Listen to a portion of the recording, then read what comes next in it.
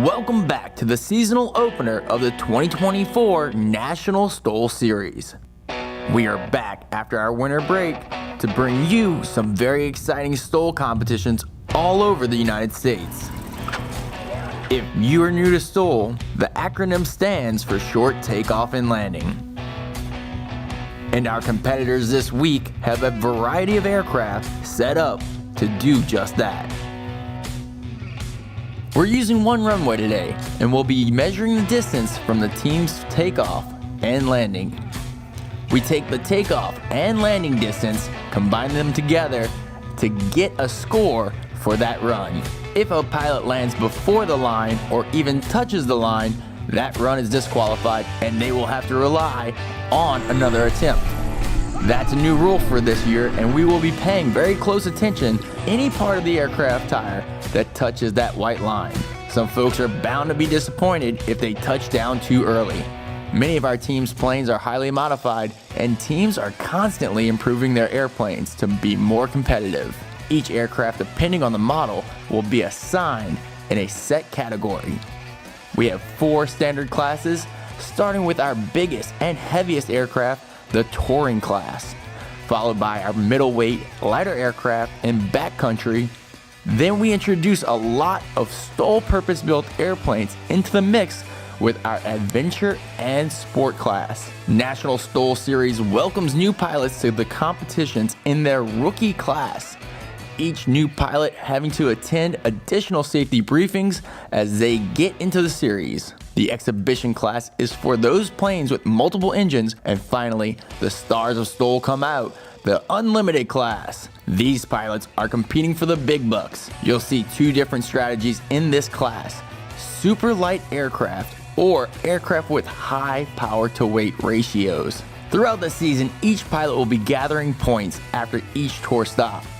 For the 2024 season, we have a total of 10 stops, of course ending with our Legend Aircraft's Lone Star STOL, where we will crown the 2024 class champions. It all kicks off today.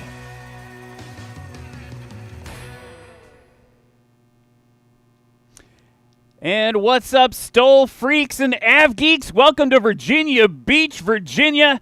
I'm Ryan Dabrowski, and I'm so excited to welcome you to Heritage STOL. It's Friday, which means it's practice day, and practice is going to kick off in just a few minutes. But before we do that, I have some friends who are anxiously awaiting to tell you all about where we are today. It's a special place. If you haven't noticed, you haven't seen, we got some great shots here. It's a special place we're at right now. I am joined by Keegan Chatwin and Zach Boffman, and we are going to learn a little bit more about where we're at. Keegan, tell me what this magical place is. So you guys are here with us at the Military Aviation Museum. It's quite a remarkable collection. I'm obviously biased as the museum director, but there are over 30 flying World War II airplanes that make up the core of our collection here. A total of 90 airframes in the collection, varying stages of restoration, repair, maintenance, and flight-worthy condition. So it's certainly an exciting thing for us to have you guys here performing and sharing the kind of history of STOL with us. But for us, it really is about, honoring our history, and we'll be looking for opportunities all through the weekend to kind of connect what we do here at the museum with what you guys celebrate with, the National STOL Series. Excellent. And Zach, you are the curator and the museum volunteer coordinator working on day-to-day stuff. Talk to me a little bit about what your side of the equation is. So as the volunteer coordinator, I take care or wrangle about 260 volunteers. Sometimes it's like herding cats, but they are a fantastic group of men and women. Many are veterans, a lot of naval aviators in the group. They bring a lot of experience to the museum, and they're able to share the stories of our collection with our visitors. Annually, we are one of the highest rated attractions in all of Hampton Roads because of our volunteers and the tours they give and the interactions they have with our guests. So volunteer coordinator is half my job, the other half is curator. So taking care of all the small artifacts, donations, paperwork, that sort of thing. that curators do. So it's a really special place, and I want to put this in perspective for the folks watching at home as we gear up for practice here. Last night, a lot of us came in. We have to get the truck set up. We have to get, competitors are flying in. And we had the opportunity just to see the inside of one of the hangars here. And I think mostly you opened that as a mission of mercy for us because it was very cold, unusually cold for us. And you're like, hey, here's a warm place to warm up. Also, look, it's filled with treasures. And that's just one of the many places. I'm wondering if you guys could just walk through maybe a highlight of what people can see if they come to the museum. Yeah, Zach, I'll go ahead and get us started, and you can kind of fill in whatever I missed there. It definitely was a mission of mercy. It was about 40 degrees here last night, and we were cold. We had folks in from Louisiana and Texas who are already getting used to warmer temperatures for the year. We are looking forward to warmer temperatures for the weekend, though. We are very fortunate to have a facility here that was constructed by a founder. Our founder's name is Jerry Yeagan. He runs a nationwide network of aviation maintenance schools, and his passion for aviation really bled through into how he chose to spend his personal time as well. So he really gathered the core of the collection together. But I think as you guys enjoy the programming this weekend, you'll see that it's a lot more than just the airplanes themselves. An environment was created here in Virginia Beach, a purpose-built facility just to care for these airplanes. We even have historic structures on the field. Our Gox Hill Control Tower was actually relocated from the former site of the U.S. Army Air Force Base at RAF Gox Hill to here in Virginia Beach, brick by brick, so that people could visit a historic structure connected with the air war over Europe, but not have to travel all the way to Europe to do that. And, that here on our grass strip, 4,800 feet of grass is perfect for even the non-short takeoff and landing aircraft. But it really is a kind of a special place. We've had it described to us as warbird heaven when people come out here and get to see the airplanes, get to be in the environment here in the grass field and so on. Zach, I'd probably turn it over to you to tell us a little bit more about the collection. So I came out in November of 21, and Keegan took me on a golf cart ride around the facility, kind of explaining the vision for the place and the aircraft collection. And it truly is a marvelous place. It's like the field of dreams for baseball. If you build it, people will come, and they do come. And just the fact that we have two historic World War II structures that were both in Europe during the war, during the fight, is amazing to me. That you can walk through a control tower that was the first tower turned over to the Americans and the 8th Air Force. You can walk through a hangar from Cottbus, Germany that was bombed by the Allies and taken over by the Soviets. It's a fascinating place. The collection itself spans World War I through just the beginning of the Korean War with our Sky Raider. So it really, truly is military focused. And it's a fantastic place to come and visit and hang out and really enjoy history. And like I said, our volunteers are fantastic. They are truly the ambassadors that share that history with everybody, and it's a special place. And, I do want to offer a comment on the kind of larger community as well. Virginia Beach is a very special place anyway. We've got the Naval Air Station Oceana. We're not too far from the world's largest Navy base, which is the Naval Station in Norfolk. So this is the kind of hub of naval aviation, and I would like to make a plug for the fact that I think they are the true short takeoff and landing performers.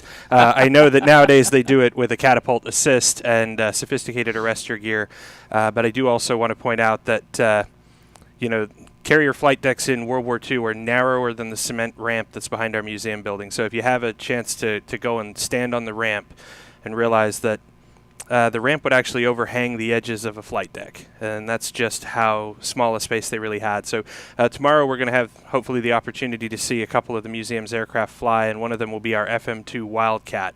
And that airplane was designed to operate from some of the fleet's smallest carriers during World War II, and that'll be a really, really special treat for everyone who's able to join us here and join us on the live stream. And my ears may be deceiving me, but I feel like I hear some of the Hornets from Oceana, which is the master jet base on this side of the country for the Navy. Yeah, definitely hearing. Oh, there they are off in the distance. There's some Hornet, a two-ship formation of Hornets. And so, yeah, we literally are. It's actually an interesting place, right? If you think about, we're kind of modern military aviation is going to be happening above us, and then behind us and all around us, we've got the vintage military aviation, the warbirds. It's kind of just a unique place to see all of that kind of combined together.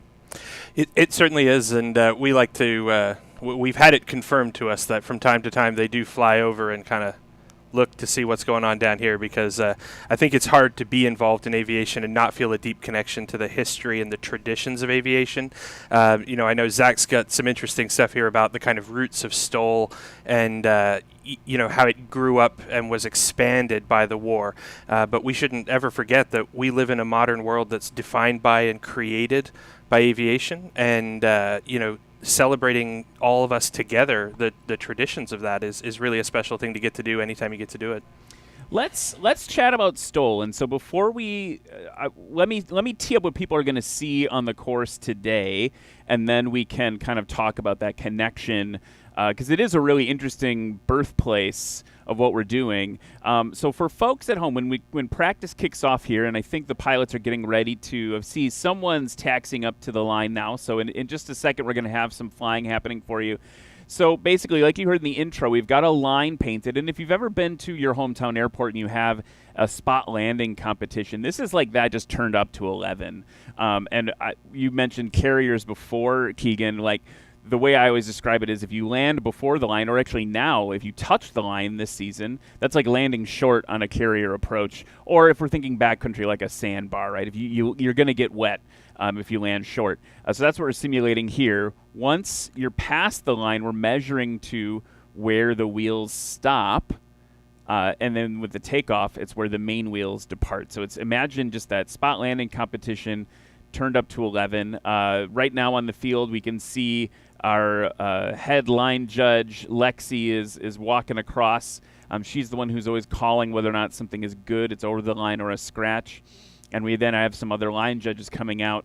To keep things fair, most of the line judges are pilots, competitive pilots, and they're running down a tape measure and measuring things. If things get close to maybe what we'd call like world record territory, we got really close to that at Swamp STOL earlier this season, we'll actually pause the action, get a tape measure, and measure it like to the inch. So that's how it's judged. That's how the competition goes. I'll explain more as we get closer. We've got, looks like a bird dog taxiing out right now, and that, I think, is going to be a great place for Zach, for you to explain a little bit of the birthplace of STOL. Okay, so just a little bit about the airplane that you see. That is a 1942 Taylor Craft L2. It's flown by one of the museum volunteers, Dave Von Rump.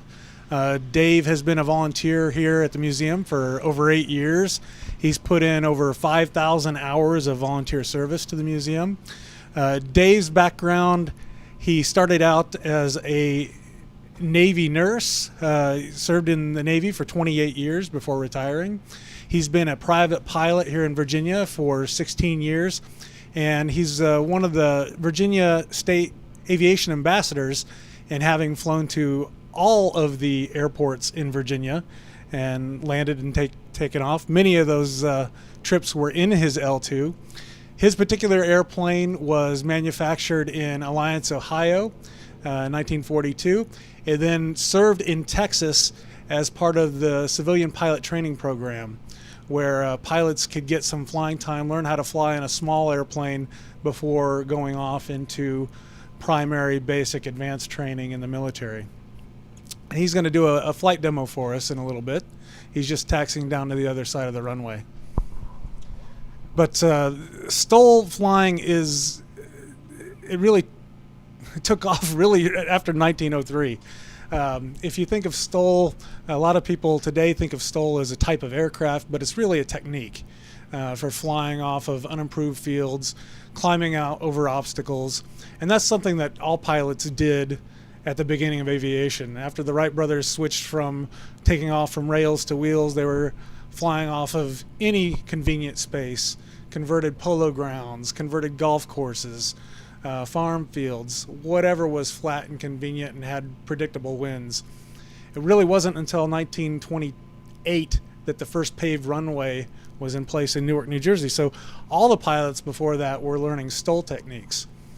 And then later on, devices were developed to improve the airplanes and improve upon those techniques and make the airplanes more capable as well. So you had the development of things like slats, slots, flaps, all those high lift devices that would provide more lift in high angle of attack situations and slow the airplane down for shorter landing distances.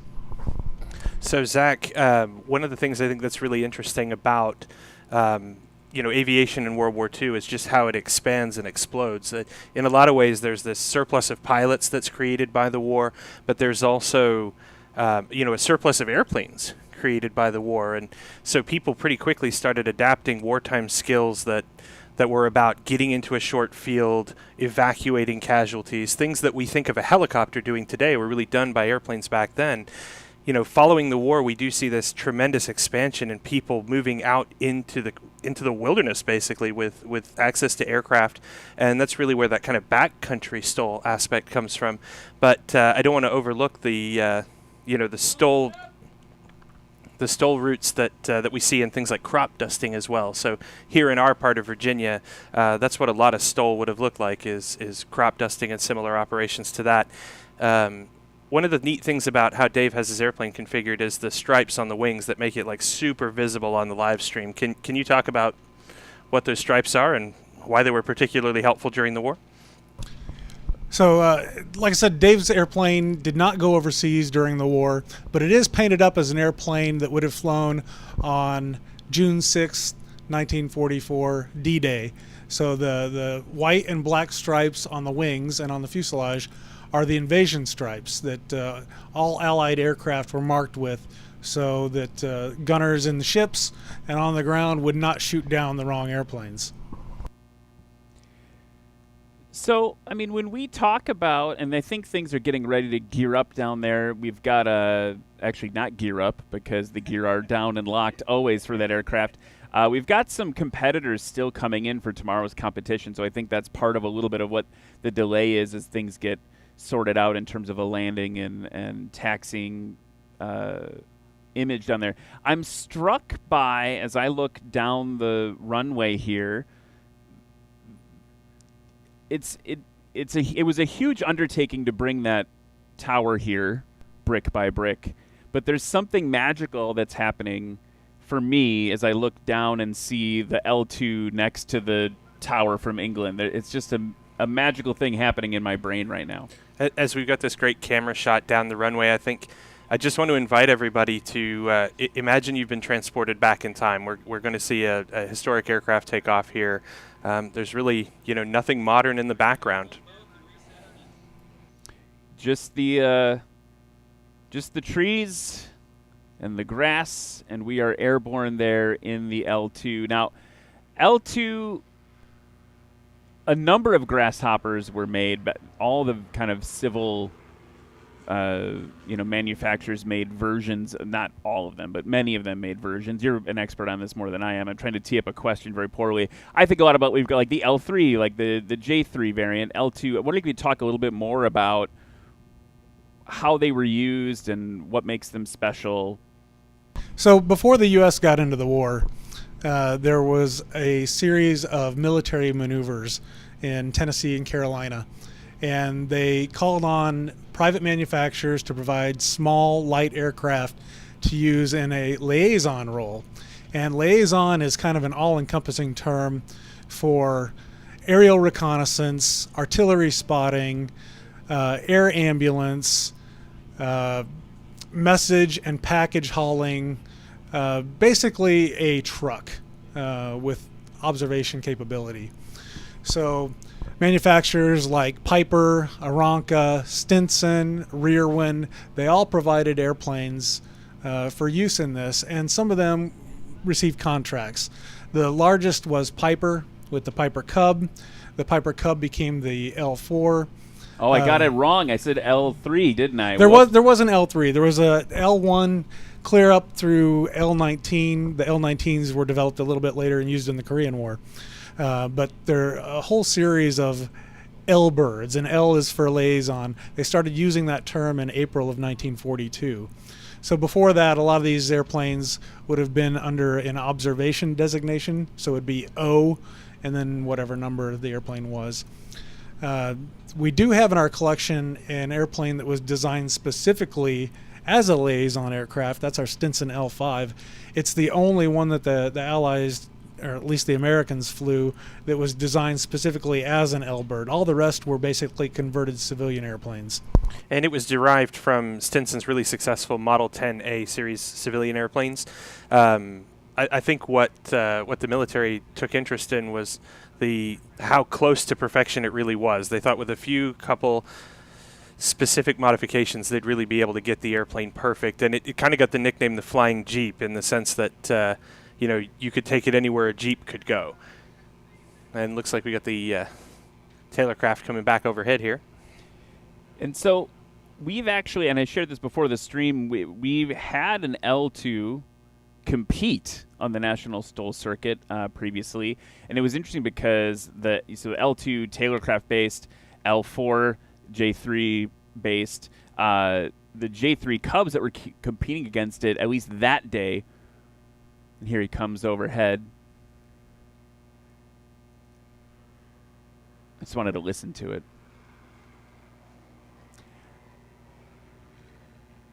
The J3s were doing a little bit better that day, I think, because they don't the wing shape's different, right? There's a little bit less speed, less float. I think that's a traditional or Yes, way to sir. think about Taylor craft, right? They've got a little more float on final. That's at least my dad said when he flew his. So talk to me a little bit more about how that fits into what we're doing here at the museum on a day-to-day basis. You've got these, today we've got an L2, tomorrow we've got some aircraft flying. Is that representative of the museum's mission? Yeah, so a big part of our mission here is that we do endeavor to showcase these airplanes and preserve them, but it is also core to who we are that we keep the airplanes flying. I think those of us that are passionate about aviation, we all feel the intense connection that you can forge with a machine, and we believe that keeping them flying kind of keeps that tangible connection to the history of the World War II period alive. And it's something that's quite hard to describe. We often find ourselves talking about the difference between seeing animals in a zoo versus seeing a taxidermied collection of animals, and that's not really the best way to describe it. But I think those of us that enjoy aviation, we kind of sense that there is a life to these things, and keeping them flying is about celebrating that. So it's not an easy task to keep these airplanes flying. So we do have a pretty incredible group of mechanics full-time here on the property. They're known as the Fighter Factory around here, and they're actively preparing the airplanes that we'll be seeing flying tomorrow. So they're working on our North American SNJ right now and our FM2 Wildcat for the demonstration flights tomorrow. But it takes a pretty specialized skill set to keep them flying, so you really have to want to do it, have to believe in the value of preserving the aircraft as it was originally designed to fly. So our mission is primarily focused around education, but central to the vision of our founder, Jerry Yeagan, was this idea that something special happens when you see these airplanes return to the sky. I'm hoping everyone enjoys seeing the FM2 tomorrow, because that airplane was actually stationed at the Naval Air Station here in Pungo, just south of Virginia Beach, during World War II. So every time it flies here, it's returning to the very same skies, over the very same fields, over the same community that was here during the war. So it's a pretty special thing to get to experience, and I'm hoping everyone will kind of get to enjoy that, if the winds cooperate with us.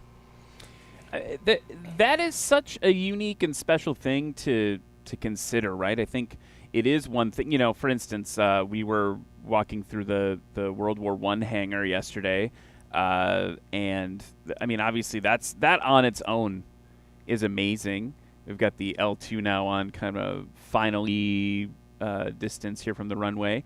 And I walked in, and the first thing it is, like I said, is it smells like history in here, because it's an amazing thing to have so many aircraft in, and they're honestly, folks, they're just like crammed is the wrong word, because that implies that there's some sort of lack of organization, but they are tessellated in a perfect way. The amount of aircraft in that, and just that one hangar. I mean, I've only seen that one so far, but then to hear that, obviously in that hangar there were some replicas from World War I. It's a long time ago, but that there's some originals as well, and that some of those originals still fly is kind of mind-blowing to me. And to think about the little bit of magic we're feeling right now, seeing there's the L2 now. Looks like he's going to be bringing it in for a landing.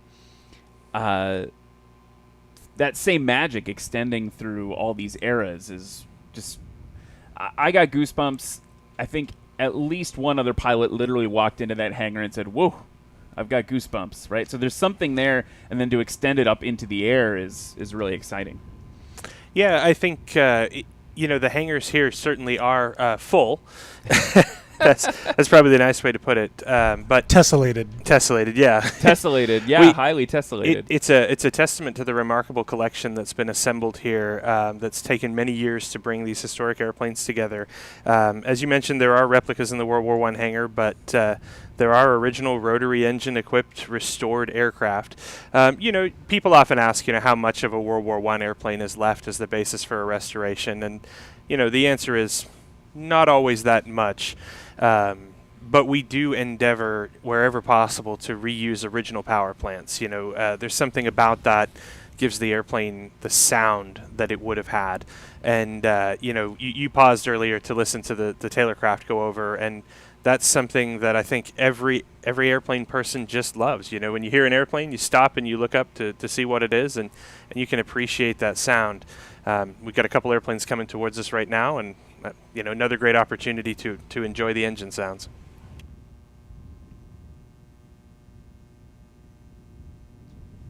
Looks like we have Jeff Abrams pulling up to the line now in Piperzilla and watching what he can do in a Cherokee.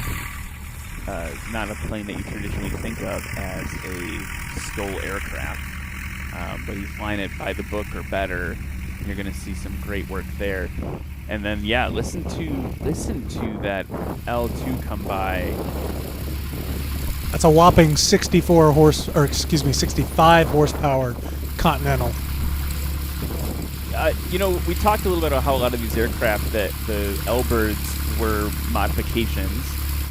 So when I think of for instance, the L4, the way you can tell very obviously is that greenhouse has been added in the back. And real J3 Piper Cub nerds will they'll argue about which one flies better. A lot of people like it without the glass because it's lighter. I think the glass looks pretty cool.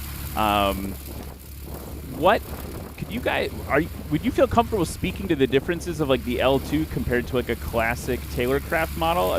I don't know. I know the original BC-12 is side by side. Is that a tandem seated? I didn't get close enough to it. It is a tandem seat, and honestly, I don't know all the exact differences between the production airplane and the L-bird version of it. It's green. It's green for the most part. Dave's is pretty stock, so I don't think there's a whole lot of difference between that and a standard Taylorcraft of that configuration. And go ahead. I was just going to say, I know we got some excitement on the line now, but one of the remarkable testaments to the manufacturers is how little modification actually needed to be done. I'm sure there's someone out there who knows everything there is to know about Taylorcrafts and will be sure to inform us of the specific minute differences between them. But by and large, their ability to be taken right off a civilian production line was a huge advantage.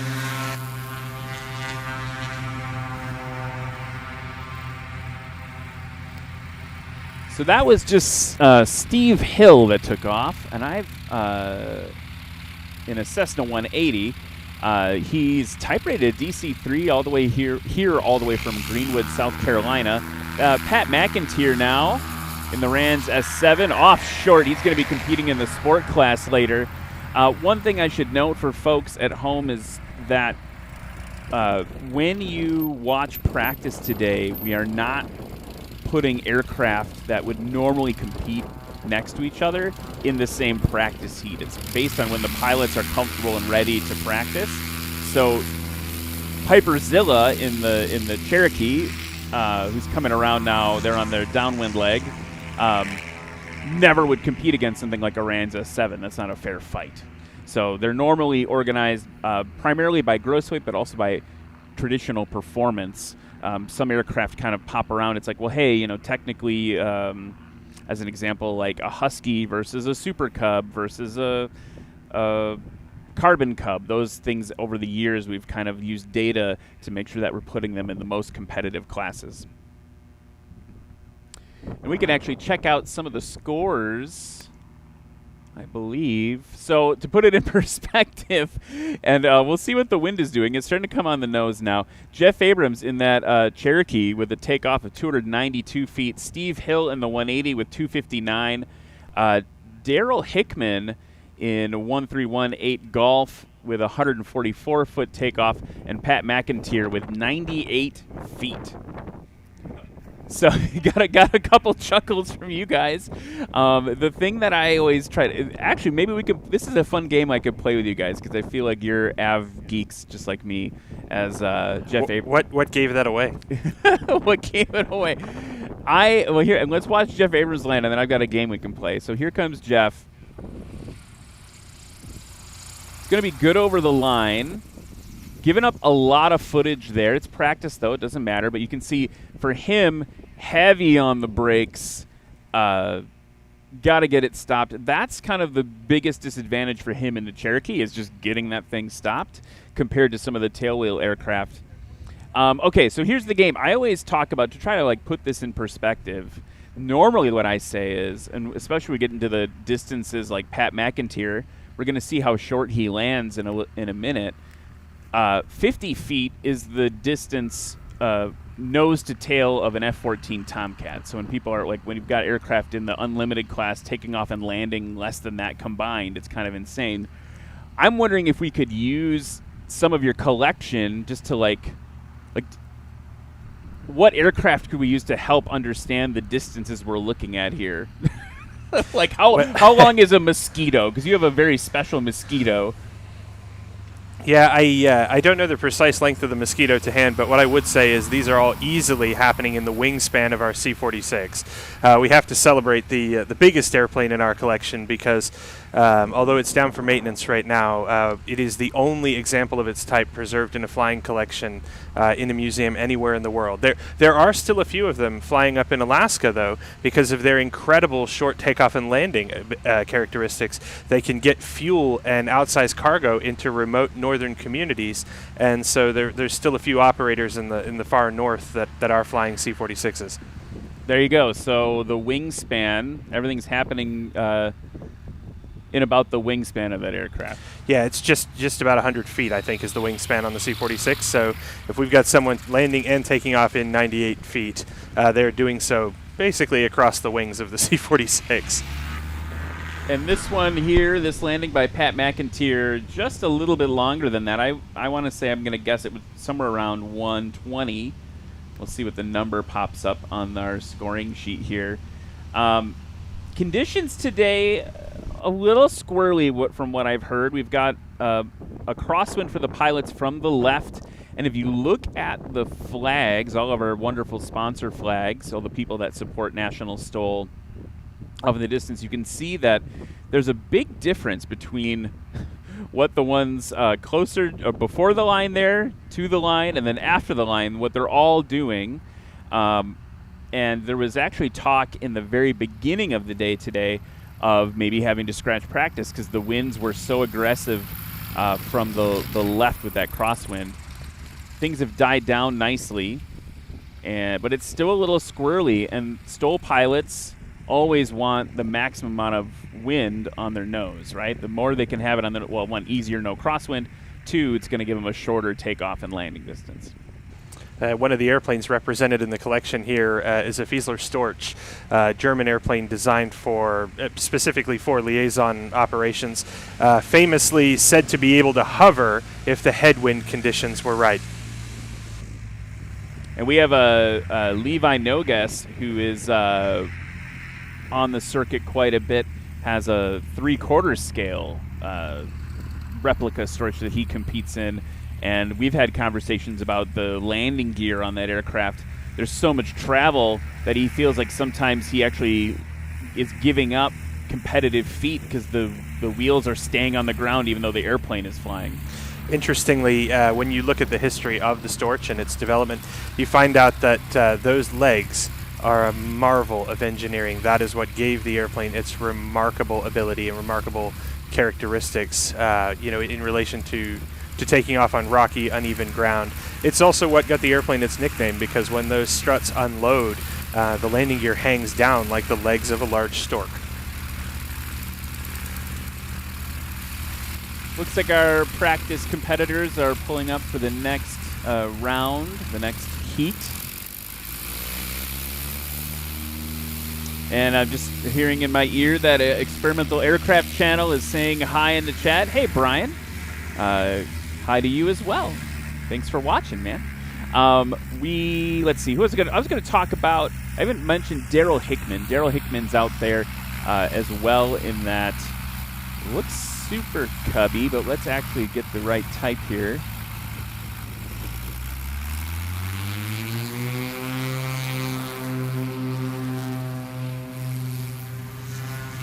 No, 180 now. So you guys, Daryl Hickman in the, okay, that makes sense. It's a Legend Aircraft AL-18, so kind of the Legend Aircraft version of the Super Cub. Okay, all right. So Pat McIntyre decided to mow your lawn a little bit for you there.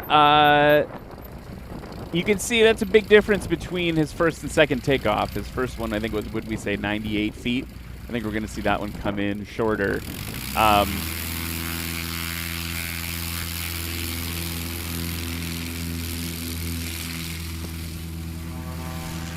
And the other thing that takeoff will show is another technique that I'm sure your pilots use all the time is when you've got a shorter runway, or in this case we want to take off as short as possible, the pilots will cheat into the wind. So they'll line up on the right side today and then point that nose into the wind to get a little bit of a shorter distance.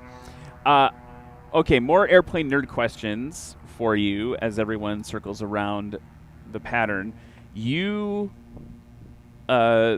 mentioned this is a Military Aviation Museum, right? We've got the military side of it covered, but I'm curious what each of your favorite civilian aircraft is, if you had to pick one of those. And actually, I'll ask you the military side too in a second, because that's interesting as well. Mine is actually going to be the same for both of them. I am a sucker for a DC-3. That militarized as a C-47. They are some of the most remarkable airplanes. I think there's a timeless elegance to those airplanes, that they're fun to ride, they're fun to fly. There's nowhere they can't go, nothing they can't do.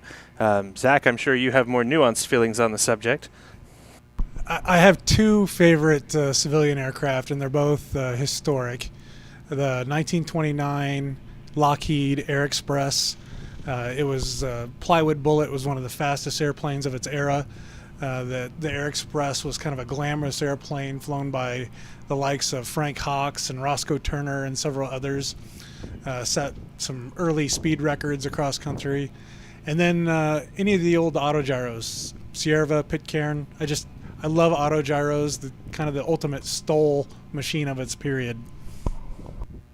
I'm trying to find a picture of the plywood bullet, so just to educate myself here, but it's kind of rare, I'm guessing. I just searched plywood bullet aircraft on Google, and it didn't pop up. That's a term. A lot of the old Lockheeds were kind of bullet-shaped bodies, like the Lockheed Vega. There are some flying Vegas left, but there are no Air Expresses in existence anymore. There were rumors for a while that a replica might be manufactured, but I haven't heard anything in a long time. No one at home can see this, but that's cool. I think everyone else at home just Googled it as well. Yeah, just Google Lockheed Air Express. There's a Wikipedia article. Check that out. First flight, April 1928. And they're slick, they're glamorous, they've kind of got an Art Deco look. Where do you? Just a great airplane. From the back there. Yeah, it's an open cockpit. It had an enclosed cabin with a parasol wing on top. You could carry, I think, 6 to 8 passengers in the cabin. And then the pilot is exposed in the back in an open cockpit. And a lot of the airplanes of that era, even though they could enclose a cockpit, the pilots actually liked to be out in the wind. They felt they had a better sense of the winds and the weather and that sort of thing by being in an open cockpit. I was going to say, I bet there was some pilot like, well, we don't need that. I like the wind in my teeth. So there's a couple of airplanes in the collection here that kind of share that similar story. The I-16, I-15, the Polikarpov Fighter Series aircraft that are here at the museum. The pilots were terrified when they introduced versions with a closable canopy, even up in the Soviet Union in the wintertime. They believed that a canopy that would close over you would trap you in an emergency, and so what you really, really wanted was the ability to leap free from the airplane. So they flew them open cockpit, even in the wintertime.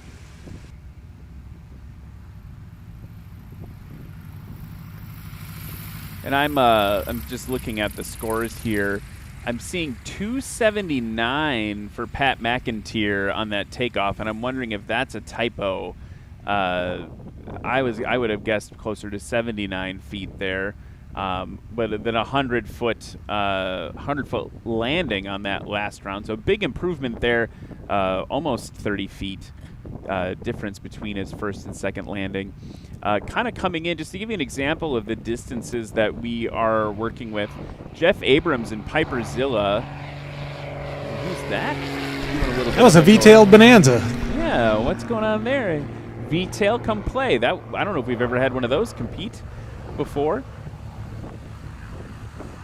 Yeah, I don't know if we've ever had that. So Piper Zilla, Jeff Abrams taxiing in front of the booth right now in his Piper Cherokee. His current best score is 692 feet combined. So his first run was better. Then in third place, even though we're not placing anything in practice, 619 feet for Steve Hill in that 180. Pat McIntyre, kind of a not really fair again. It's practice. Number 40 there. He is going to be 229 as his best score combined. And then we've got Daryl Hickman in that Legend aircraft, AL-19 Super Legend, taxiing by right now 376.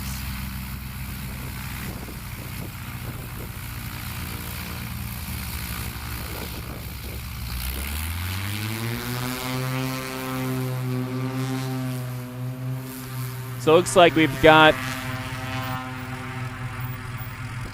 Steve Hill and Pat McIntyre going to do a couple more runs of practice.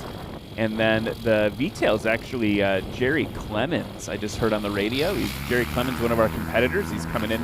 Didn't like the gusts over the trees, some of the burbling. So he decided to do the safe thing and do a go-around, but he's going to be coming in for a landing now. It certainly is one of the things that takes some getting used to operating here from the airport is the wind moving over the trees gives the runway characteristics all unto itself. So we're always going to prefer the option to take the safe go around, get comfortable with the conditions. That really is a big part of why we're having a practice day as well. Yeah, and for us at National STOL, it's exactly that, right? You want people, obviously pilots are competitive. They're going to want to perform the best they can, and it helps them be safer to have a day where they can kind of figure out the field, figure out what it does, how it works. And especially with backcountry, we talk a lot about what are we simulating here in National STOL, and actually your airstrip is a perfect example of something that would feel more akin to like a backcountry strip with a line of trees, nicely groomed grass. Sometimes it's not so nicely groomed in the backcountry, but like those sorts of conditions can really affect, as you mentioned, the aircraft. So that's what practice is all about, and just getting people. Also, the other thing is the visual sight picture for them in the air, right? We need to keep our patterns tight. We want to make sure they have the lay of the land.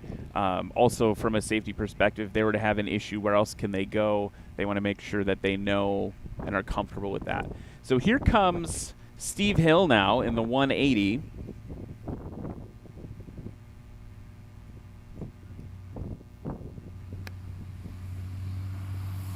Little burst of power to try to get over the line, and that's going to be a bit too short for him on that round.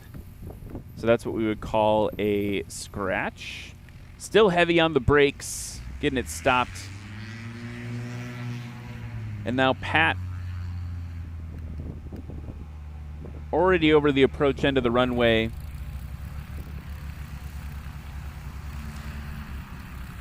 Did you answer, Zach, what your favorite military is? Can you show him? Yeah, my favorite military aircraft is the Republic P-47 Thunderbolt. Just an absolute Thunderbolt nut. It's actually the first warbird I ever fell in love with. It's what got me interested in aviation to start. When my mother was earning her master's degree, she turned me loose in the university library in Kirksville, Missouri, and I found the aviation section. Checked out Robert Johnson's book, Thunderbolt. Learned all about the P-47 and the 56 Fighter Group, and just absolutely love that airplane. And if you ever meet Zach on a warmer day, he has a beautiful P-47 tattoo on his arm. And I don't know if you'll be able to see it there, but that's the dead giveaway of a true P-47 fan right there. there. We'll see if we can get the announcer cam switched over, and we can show that again. There we go. Oh. And Zach, you got that for your 47th birthday, right? Yeah, there you go. So all of you that thought you were P-47 fans, let me introduce your chieftain. Love that. I absolutely love that. A scratch for Pat McIntyre as well in practice just a moment ago. Here goes Steve Hill again in the 180. He's got that yoke full back and actually did a pretty standard departure there. Didn't try to, get the tail up and then take a bite of angle attack and pop into the air. Pat McIntyre now cheating to the right. That big bush wheel on left main on the line, waiting for his turn to go. There he is, full power, tails all the way up. And slam that tail down, and if the plane doesn't leap into the air immediately, you've timed it just a little bit wrong. So he didn't take off immediately, another second or two, so he wasn't quite to flying speed.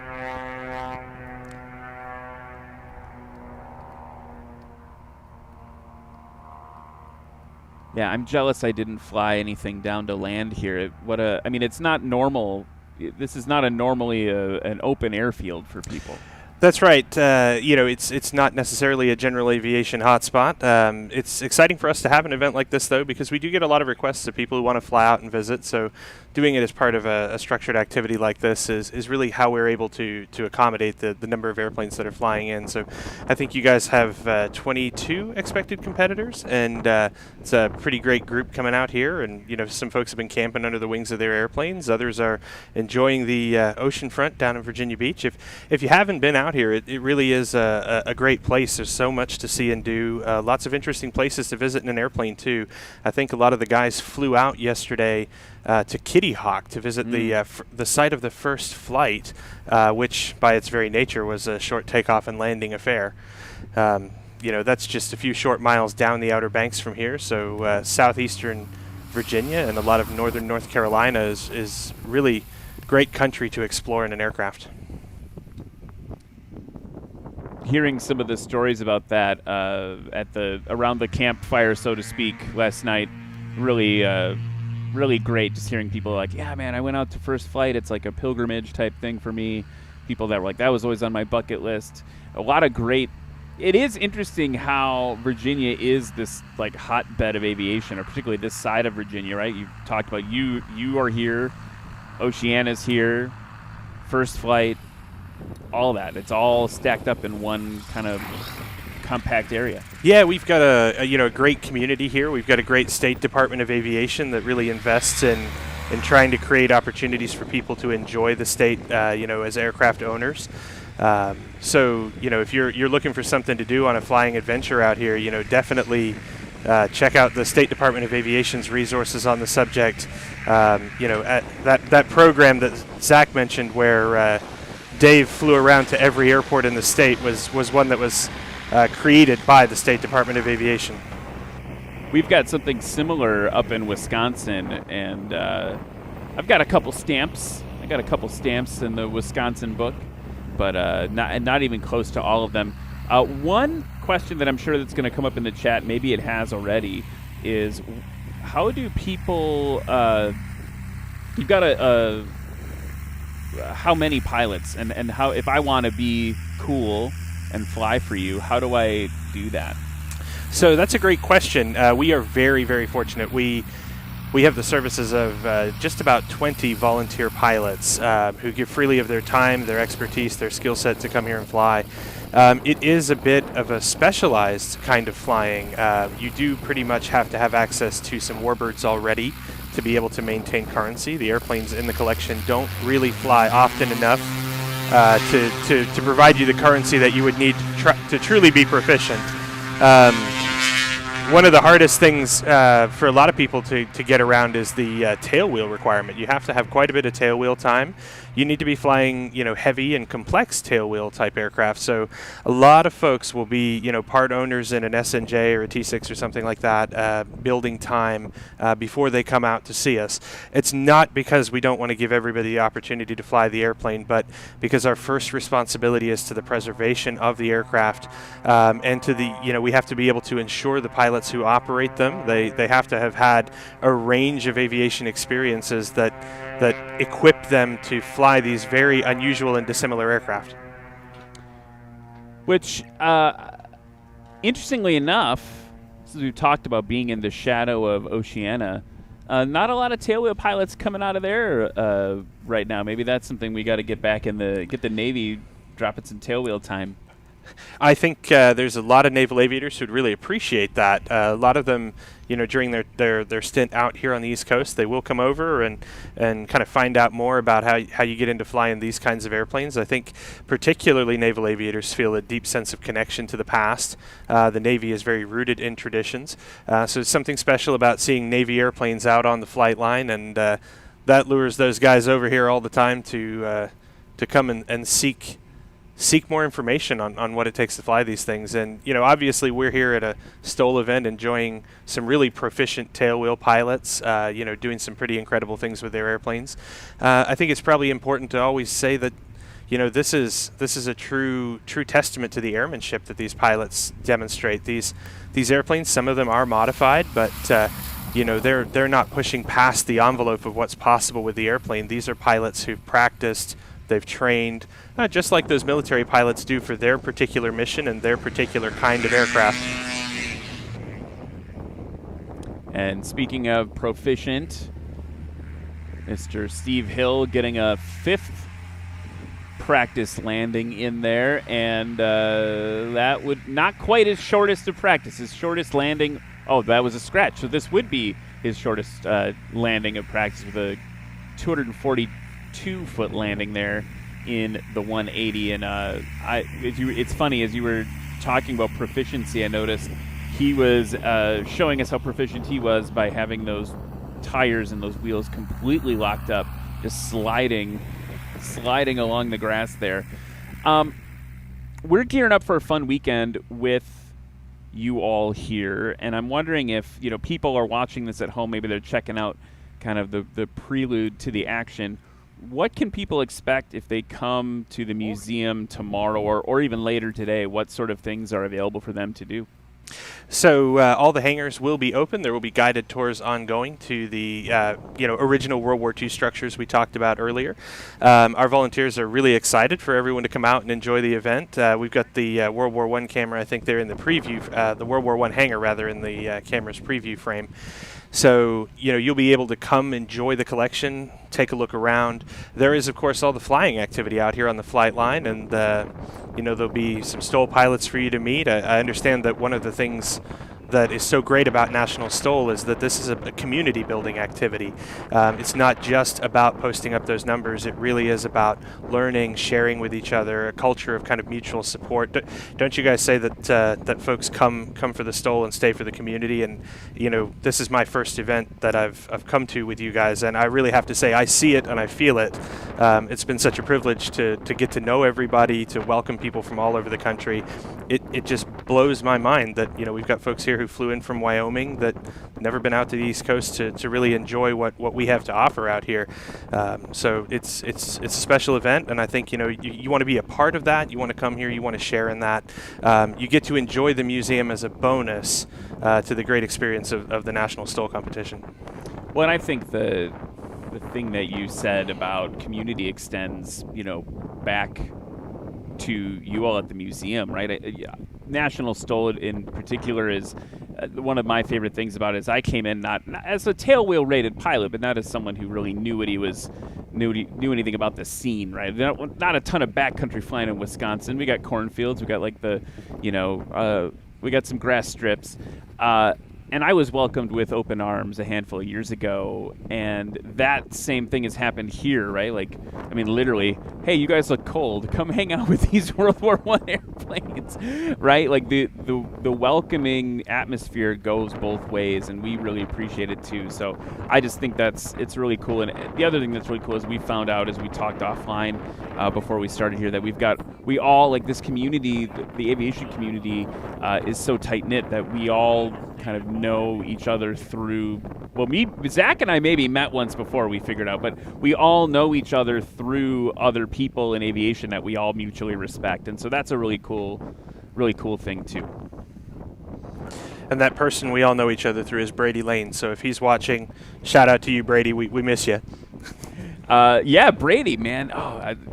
We could talk about Brady for an hour. So we're going to take a break in just a second, but I do want to talk about one of our annual sponsors, and it's unique because we work with this team, and I believe you also work with this team. So I'm talking about Ladd Gardner Insurance.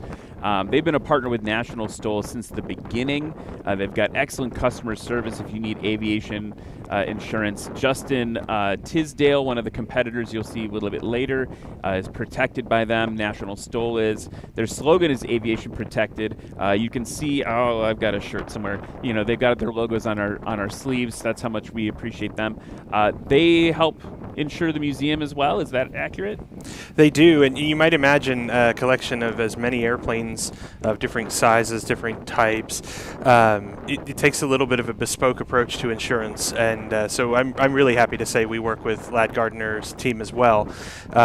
It's so nice to have an insurance broker who supports aviation, wants to get you out there flying, but understands the need to protect. And what they do that I think is really special is they listen first to what specifically do we need? What do we need to feel protected? What do we need to actually protect these important pieces of our heritage? And they went out and basically created a program for us. They were able to work with the actual underwriters directly, and what's really terrific about it is they then come back and support the museum as well. So our upcoming Flying Proms event, which I'm sure we'll talk more about it, they're actually the sponsor for our pilot chalet at that event. So I can't say enough supportive things about Ladd Gardner and the team, and got to give a big shout out to Angie. She's our broker over there, and she's terrific. And I can use this opportunity, although it's not as interesting as whatever that is on the screen there. I don't even know what that is. It's pretty. That's a de Havilland Dragon Rapide, British airplane. If you are loaning those out at all, I would put in for a library card. So that particular airplane is thought to be the oldest flying example of its type in the world. Someone's welcome to check me on that, but we believe that airframe served with the Anglo-Persian Oil Company, which is actually I guess one of the forebears of British Petroleum in the time before World War II. When it was taken back to England, there was a concern that it would need to be impressed as a flying ambulance should the British Isles be invaded following the Battle of Britain. It wasn't needed, so it was surplus to the needs as an air ambulance or as a light bomber, and ended up maintaining essential air service in the far north of Scotland, connecting the outlying islands that needed to remain connected to the mainland in order to, better serve the war effort. Well, yeah, I mean, it's the oldest one, and if you want to let me borrow it, that's fine. So here, and if we can get a shot of this on the cameras, we've got some great merch here, and look at this. This is the Heritage STOL shirt right now, and I mentioned Ladd Gardner. They're on one of these sleeves here. There they are, Ladd Gardner Insurance. Look at this, Vanna White. It's me. I don't know if there probably would have been a more graceful way to show that, but check that out if you're here. You can also get them nationalstol.com, and it has the iconic water tower that is on the field here too, which is kind of a cool thing. It was a minor concern to us how many of your folks found the airfield by flying along looking for the water tower. Yeah, probably all of them. We are going to take a short break. Yeah, there it is on the screen, conveniently behind the tree from that camera. But we're going to take a short break here at Heritage STOL in Virginia Beach, Virginia. More practice underway shortly. Stick with us.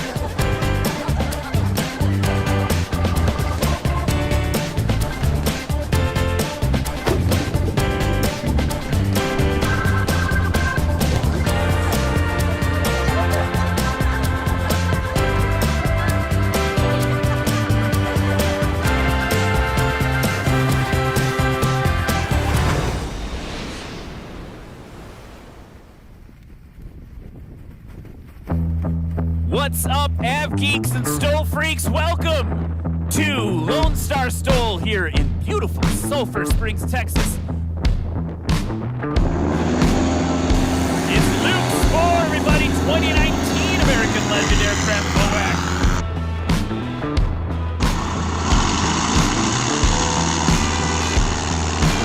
A round of applause for Chuck Olmstead.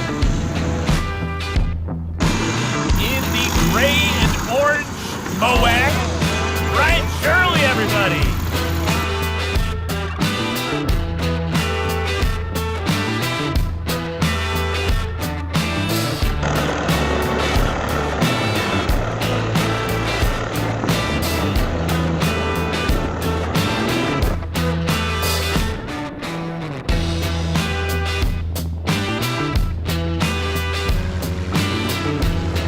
Give a round of applause for Brian Steck.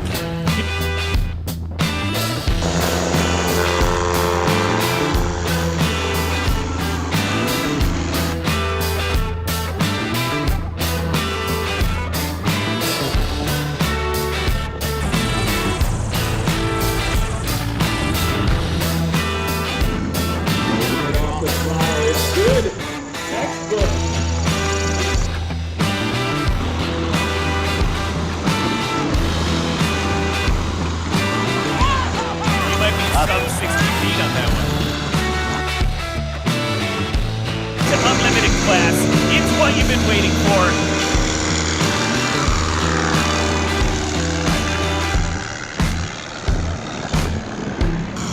That's right, the Beast Mode MOAC, Colin Geneva.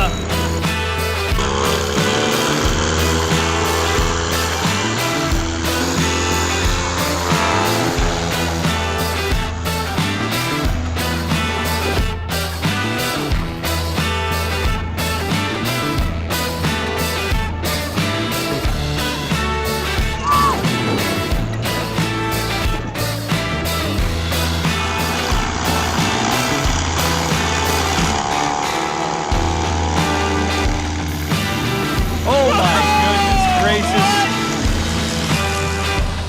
Frank Knapp showing that he deserves to belong here.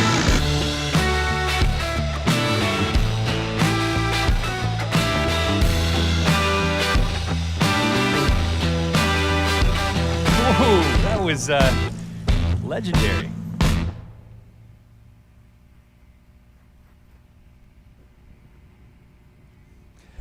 And we are back here at Heritage STOL at just the magical place. There's the magical water tower that leads you to the magical runway at the magical museum. My name's Ryan Dabrowski. Thank you so much for joining us for practice here at Heritage STOL 2024, part of the National STOL 2024 season. And we've had a co-host change, so big thanks to Zach Boffman and Keegan Chatwind of the museum for coming out and chatting with me aviation nerd style. I'm now joined, well, I'll let you introduce yourself. You were just up in front of us doing a little bit of flying, sir, but who are you and where are you from? Yes, my name's Dave Von Rump. I'm from Suffolk, Virginia, and I'm the proud guardian of that L2. It was recently restored about 3 years ago, and I'm just having a ball flying it around. It looked like it. What were the conditions like today for you? Oh, I call them a little sporty. Okay, a little sporty. Anything that you could, if you were to give some advice to one of our competitors who's maybe heading out for practice, what advice would you give? Because you've got a lot of time in that bird. Oh, I've got about 300 hours. But no, it's pretty turbulent right now. So yeah, and I'm no expert. I just love to fly, but I enjoy conditions like this in a way. It's something to work on. Sure, a little challenge, right? Yeah, that's right. And we just saw the L2 on the ramp there over next to the Military Aviation Museum. How did you come to acquire it? What's the story finding it? Well, I have a hangar out at Suffolk Executive Airport in Suffolk, Virginia, and there's a gentleman out there that loves to restore airplanes. And about 4 years ago, he was coming up on finishing the restoration on that. And since I'm interested in military aviation history, I thought, well, this is perfect. This is right up my alley. So we came to a deal. Nice. And was there anything about the L2 from a flying side of it that drew you to it? It's low and slow. Perfectly good for an observation plane. But they used it for artillery spotting. You might have gone over some of this already a little bit. No, but we got to hear from the source. Yeah. So, they discovered them or started using them back in 1941, the Louisiana maneuvers. And the commanding general that was watching the maneuvers down there said, those look like grasshoppers, those airplanes taking off. And so they accepted them into the Army Air Force and started the L line, the liaison lines. So I'm more familiar with the L4. I've spent a lot of time hanging around J3 Cubs, right. And we actually do one of our national STOL stops in the circuit is at Sodbusters in Hartford, Wisconsin, which is the home of the Cub Club and some of the stuff. So I'm familiar with that, but I'm curious, the differences between the J3 and the L4. Mostly the greenhouse on the back and the green paint. Curious what the differences are for the L2 compared to some of the other Taylorcraft models. Well, this is a tandem, one of the only tandem aircraft that Taylorcraft made. It is very similar to a Cub because Mr. Taylor and Mr. Piper were partners. Mm-hmm. They split their ways, and so we put my airplane next to a Cub, and people will say, "Well, that's a Cub," but it really isn't, of course. Then difference. Well, as they modified the airplane for wartime service, that's when they put that greenhouse on, and then put radios and all that other good stuff. The first ones didn't have radios. Sure. Yeah, you don't need that. They had to put them in order to compete in the maneuvers, but that was an optional piece of equipment. So while we're chatting here, we've got a great drone shot, powered by White Squirrel Aerial Media there. You can see the runway and just behind the camera right now. There we go. There's Piper Zilla taxiing out for another go. Oh, I'm just hearing in my ears that he may be heading out to First Flight to visit that historic place. So there he goes. And you can see that we have the other 21 competitors for this weekend. We're all in the paddock there, all buttoned up and ready to go. And actually, look at us. There, well, it went away, but there was us in the National STOL USA Trailers Direct trailers. So we're nice and comfortable here. There we go. Now we've got who's taxiing out there. We'll see. I love this. We've got the equivalent of the reconnaissance plane from back then. We've got this drone that's showing us what's going on all the way down the field there. Yes. So, I heard that you went on a big adventure. You visited every airport in Virginia. Is that right? Yes. There is a program here in Virginia run by the State Department of Aviation. In fact, this department here in the state was the first to initiate it. It's called the Ambassador Program, and it's to encourage pilots and the general public to visit the airports in Virginia. There are a total of 65, and if you manage to fly in, or in some cases you might have to drive, but you go in and get a little passport stamped, and then they award prizes. Well, I got to know what the prizes are. Well, as a matter of fact, for the completing the program is a leather jacket like this. Oh, okay. It's Excellent. got the logo of the Virginia Department of State Department of Aviation on it, and then they put you on in their log for. Right now, I think I was number 249. Oh, wow. I was expecting the number to be lower, but that's a lot of folks. Well, and this was 10 years ago, so the numbers have really grown with time. Wow. And a lot of states have copied the program. I was going to say, in Wisconsin, we have a program like that. They give you like a little passport book and you Right. get the stamps or whatever. Also a leather jacket at stake. And I did the math. I own a 172. Welcome back. And I shouldn't have done this, but I did the math on the amount of gas it would take to visit all of them. And I was like, well, that's going to be the world's most expensive leather jacket. Yeah. But that's not what it's about. It's No. about the adventure and the journey. Do you have a favorite airfield you visited in that? There's one on a hilltop and a mountaintop. So when you land on the top, you're looking at valleys. When you take off, you're looking at valleys. So it's Wow. it's quite a scenic place to be.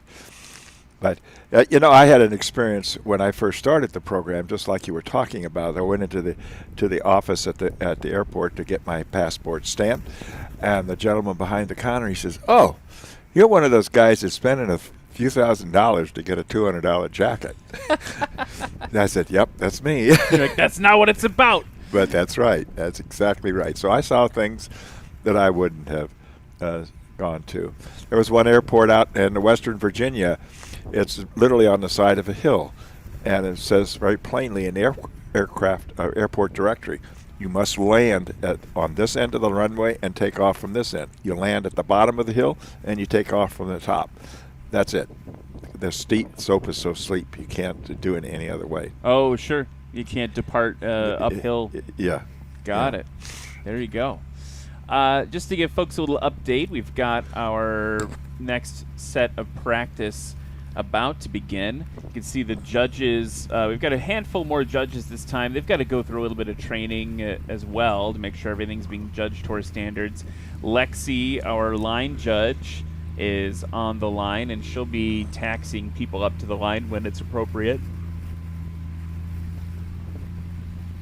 And I'm going to see who that first aircraft is in just a second. We'll get them. Hearing it might be John Douglas.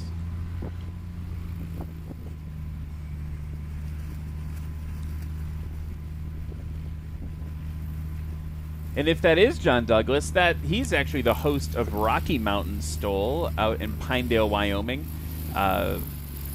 he's got a top secret STOL project in the works that it says here I can't talk about, but it told me I should mention that. So he and his wife host Rocky Mountain STOL out there in Pinedale, Wyoming, and that's a good segue to talk a little bit about what's coming up for National STOL. So after Heritage STOL here in Virginia, we head over to Oklahoma STOL in May. And then in early June, we're all the way across the country at the Moses Lake Air Show. That's early June. Appalachian Mountain STOL in Pennsylvania at the end of June. And then in July, we've got Sodbusters.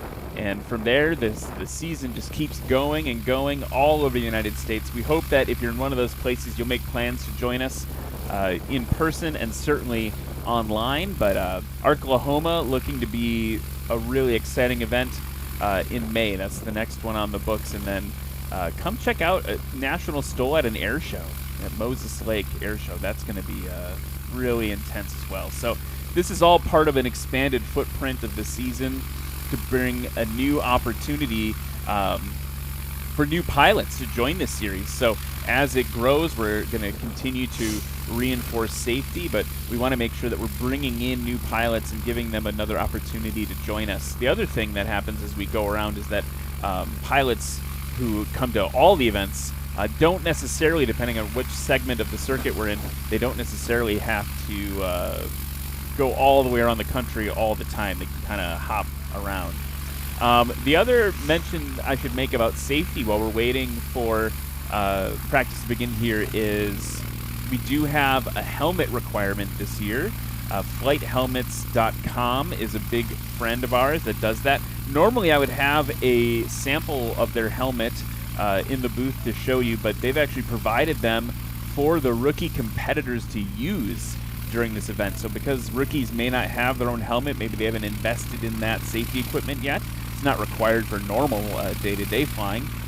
So FlightHelmets.com has provided us with some helmets that people can use to make sure that everyone's safe. They actually also do helmet restoration. You can check them out over at FlightHelmet.com. And you go to FlightHelmet.com and you can use a coupon code NSTOL50. That's NSTOL50. That'll save you $50 on a flight helmet. So they say to fly with safety and comfort and leave the noise behind. Check it out. I actually tried one on. I was playing a little joke on some friends last night. The P-51 was out on the ramp, and so I grabbed the FlightHelmet.com helmet and went out in front of the P-51 and just posted on social media, "Let's go!" Only one friend fell for it. She thought I maybe got to go for a ride with in a P-51. So there's our friend from Pinedale, John Douglas, taking off. And on the line next is a very interestingly painted, I want to say that's a Kit Fox. That's a new airplane to the circuit.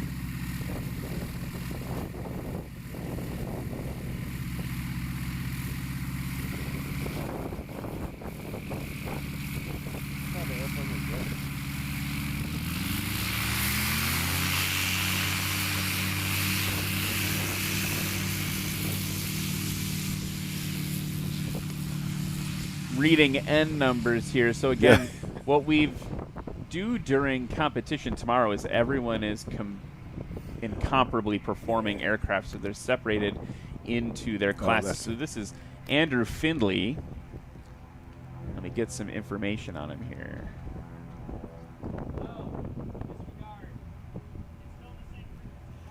So yeah, Andrew Findley. I called it right. 1998 Kit Fox Series 5. It says here that the Kit Fox is affectionately named Kelly Kapowski, which, if you're a millennial like me, you know is a reference to Saved by the Bell, the TV show from the 90s. So excited to see what Andrew does in that green 1998 Kit Fox. He's all the way from Maple, North Carolina. And it looks like John Douglas now on base, turning base to final.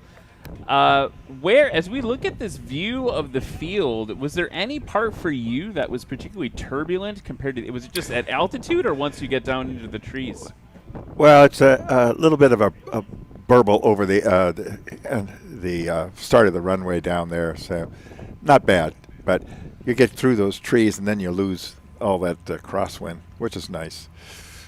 Once you get down, You get down below down the right levels. here. Yeah. and it hits him a little bit different than it hits you, right? I mean, John Oh. Douglas, that 182 is a heck of a lot heavier than Yeah. the L2. Yeah, my airplane weighs 1,325 pounds, fully loaded gas and passengers. So it's basically falls under a light sport category. Have you sometimes the logbooks of those aircraft are very interesting. Like, is there anything little highlights from that you've? No, I do have all the paperwork on that airplane from the time it was came out of the factory, except for when it was in government service.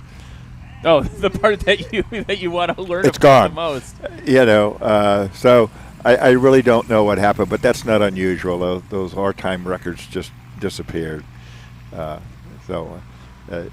We know that I know that my airplane served as a trainer in Texas, Oh, okay. but that's all I know. I don't know what anything of its military history. I mean, I think from what I understand, that's pretty common to not know anything about, Right.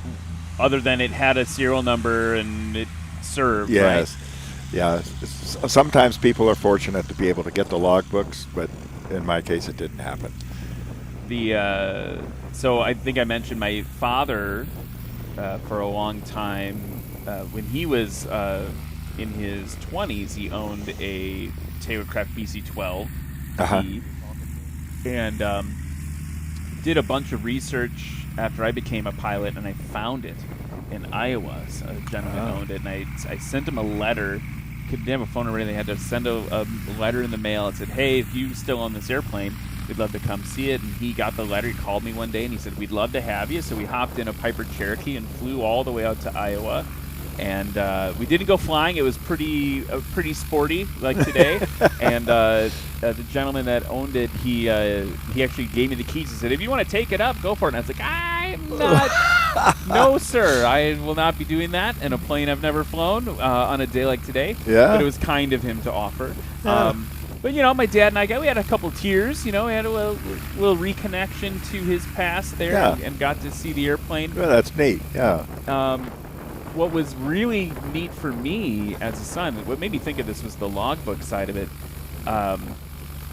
All the logbooks had stayed with the aircraft. It was a civilian aircraft. All of it had stayed with the aircraft. And there was my dad's signature. Flight after flight after flight from when he was in his penmanship was a lot better when he was younger.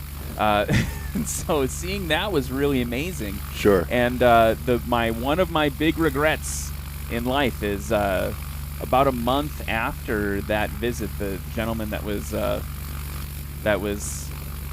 owned it offered it to me to sell it to me, offered it to me to purchase, and I said, I just bought into a Cessna Club, and I was like, I don't have any more money, I can't afford to buy it. I'm sorry. He's like, oh, it's okay, I'll keep flying it for a while. Well, he ended up passing away, and the aircraft went out to Washington for a while after someone bought it in the estate. That person called me and said, "Hey, your dad's name's all over these logbooks." And I said, "If you're ever going to sell it, call me." Call me. And then he called me about 6 months later. I was very excited. He called me to tell me that he crashed it. Oh. So it's gone now. Oh, It's gosh. in a junkyard somewhere. But he's fine. He survived. It was but he ran. It was actually wires. He collided with some wires, and was able to get it down to the ground okay. But that was the end of the old Tailcraft. So they've got a soft place in my heart for him, like the family connection, and watching you fly it is really, really fun. I'll make sure to walk over and take a picture of it, send it to my dad, and say, look what I saw. He'll be real jealous. Yeah. Well, it's great to see all this activity out at our field, since I know it was mentioned that we're not an open field, so we don't get a lot of traffic in here, and we try to fly the warbirds, but not always do we get to do them as often as we'd like. So this is great to have you all here.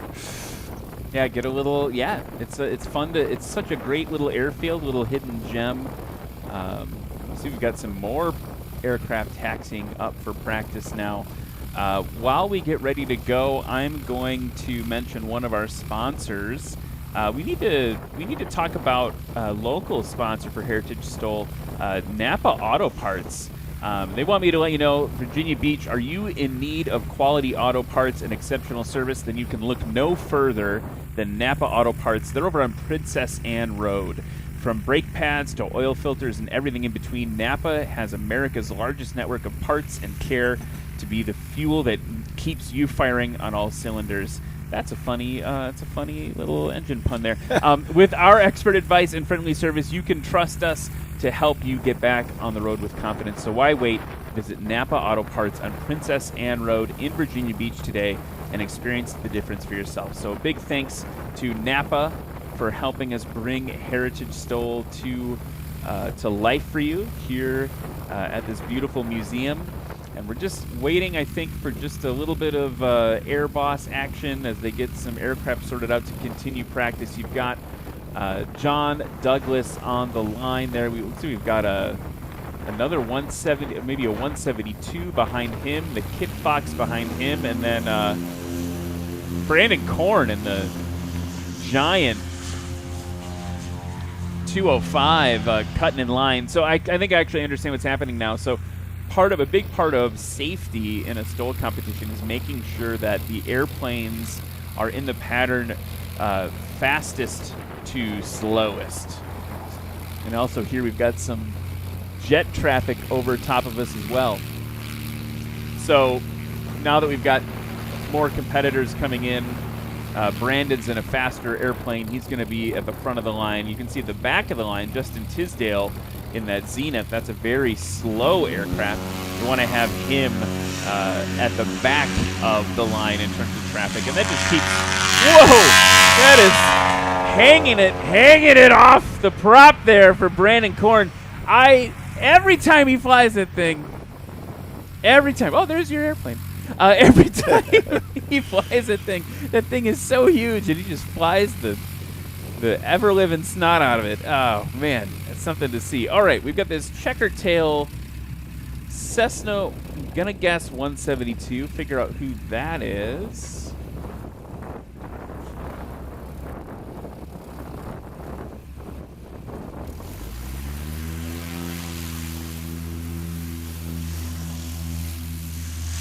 Ooh. There we go. Got it off there.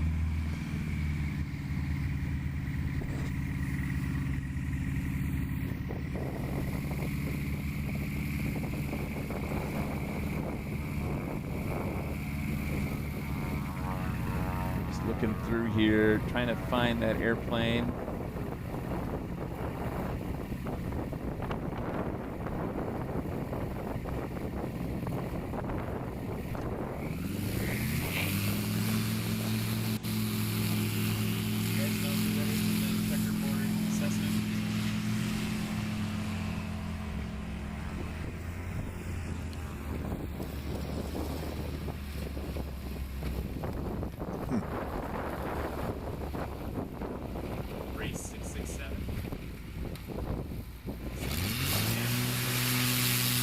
Okay, here's Justin Tisdale now.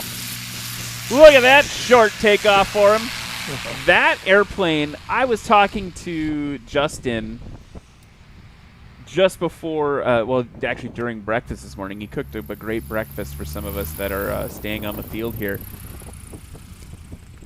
And there's John Douglas now, good over the line. Got those flaps down for aerodynamic braking and all the other flap things that they do.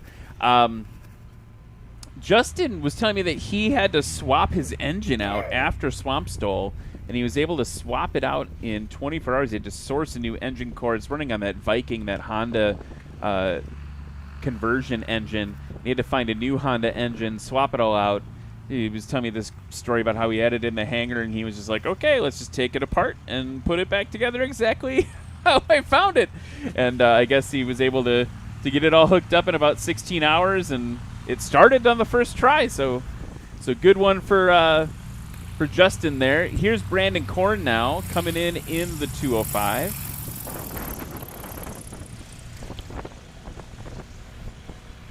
And you can feel free, sir, if there's any feedback you've got for him. I just like to tail skid. Yeah. Protect that tail when he hits the ground. You're going to see a lot of that from Brandon Korn. So I believe the Cessna coming around now is Shannon Ennis, or Ennis. Shannon Ennis, race 668, first takeoff 264 feet. Nice and high over there. I was talking to him about his aircraft this morning. He said that he's still dialing in the flat position on takeoff. I was actually talking to Brandon. Dialing in the flat position. You know, where should I put it for takeoff? Would you go full? Would you go half? And Brandon said, you know, just make sure once you decide, and keep it that way until you figure out if it's working for you. Here he is. Good over the line, I think. Lexi says she doesn't know. Too close to call. He's got that yoke full back.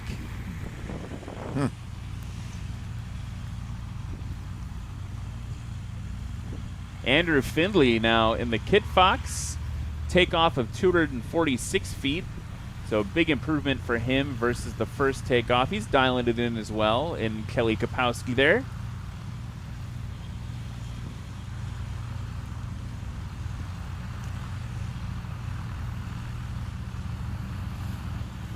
Oh, and it dropped out on him there. Got to get a little bit of throttle to get her straightened out, and did a nice job recovering that. That will be a scratch, of course. And I imagine in the gusty conditions today, you know, if you're right on the line, if the wind drops out, you're going to have that situation happen. Yeah. Got to be ready on the throttle.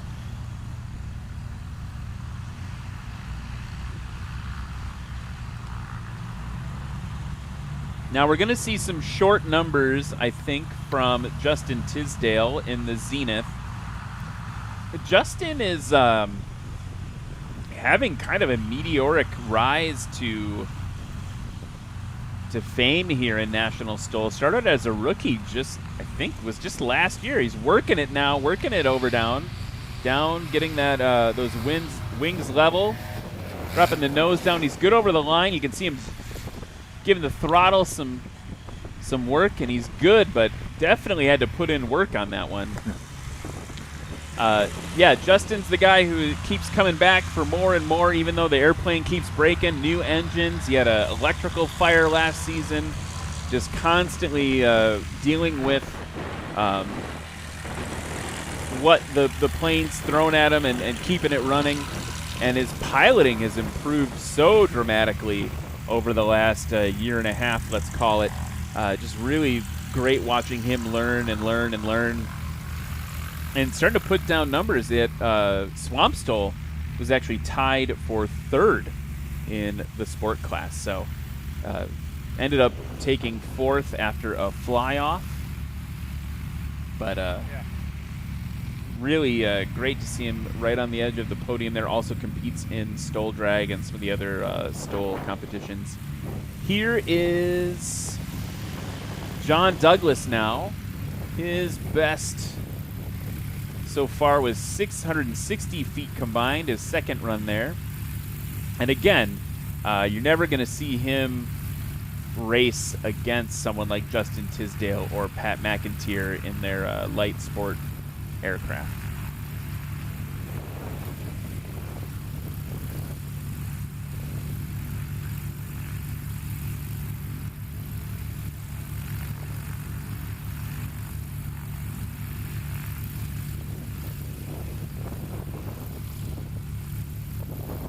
While we wait to get started here, I want to mention our friends at USA Trailers Direct. We are actually sitting in a USATrailersDirect.com trailer. One of the greatest things that's happened for me as an announcer is I used to have to sit out there outside in the elements, and now I'm very pampered inside the trailer with in the shade, and we've even got air conditioning when it's hot. And on the other side of this wall here is the entire broadcast team. doing the scores, doing the camera switching, working on everybody, and they've got a nice not motion controlled, air-conditioned, climate-controlled environment for them to work safely in. It's nice and quiet in there for them. So thank you for USATrailersDirect.com. If you want to get the right trailer for your job, check them out. It's Colorado, Oklahoma, and Georgia. They've got flexible financing, knowledgeable staff to help you find the trailer of your dreams. So thanks to them for that. Brandon Korn on the line now, number 30.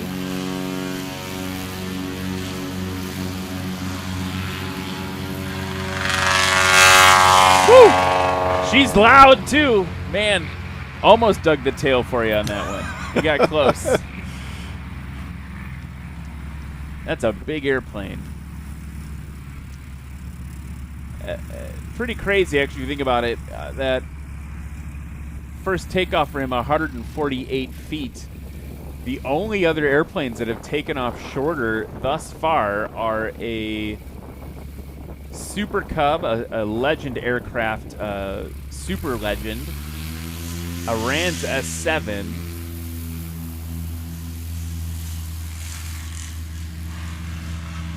digging the tail in on the 172, dropping a wing a little bit. That Cessna has the electric flaps, which you don't even have flaps. No flaps, no. You just got to slip it. Yep. Slip it like you mean it.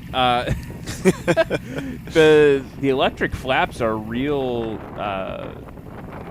disadvantage, I think, in a lot of STOL pilots' eyes. You've got to really be careful of taking them out and putting them in because it doesn't happen as fast. Andrew Findlay now in the Kit Fox.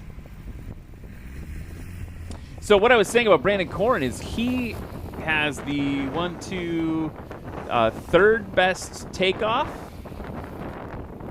in 205, which is just insanity. Okay, here's Justin Tisdale now. He's off short.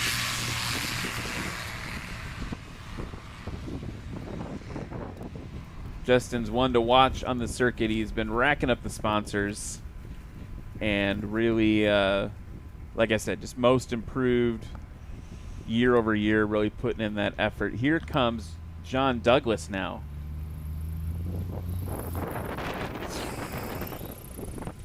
Giving up a lot over the line, but it's good.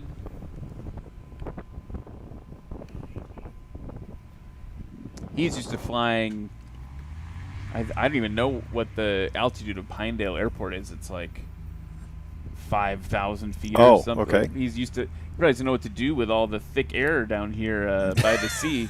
Yeah. So what's next for you in the flying in your flying journey? You've got the Warbird now. You've hit every airport in Virginia. What's the next thing? I haven't really got it planned, so we'll see what comes. I like that. I can get behind that. Do you fly anything else right now? No, just this one. Yeah. Well, we really appreciate you sharing it with us. Oh, my this pleasure. Morning, and hope that are you going to be flying it again tomorrow? I will. Awesome. Yeah, just give me a chance to fly. Twist my arm. Yeah. Yeah, always looking for an opportunity, especially with something that special, right? To That's show right. it off. That was a scratch for Brandon Korn on that practice run.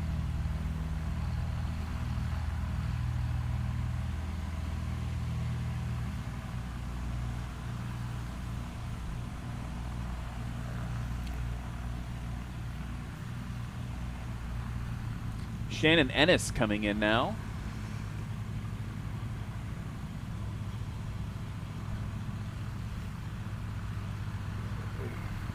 From Chesapeake, Virginia, flies general aviation aircraft for fun during his free time. Learned to fly in an Aranca Champ, not too far off from your Taylor craft. That's true. That was an L3 in the L series, the Aranca Champ. And this Cessna that he's flying now, this 172, was purchased in 2015, and it actually has the Mid-America STOL conversion. So it's got some STOL changes to it. The paint change, it says here, the paint change was initiated by the previous owner. Nice bounce in there for Kelly Kapowski. I love that he named the airplane that. It says paint change initiated by previous owner. Plans for change are undecided. So maybe you'll see this 1967 Cessna that Shannon is flying. You'll see that with a new scheme coming soon. And let's check that score for Andrew Findley. 227-foot takeoff with a 296-foot landing. Came in a little hot, I'm guessing, if you got all that energy to bounce down the runway, which shows. I mean, well, we had a scratch previously, but that's all right. That's what today is about. Here's Justin Tisdale now. Power over the line. He probably didn't need to add it, unless he was trying to cushion the balloon. He doesn't even stop on that one. It's very important during competition that folks stop. You want to make sure they get that score.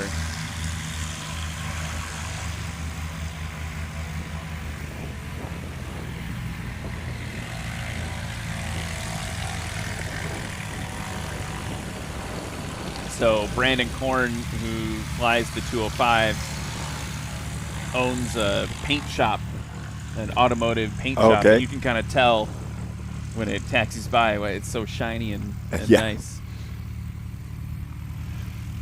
So it looks like John Douglas. Oh, no, he's getting in line too. I was going to say he might be done with practice, but he's getting back in line. Brandon Korn's going to take the lead now. There might be some speed differential concerns there. So we've got Brandon Korn now in the front. Shannon Ennis coming up behind him in that 172. I'd say, as I look at it, I'd say lead, just finish it up. The blue, the red, white, and blue with the checkerboard, that's pretty cool. Just finish up the handful of surfaces that still need it and call it a day. Lean into that kind of fun. It almost looks like an aerobat. John Douglas behind him, and then we've got Andrew Findley behind him, and Justin Tisdale in the zenith.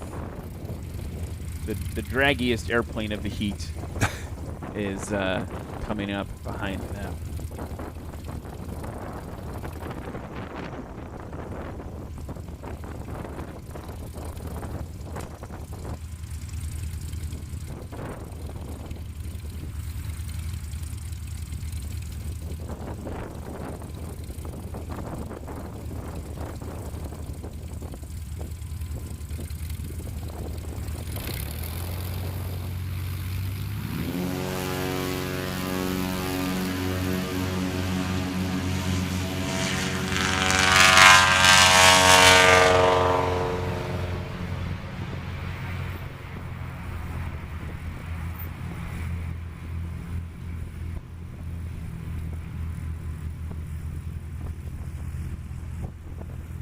Cam Walton, who's going to be joining us, I think, tomorrow on the mic, who flies a Champ. He just bought a Champ.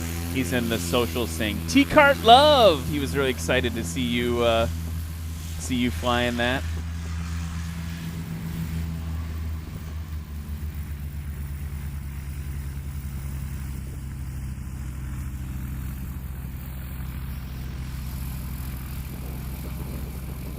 Pinedale, Wyoming, that STOL competition, Rocky Mountain STOL, is going to be in August. So that's where our current competitor at the line is from. John Douglas. And I'm sure he'd want me to extend to you. You should come up to Wyoming. You should bring the Taylor craft to Wyoming. If I had a month. It'd take a while. You should do it. It would take a while. Take a while just to climb up that high. Does it climb pretty okay? Does fine. Yeah. Yeah. Service ceiling's about 12. Have one of our unlimited competitors in the chat. Dan Reynolds says, "Hi, all my Stole friends. Have fun. Be safe. Wishing I could be there at Swamp Stole." Dan had a 10-foot landing in his Chinook Valdez Special. Wow. That's something else. Here's Justin Tisdale up for another practice run.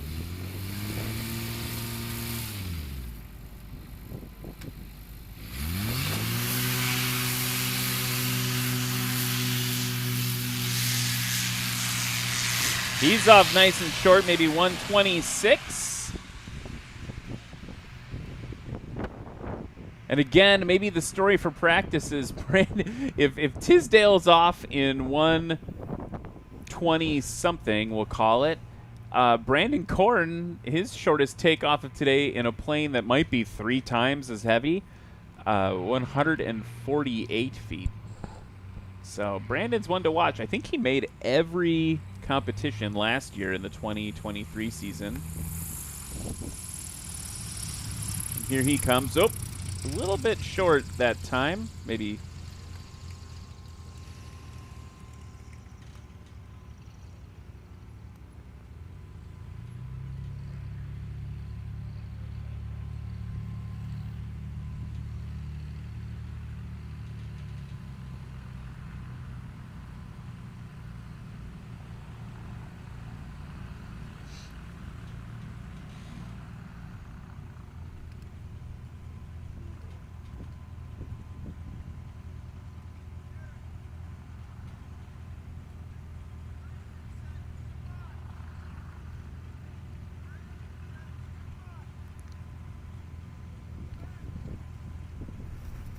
Talk to me a little bit about the work that you do at the museum, because you volunteer at the museum. Yes, I do. I'm what we call a docent, so I give tours and tell the visitors about our aircraft, which is a very enjoyable experience. Just love coming out here and talking about airplanes. I like to say that the museum is a sandbox and I get to come out and play. So this is the thing. We just, and I've said this a couple times before you showed up too, but we got to hang out in the World War I hangar last night while we were sheltering from some of the weather, and I have not seen any of the other hangars yet.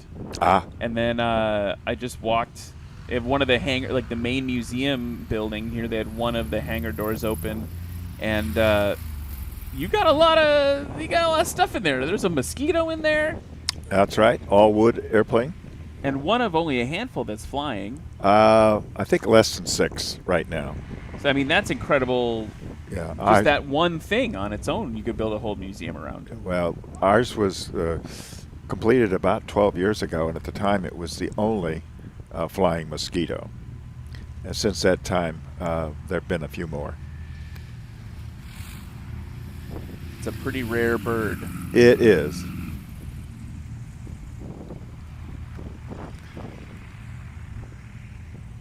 Do you have a favorite aircraft in the collection to talk about? No, not really. Just like them all. You like all your children the same? Yeah, that's you it. love them all the same? That's about right. Is there something that maybe when you're giving tours and working that docent responsibility, is there something that people that come to the museum are most surprised by? Not that I can think of offhand. No. Sorry. No, that's okay. I mean, I would say for me personally, it's the scale of it is the most surprising. Just that it's like you open a door and it's like, and I joked with Keegan and Zach. I said, "Oh man, you've got so many airplanes. You've got to like the way you fit them in is impressive. Even just having room for them." Justin losing a little bit of lift there, good over the line, heavy on the throttle to get it soft. So definitely sporty up there. Sorry to continue. It's a magical place that we've only been here. I've been here about 24 hours now, and it just feels very, very magical. And I haven't even touched you haven't even scratched the surface yet in terms of what you have here. So it's just Well, we have about 65 aircraft here in this part of the collection, so there's a lot to see. okay. We've got some new wings taxiing up to the line. That's Jerry Clemens in the Husky.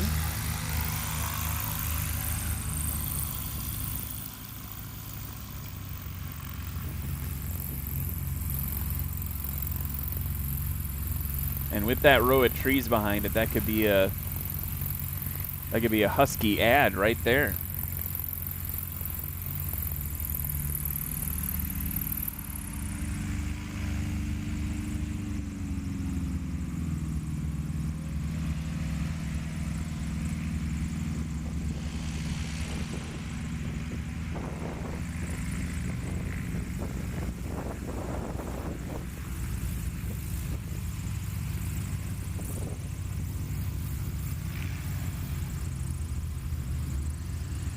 Jerry Clemens from Parsons, Kansas. That Husky on the line there is 200 horsepower with 31-inch tires and, very excitingly, a reverse thrust propeller. So you might ask yourself, how can you do that? Reverse thrust. That's a seaplane modification that you can put on a standard aircraft. So there's a bunch of switches and things to press, buttons to press, and with the right amount of pilot workload, Jerry and other pilots who have experimented with this in National STOL can actually go full throttle and have that prop in beta pushing thrust forward, just like I guess when you land in an airliner, right? We have reverse thrust that way. So we're doing something similar here to slow down the aircraft. It's not the silver bullet, as it were. I think a lot of people feel like it might be unfair. The pilot workload is so high to get it to work in that quick of time to make it worth it that sometimes it won't engage correctly and they actually apply normal thrust and then extend their landing distance erroneously. So it's a fun thing to watch, but it's definitely the bleeding edge of innovation and competitiveness in National STOL. And here's Jerry now, getting that tail nice and high, flaps down, and kind of a textbook STOL takeoff, slamming that tail into the ground. Shannon Ennis now in the 1967 Cessna 172 hotel model. That's a more vintage version of the 172. Obviously, like, I don't know what it is, like 14 or 15,000 172s have been built. Almost hit the tail for you there, sir. He didn't quite, though. I'm going to check that. I'm going to check that number.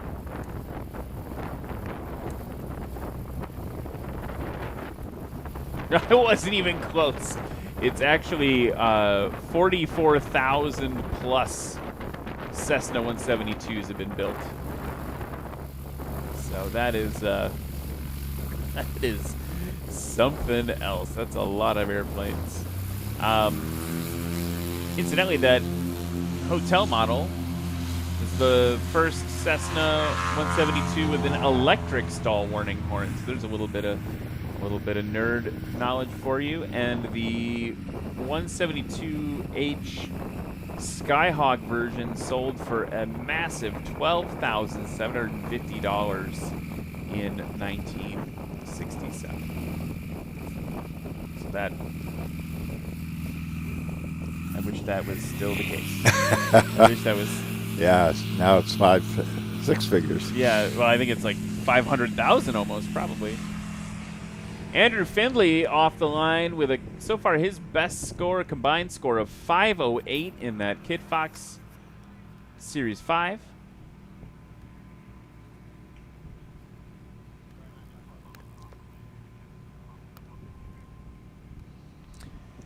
So we've been battling a crosswind all day, and I'm looking at the windsock right now, and it looks like the intensity of it has maybe decreased, although look at the windsock starting to pick up right now. But we've definitely had a steady crosswind, and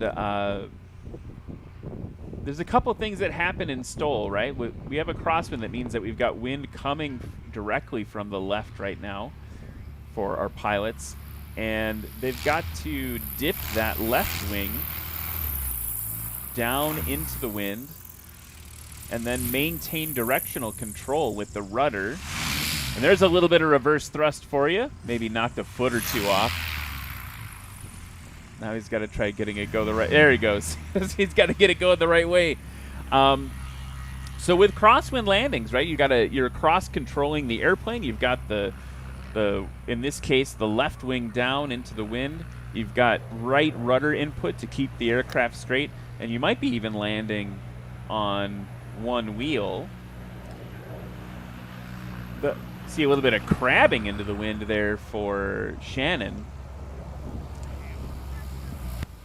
And we've got an F-18 above us. He's too close to call from Lexi, but he's heavy on the brakes, which is always a good thing to do if you're not sure if you scratched or not.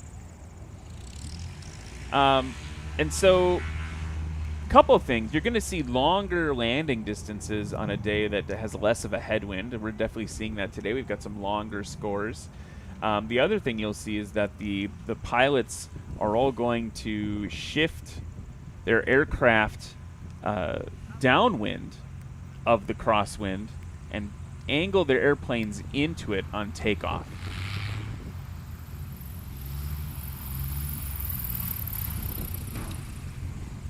Not looking like too much of a factor for Mr. Douglas there. But the lighter the airplane and the stronger the gust, the more impact it's going to have. So now if you look at comparatively this very light Kit Fox, it's going to be a little more squirrely, a little more like what you had in the L2. Yes, it is. Yeah.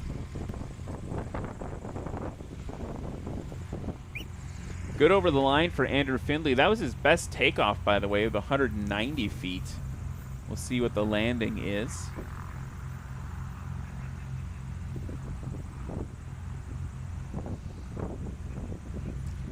Did you, Tom, did you want me to go through sponsor list or head to commercial?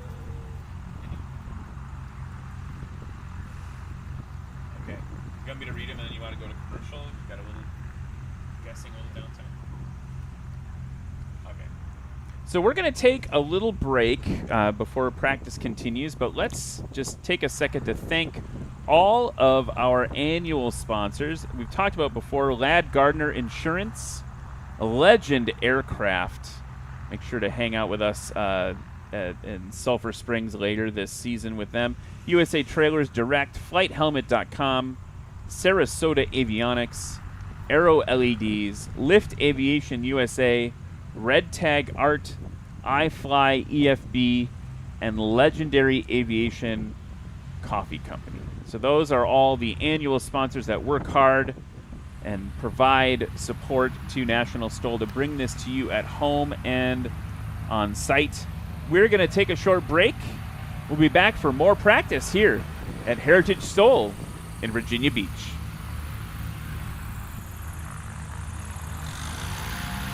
Okay.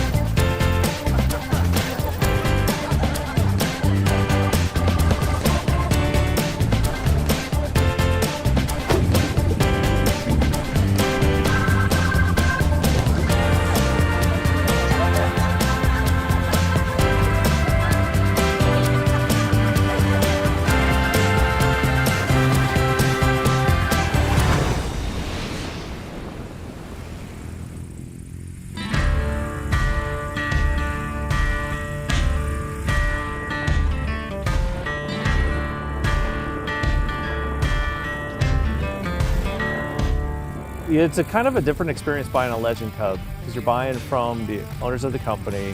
You're going to meet everybody that's going to work with you ahead of time. They're experts at every little facet of it. You pretty much can do as much of the aircraft as you're capable, and they'll kind of hold your hand through the rest of it. So I couldn't recommend it higher than truly a wonderful experience. You show up and you watch how all the fuselages are all TIG welded, and their processes are second to none. They build by far the nicest airplane, lightest componentry, great styling. Ron, their painter, is spectacular. It's not like any other buying experience. You are truly buying into a family. A lot of longtime employees. I'm friends with a lot of the guys that helped build my airplane. Legend Cub owners typically buy an airplane and never sell that airplane. You won't find very many of them used for sale on the market. I think you get a slightly different owner with a Legend Cub. It's not just an airplane to them. It's a piece of art. It's a piece of them. It's custom designed and built for them. Any option you want is available. Hard to get much better than this.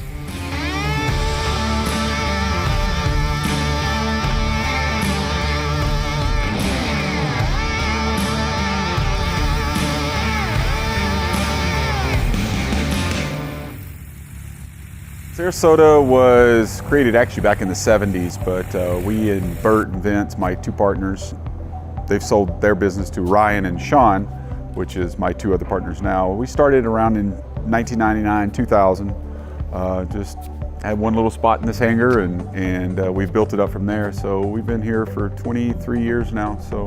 And then we have 5 facilities now here in the state of Florida. First starts in Tampa, Sarasota. Venice here is our main headquarters, and we have Punta Gorda and then Fort Lauderdale, Lantana.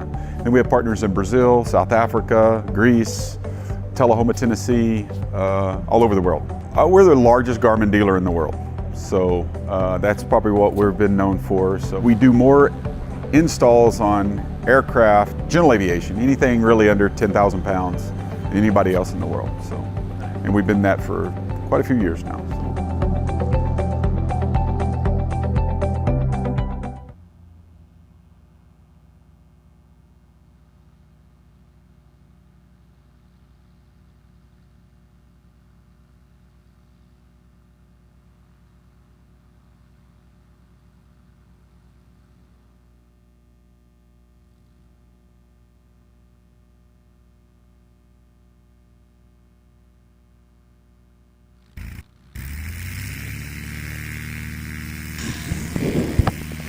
And we are back here in beautiful Virginia Beach, Virginia. And I am joined now by one of our STOL pilots, Mr. Justin Tisdale. How are you, sir? You know, I'm not doing too bad. The winds out here are getting a little sporty, so it's fun to take a set, let the winds die down, but these big heavy planes, and they're out here showing it how it's supposed to be done. Talk to me a little bit about what it's like. Where, if we look out at the field here, what's the... Yeah, so basically what we got going is a direct crosswind that's kind of swelling anywhere from 30 to 40 degrees. And you get down there at the end of the airfield, you got a pretty long distance to get here. And it changes. It swirls a little bit. So you get knocked around, you get knocked up, knocked down. So Brandon Korn and Brandon called it for himself. And Brandon being the absolute amazing guy he is, you know, I was like, you know, I'm getting beat up pretty hard too. I think we're going to be safe today and pull off, let the winds die down a little bit, and get back out here. He's a heavy plane, so if he's getting beat around, you know, a small plane like me at 900 pounds, you know, we're getting beat all the heck. But these guys are out here doing it. A lot of these guys, you know, Keith's got a ton of time, and me being a newer pilot, it's just better to be safe. Yeah, I mean, it was interesting because we were watching the lighter aircraft in that last section really put in what I was saying. Man, they're having to put in a lot of work. Oh, yeah. 45 degrees to the runway. Yeah. The conversation I had with Keith, who just took off in that Super Cub, was that, I was like, hey, are you going to practice? He's like, I don't know. He's like, I don't know if I need to. He's like, I'm feeling pretty good. And he's like, I don't need to go get beat up. Yeah, that's so yeah. he was saying he was going to wait and see. And I think it's definitely better than when we had the pilot briefing. Oh, 100%. Yeah, they were talking about calling it. It was 25. And we're down around 13, 15, somewhere in there. Flag got straight out a little bit on us when we were going. But it's doing good, and Keith's a good pilot, man. You watch him, and he's kind of the one you want to learn from, Here's Jerry Clemens now coming in the Husky. Yeah. Jerry's a good pilot, too, man. Everyone out here is good pilots. Real safe. Look at that. That beta prop. Woo, boy. Yeah, got it into beta that time. We were just talking before the break about the workload. I mean, obviously there's a lot of workload that goes into it, but he's joked with me previously around the campfire. He said, I don't know, it only works when it works. But he's had it work twice now today, like no problems. So maybe he's getting that trained up, getting that dialed in. Yeah, he, I saw him at last year fly for the first time. And that same Cub, he's doing a little longer landings. He's tightening them up. It's nice to see. Everyone out here, we go back home and practice. That's just how it is. To be competitive at this sport, you got to put in the time. And this is Ed. Ed's this is his second event. Look at that. He said, I was talking to him a minute ago before we went out, and he was saying, I just want to be safe. I'm a newer pilot out here. I was like, dude, that's the mentality to have. Don't get out here and try to land her short, take her long if you need to. Could do a go around, do whatever you need. Looks like he just did a go around, didn't he? Yeah, he had a bit kind of a bigger bounce or gust, and then decided to keep that moving, which is a pretty good thing. We had some call-outs there. I don't know if you saw Katrina in the chat was like, Justin. Oh yeah, what up, Katrina? So, talk to me about. Man, she's a big fan. Katrina says, "Ooh, I see Justin has already turned out a cracking this sword." This is Kay from the E-Stall world. Yeah. Yeah. My 701 when it got or the 750, they used the 701 model and painted it up. She was flying it in the E-Stall, doing real well, winning, beating the pants off everyone there on the internet from what it sounded like. Yeah. E-Stol, by the way, for folks who are just hearing that term for the first time, is a pretty cool thing. There's a whole community of virtual pilots that participate in Flight Simulator, and they actually it's almost like they pre-land. So they flew, I think it was a couple weeks ago, Heritage STOL. They model the whole thing out in Flight Simulator and come fly a competition. And yeah, Katrina is one of the competitors in that. She said wins at STOL here were swirling a lot too. Look at that right there. That's why Keith's the man, Look at that. Yep. Golly. Getting it stopped super short. Look at that. He's maybe 75 feet. No, they're saying, man, the parallax is wonky for us, isn't it? Right. Yeah, I was going to say 75 feet, but that probably in the 80s, right? We'll find out here. So yeah, STOL, kind of a cool thing, and very cool to see you recognized by the community, and and they are we have a Discord server for National STOL, which I believe anyone can come hang out on. Go to nationalstol.com and you can find a link to it. The STOL folks, nationalstol.com/chat is actually was that God? Who that was that? God in our ears. Yeah, nationalstol.com. Was that Tom? /chat. Nationalstol.com/chat. Go there, check it out. The STOL community has like absolutely taken over that Discord server. Yep. 100%. They are so excited about it. I went in to just kind of see what it was about, and I was like, oh, there'll be some pilots in there, dude. It's like 50 people that compete in E-Stall.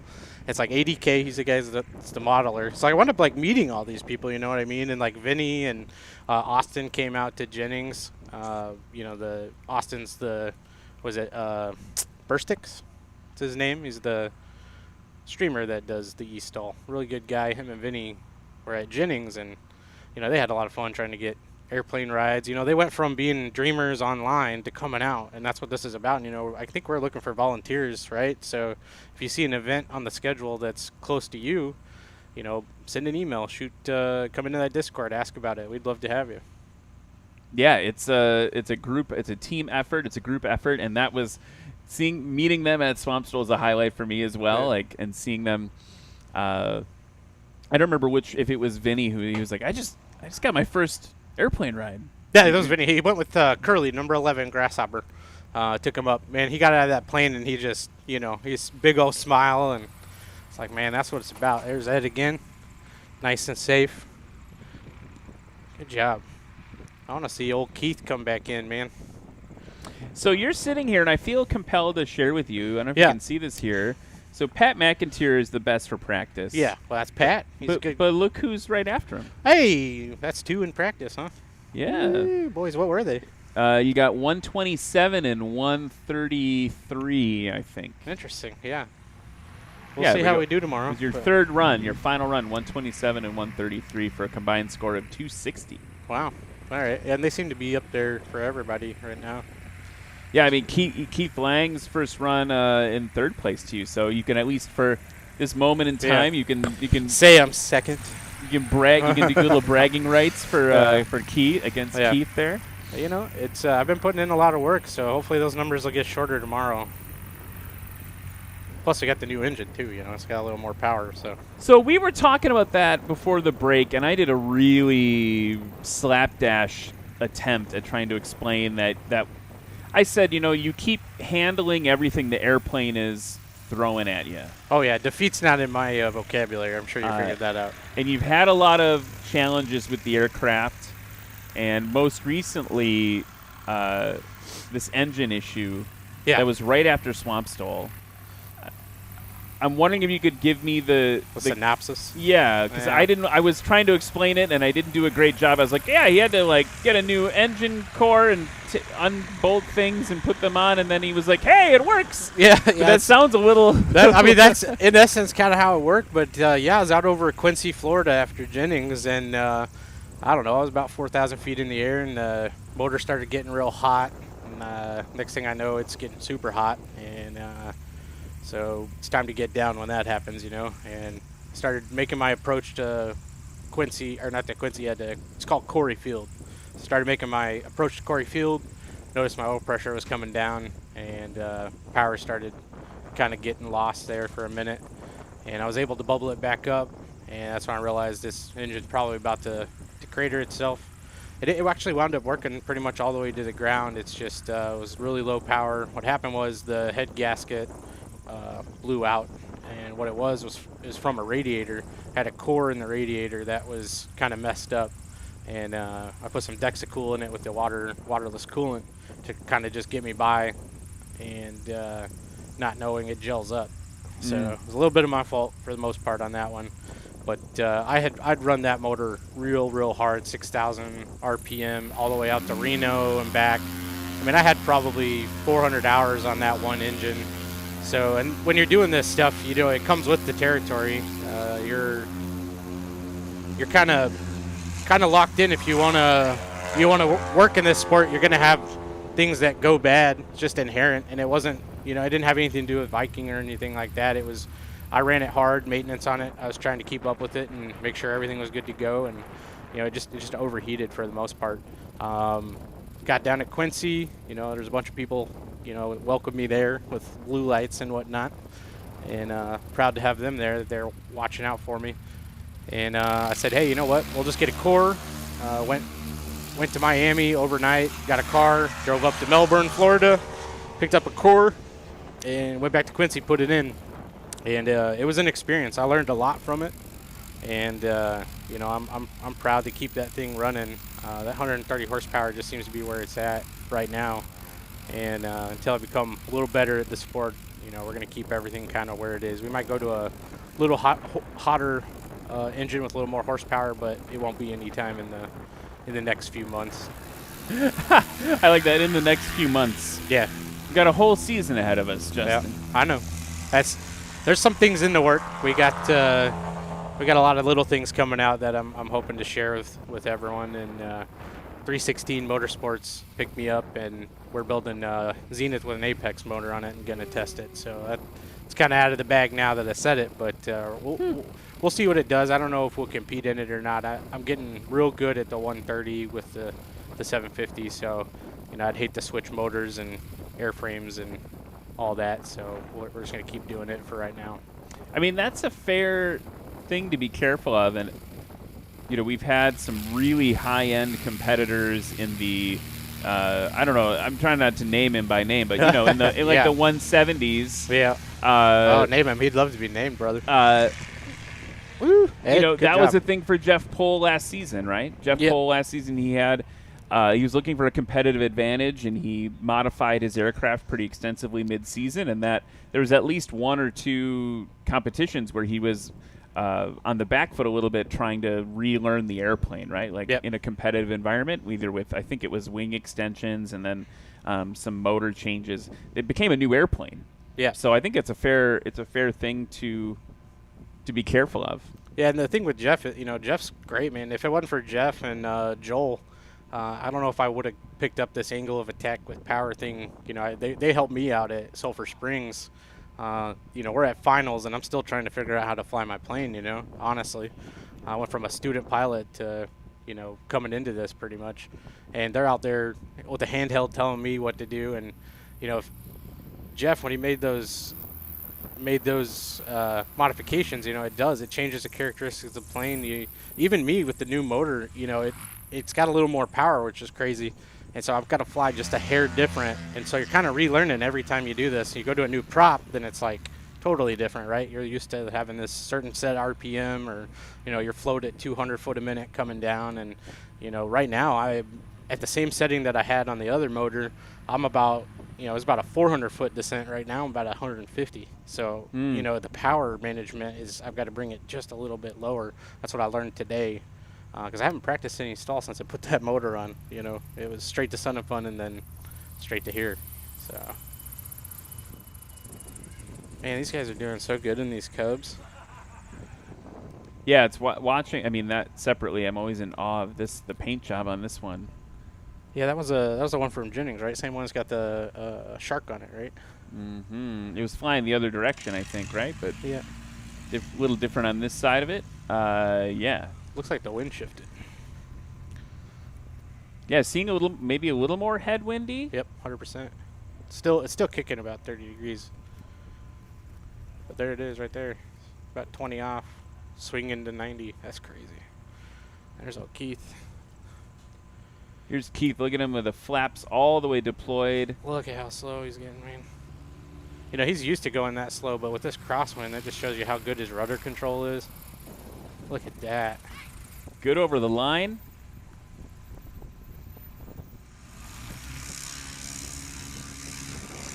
Maybe like 110. Yeah, a little.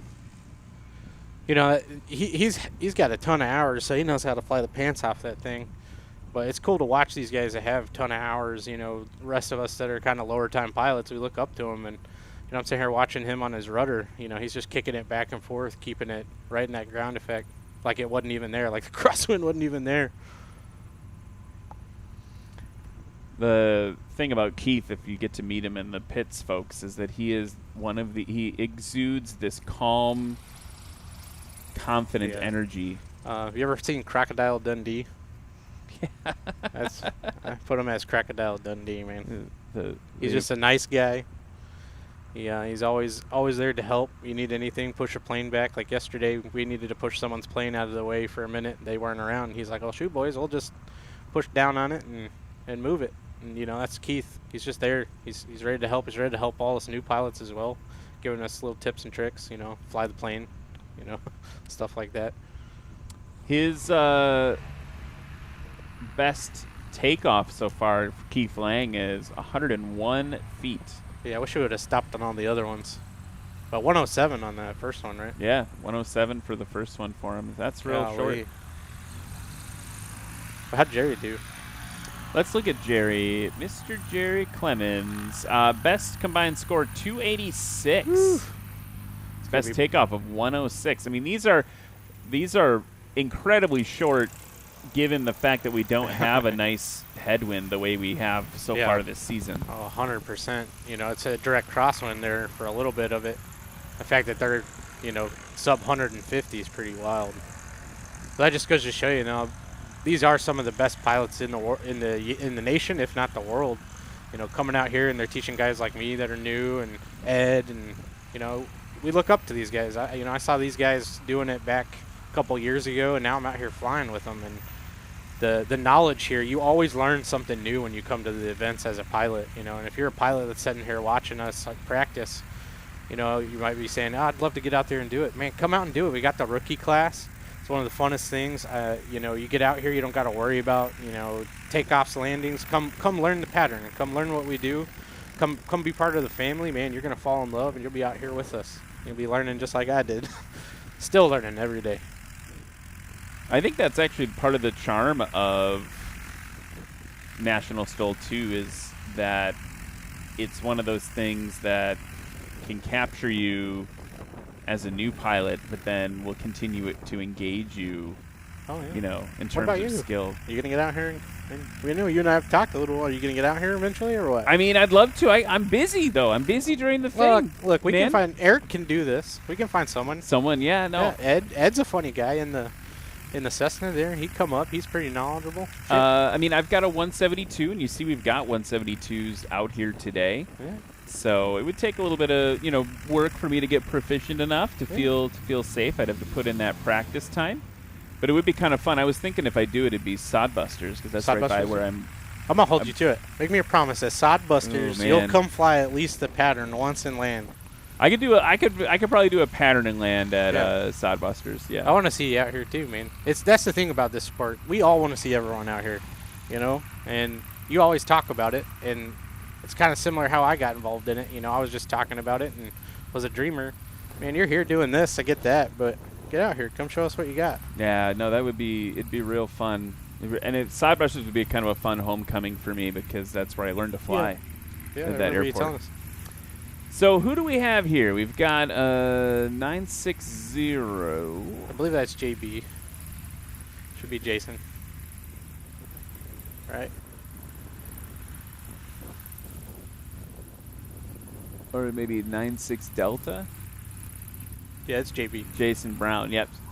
I actually flew with him down through the beaches yesterday. Great guy. His wife's pregnant, by the way. See, this is how fast it goes. You know, you randomly meet these people, you go fly with them, you're hanging out, having dinner, you know, having a couple drinks, and JB's wife's pregnant. I believe she said that they're 100 days in on the pregnancy. They don't know the sex yet, so they don't know if it's going to be a boy or a girl. They're going to be surprised. And he's a Pilatus pilot. There you go. Commercially. So he called us. We did a fly to 3 with Ed, Brandon, and JB and me. And I was in his plane. We went down to Kitty Hawk, went and had a good time. I'm sure you saw that picture. It was, you know, first flight. But he's a good guy. He's got, you know, I think he told me 1,100 hours. So he's out here excited. You know, his normal takeoffs are like 150 in that thing. So I'm excited to see what he does. Yeah, he's got all the way from Eagle, Colorado, and larger tires on that Cessna. And got the Sportsman cuff on it as well. So a little extra wing action going on there for him. And it's 1958 Cessna 172 Alpha model. It's kind of cool to see.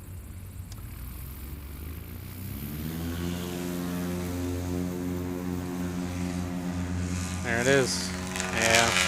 He has I think he said 16 gallons unusable in that thing. So that's right. We were talking about that. The differences. We were talking about this morning over the over breakfast, right? Yeah. Like that's a lot of gas to carry around. Yeah. Actually, it's 20. He said it's 20. I remember because he doesn't let it get. So he rides 20 no matter what, and then 16. He puts 16 on top. That's his minimum. So he's got 36 gallons no matter what in that thing flying. It's crazy. I fly with like 3 gallons in mine. Oh, it sounded like a blip of power. Yep.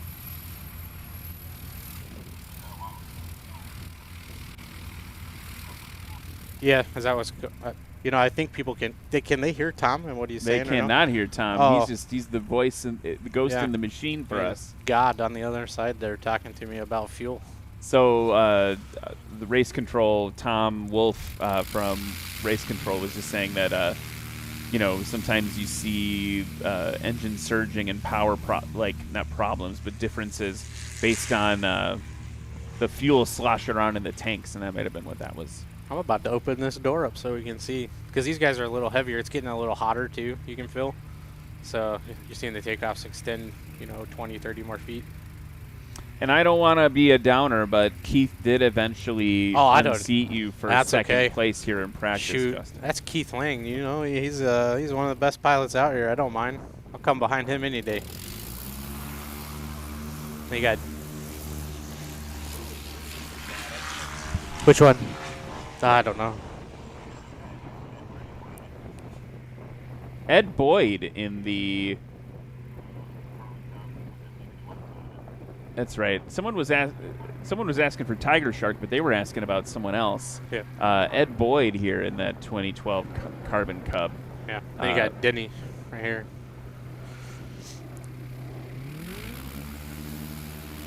He put new, smaller wheels on and tires. Look at him go there. About 175. So he's from Vandergrift, Pennsylvania. Yep. Kind of interesting. We've got. Oh, look at that! There's our L2 just hanging out. Is he gonna come do some short landings or what? I don't know. Maybe he's gonna. I don't know what he's gonna do. We'll find out. I love that plane. Yeah, no flaps. So cool. Look at that. This aileron control. There's JB coming in. Still not touchdown. There he goes. Yeah. Pretty far down there. Yeah, Denny's Kickfox is powered by an Apex as well, I believe. I was wondering. I was gonna ask. So, for instance, look at that! So you got a whole bunch of information. Yeah, I got all the stuff right here, man. Hey, so, Dennis Rowe, who's we're talking about, he's in that Just Aircraft, Just Highlander. He named his Hee Haw, but that's very close to a very famous yellow one, Steve Henry's Yeehaw. I wonder if there's something going on there, because it is powered by that Yamaha Apex. Yep. Denny also builds air boxes for the Apex. He does a little of everything. He nosed over at Hartford last year, if you remember. He was one of the three, and getting a little sporty right here. Yeah. Yeah, that's that. When you come over, so you have like the trees right here. Then there's this big open spot where the water tower is. And you get kind of a pretty good hit every time, because you'll get set up and good over by the World War I hangar and the old tower, and then as soon as it opens up about, I don't know, probably about 100 feet in, you start taking that side crosswind. See right there? It's very noticeable when it happens.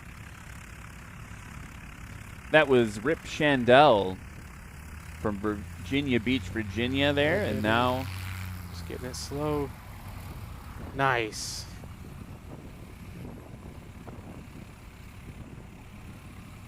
There we go. We got it stopped. Yeah. When the planes stop a little bit canted to either side, turned to either side, we measure from the furthest away main gear, if that's what you're wondering about at home. What happens if I flip around and go backwards? Never happened, has it? Would it be from the point and turn? Has that happened? We have no. I think someone has at least been 90 degrees off at one point. This is the other Mr. Ed, right? Yeah, Ed Boyd from Boyd. Appleton, Tennessee. I think I was talking to him last night over the fajitas. Look at that. He's going to have a little bit of weather veining. Yeah, it's that wind kicking.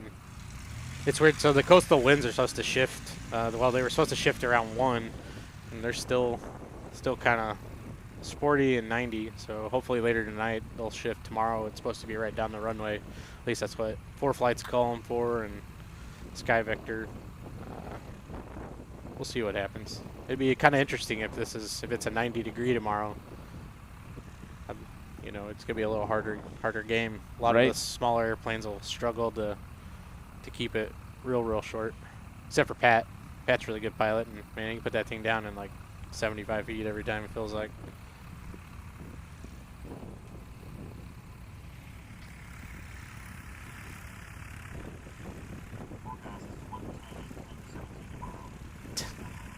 Yeah, 10 to 17, that's pretty good.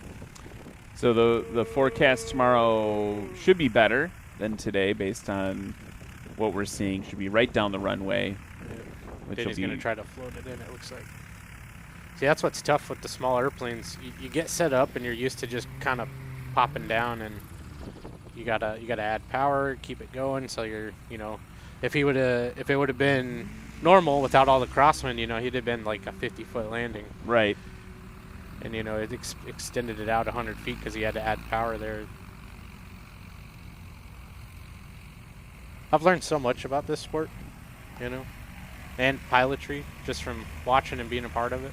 I mean, tell me a little bit about your aviation journey. Like, how did you get into flying? So it's kind of one of those stories that everyone has. You meet everyone in aviation. Everyone's got. Well, I watched a bird, or I watched an airplane when I was a little kid, and Right. So my dad took me up when I was 9 on a birthday trip, and we went up in a little Cessna 172 with this guy from the local airport there in Siloam Springs, Arkansas. His last name's Spencer. And he took us up. My dad always wanted to be a pilot, always wanted to build a plane. He'd talk about it all the time. And, we grew up a little poor. My dad was a cop. And, we just, back then, cops didn't get paid anything, And so we could never do it. And I joined the military after I got out. He was doing real bad and said, you know what, I think I'm going to do it. I think I'm going to become a pilot. And then he passed away, and I said, I am going to do it. So, you went from an idea to I'm going to get behind the stick and learn how to do this stuff. That's what happened. I wound up buying an airplane, building it before I was even a pilot.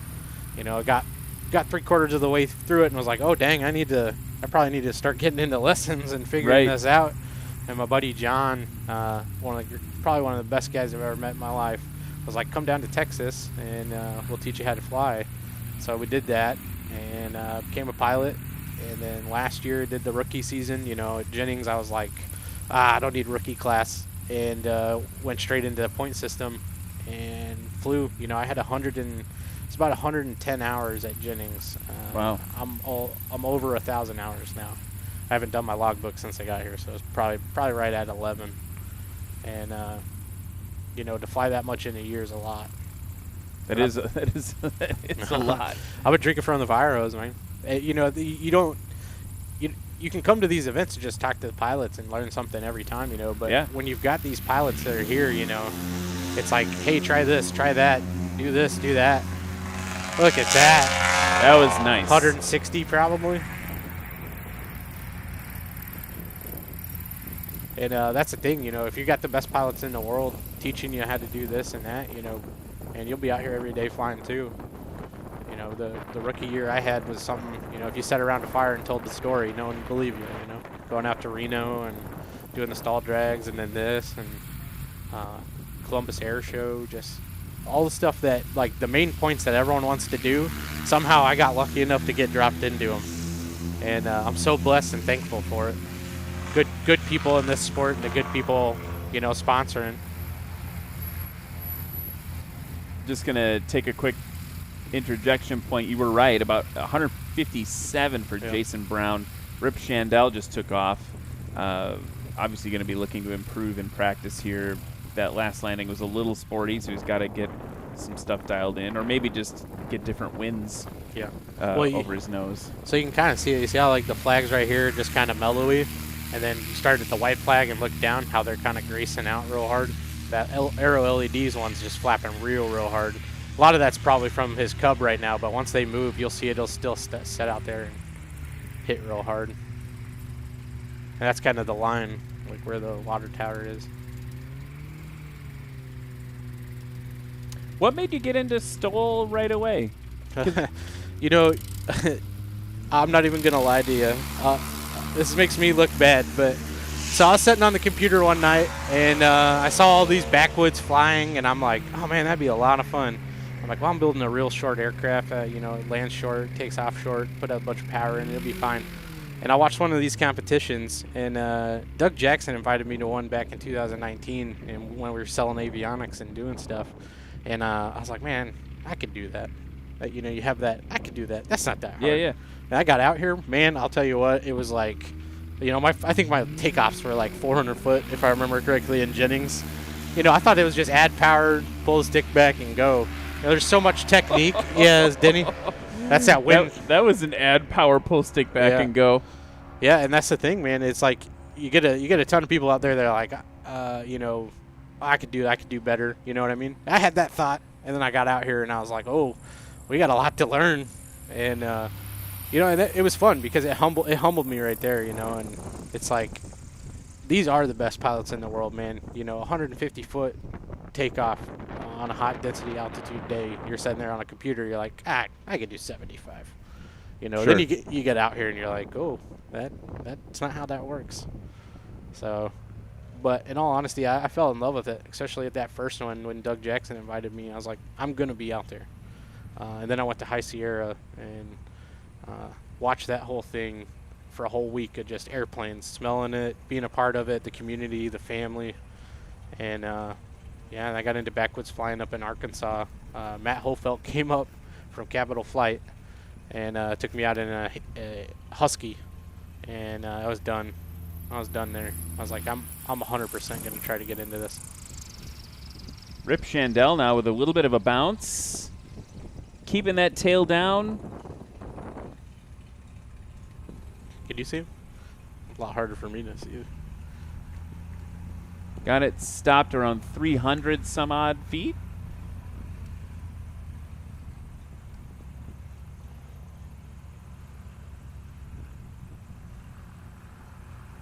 So there are 22 competitors here, right? Oh, Yeah. I'm so sorry. We got 22 competitors. And I think almost all of them have practiced. We've got a handful of folks that haven't yet. Contingent from Louisiana has to come out and play a little bit, but we've got most of you. That'll be a good one. If he doesn't drop out, it'll be a good one. Look at that. Good over the line. He needs to get double Clevelands. We were talking about that last night. He's got the single Cleveland brakes. He's got some big plans, Ed does. You know, it's his second one, and he loves it. He fell in love with it at Jennings, and he's like, man, I want to be out here, you know. And I'm like, dude, just keep coming. Yeah, keep just keep coming out. Gonna just say hi to a couple of people in the chat. Oh, is this the people online? Yeah, these are the folks online. So let's see, who do we got here? Dean Phillip. That's Yeah. New Zealand 4-time champ, Dean Phillip. We call him Dino. Good guy. He runs a 701 with a Viking 130. He's actually about to switch it to a 140, and that Viking's making the GM, and he'll be competing again. I'm really excited to start watching him again. And then the question from CM is how many people are competing in the sport class? I think there's like 5 of us, right? 5 or 6. Yep, 5. So we got 5 in sport class tomorrow. CM, you've got Daryl Hickman, Dennis Rowe, Ed Boyd, Mr. Justin Tisdale, and Pat McIntyre. So you've got those 5. You've got everything from so we've got a Rands S7. Justin, we've got your Zenith. We've got the Carbon Cub that has been playing right now during practice. Dennis is 2020 Highlander, and then Daryl in that Legend Aircraft AL-18, which is like a Super Cub. We call it the Super Legend. It's kind of a Super Cub-esque Legend aircraft. He came out and practiced earlier, didn't he? Yeah, he practiced a little bit earlier. Well, what kind of numbers was he laying down? I didn't get to watch because You were busy. I got to go into the fighter factory, and I Oh, made what? yeah. So I carry a 25-pound weight on the back of my airplane, and it was on an aluminum bracket, and I was like, we need to take it off, and I like went to move it, and it popped off, like broke in half, and I was like, well, I guess it's time now to make a new one. And so I walked over to the door and knocked on it, and I was like, hey, this is gonna seem like a really odd question, but y'all got any metal and maybe a drill bit? I was like, I just need a bend and make a L bracket. It's just kind of all it is. And they're like, yeah, hey, come in. They got this like Corsair in there, like just a ton of old aircraft, and they're in there just playing around, and they're like, here's our metal factory, like our fabrication shop, and just kind of let loose for an hour in there, and it was awesome. This place has been awesome. The Keegan, the director, He one of the nicest guy. He opened up the hangar last night. You know, it was Yeah. super cold. We got to get that little private tour there of all the World War I airplanes. This place is nice. I hope we come back next year. They're talking. Keegan was talking about doing a beach landing next year and all kinds Oh of man. stuff. Well, I got to be back. I got to have my own bush plane by then. Yeah, come fly the 172. What are you talking about? It's a bush plane. We're watching them. Red Baron Modeling in the chat. You're wondering whose L4 that is. That is Dave Von Rump. Dave Von Rump's L4. He's a museum volunteer here. L2. Wait, yes, L2. Sorry, it's an L2. The L4 would be the J3 version. As if that's not confusing enough. Why did they make Right. it the L3 for the J3? And then the 19 is the bird dog, right? Yeah. Oh, you have no idea. No, yeah, I think This is where we L19 need Keegan. Keegan was telling us all kinds of bird stuff dog. last night. That makes Yeah. sense because the It's the bigger L2 is the version. Taylor Craft. Yeah. The L3 is the Aranca Champ. Okay. And then the L4 is the J3 Cup. Okay. How would I do, Red Baron? Let me know in the chat. Did we get that right? L2. It's an L2 piloted by Dave Von Rump, which is a good name. It should be a count. He should have a castle. Kent. Yeah. Count Von Rump. You know what's funny about it? Like, did you know they got like most of these hangars and stuff from Europe? Did you hear all that last night? Oh yeah, we were talking about that this morning. Yeah. Yeah. They're like that tower over there was brick by brick transported from England. Yeah, it was an old airfield. You know, old World War I, World War II airfield. That's crazy. Then the hangars are built, modeled directly after them. They just added hurricane ties because we're up here near the shore and stuff. And we saw a Sopwith Yeah. that was in the movie Flyboys. Yep. What was that other one? The one that it was a Curtis. I was like, I felt really like scared to ask because Keegan was telling us about like people touching things, and I was like, Keegan, can I touch the controls of the Curtis? And he let me. I got under there. I was pulling on the elevator and everything. We're getting to see it because there's a forward elevator in the front and then a rudder in the back. One of the coolest little planes I've ever seen. And you know, Keegan's such a good guy. I want to thank him if he's out here. Keegan, if you're out here, thank you for everything. If you can hear me. But I just want to. I feel like he would want me to say, if you're in the museum, you can't touch it. Yeah. Don't touch the Yeah, yeah. planes. That was a. It was a request. It was a unique opportunity, and Yeah. I also want to point out for some reason he let you. It's the worst. No I break one everything. else got to do that. That was a special thing you got to do. Yeah, he didn't know I break everything. So as we're getting ready to go for the next kind of round of practice, I want to talk a little bit about some of our sponsors. And actually, as soon as I say that, of course, they apply full throttle, cheating into the wind there, getting it off, having to turn a little bit to the right to stay over the runway.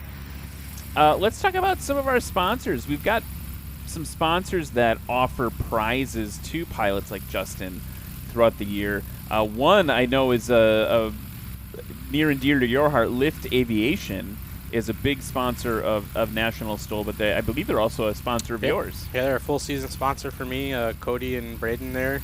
I fly the AV1 helmet. It's one of the nicest carbon fiber helmets you'll ever get out there. It's got a set of A20s in it, very reasonable priced.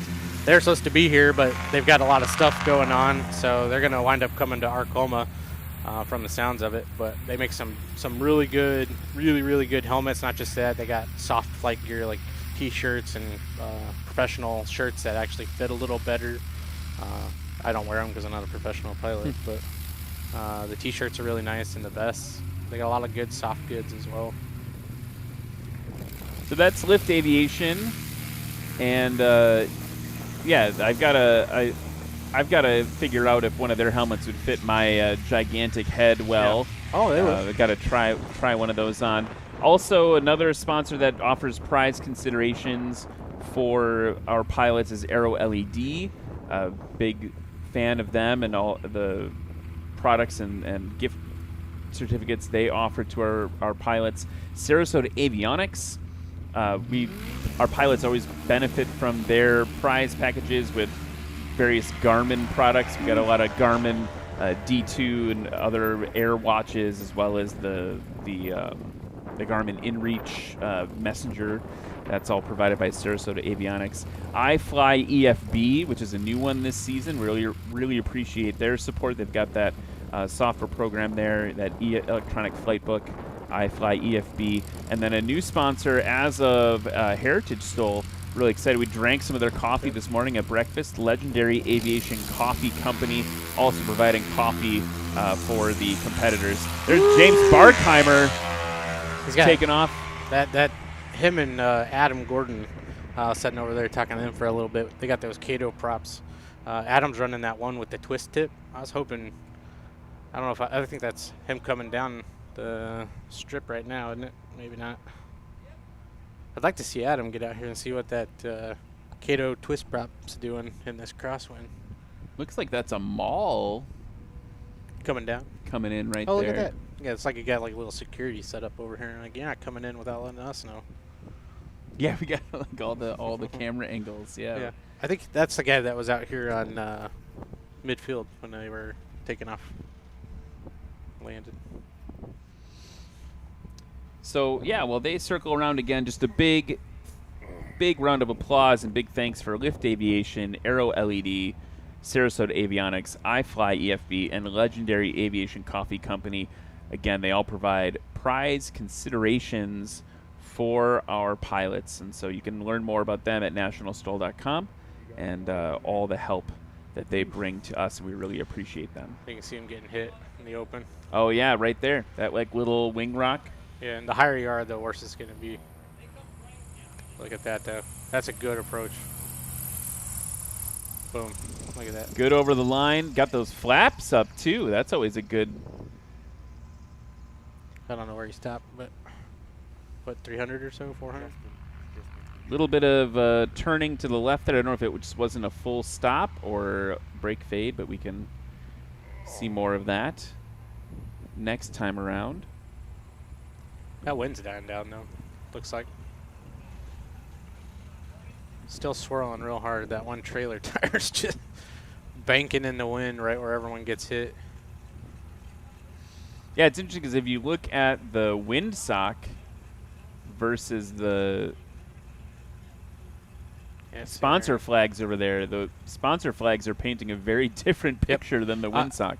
Every pilot out here that's competing, we look at the windsock only for a general direction, but we all watch those flags because they give us a way better indicator of what the swirl is or if there's anything doing anything.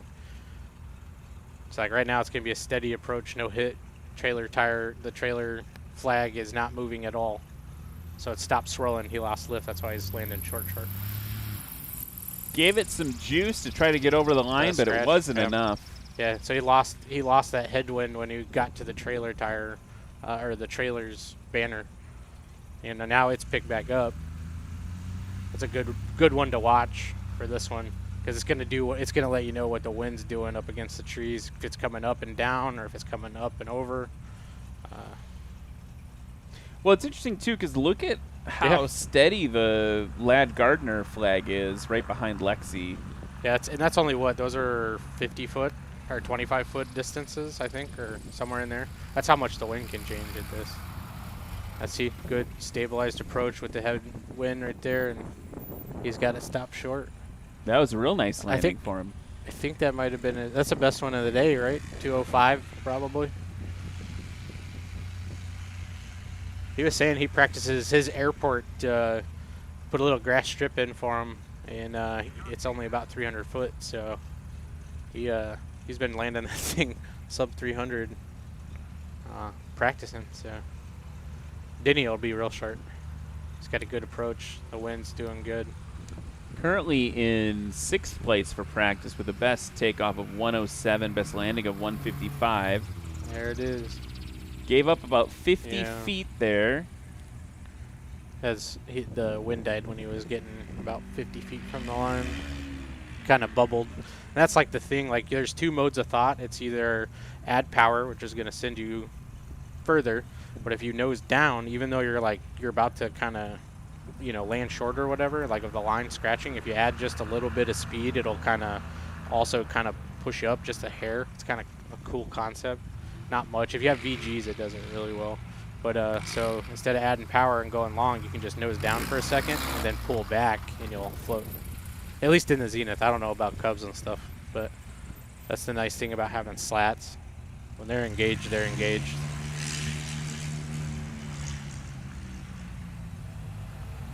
Everybody's technique's different, you know.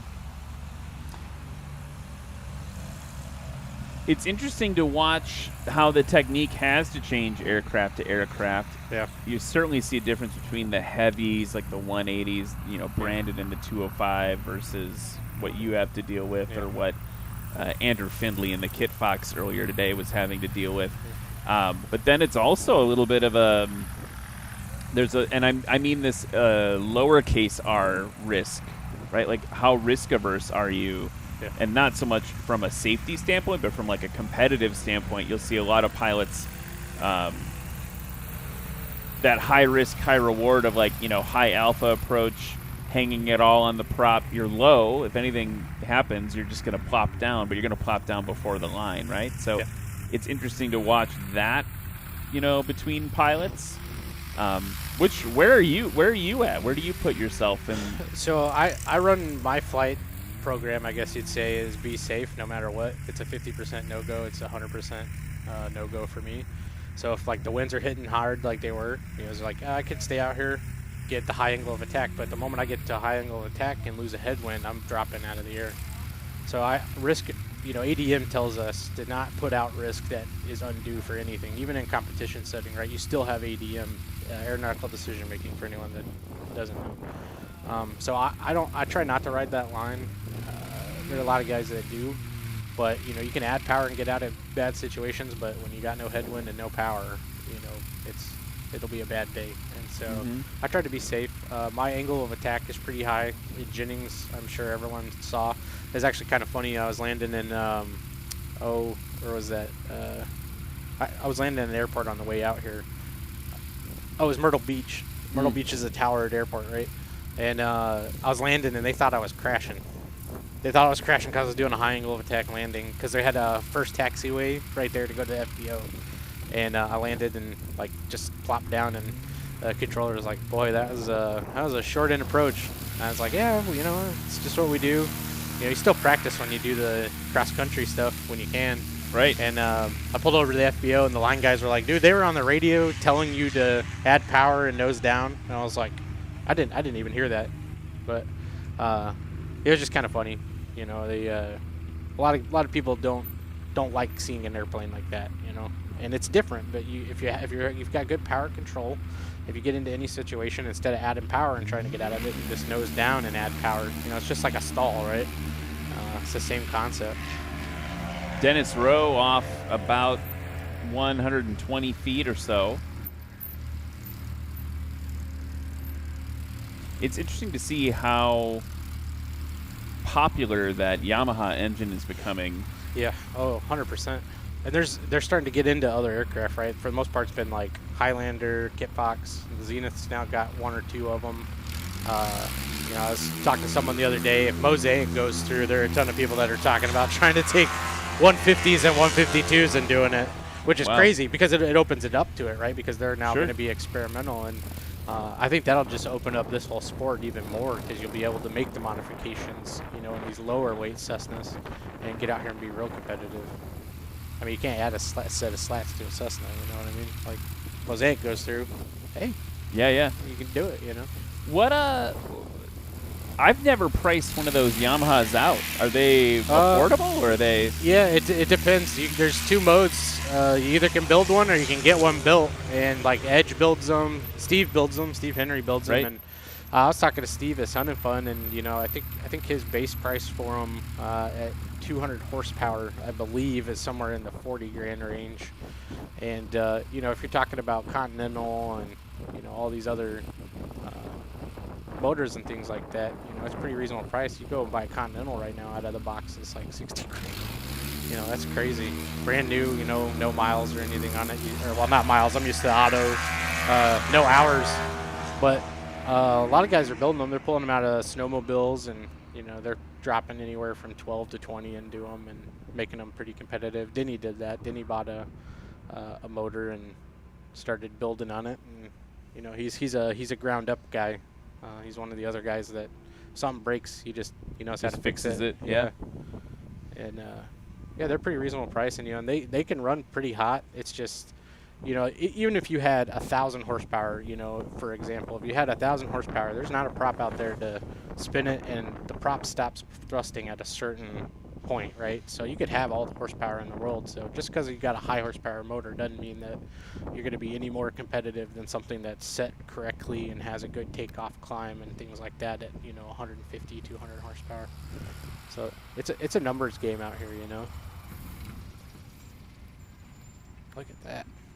It's great. Like, if he had the double brakes, he gave up probably almost 100 feet.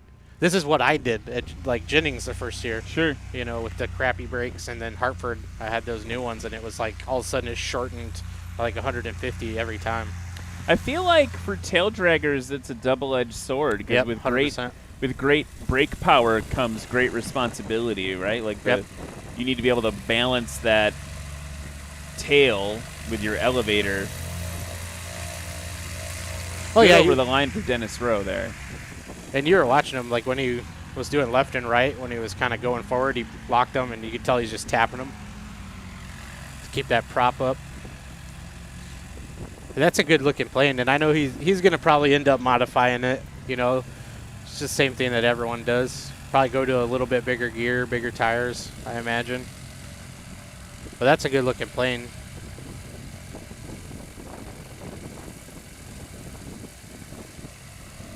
You don't see too many honest to goodness rotating beacons anymore, by the way. Yeah, he's he was telling me, he's like, we were talking about ADSB in and out, and he's like, that's about the newest thing this thing's got. And he's like, but I got that rotator on the back.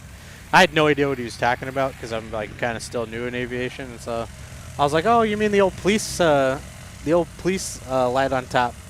He's like, yeah, that's my position beacon for everyone to know.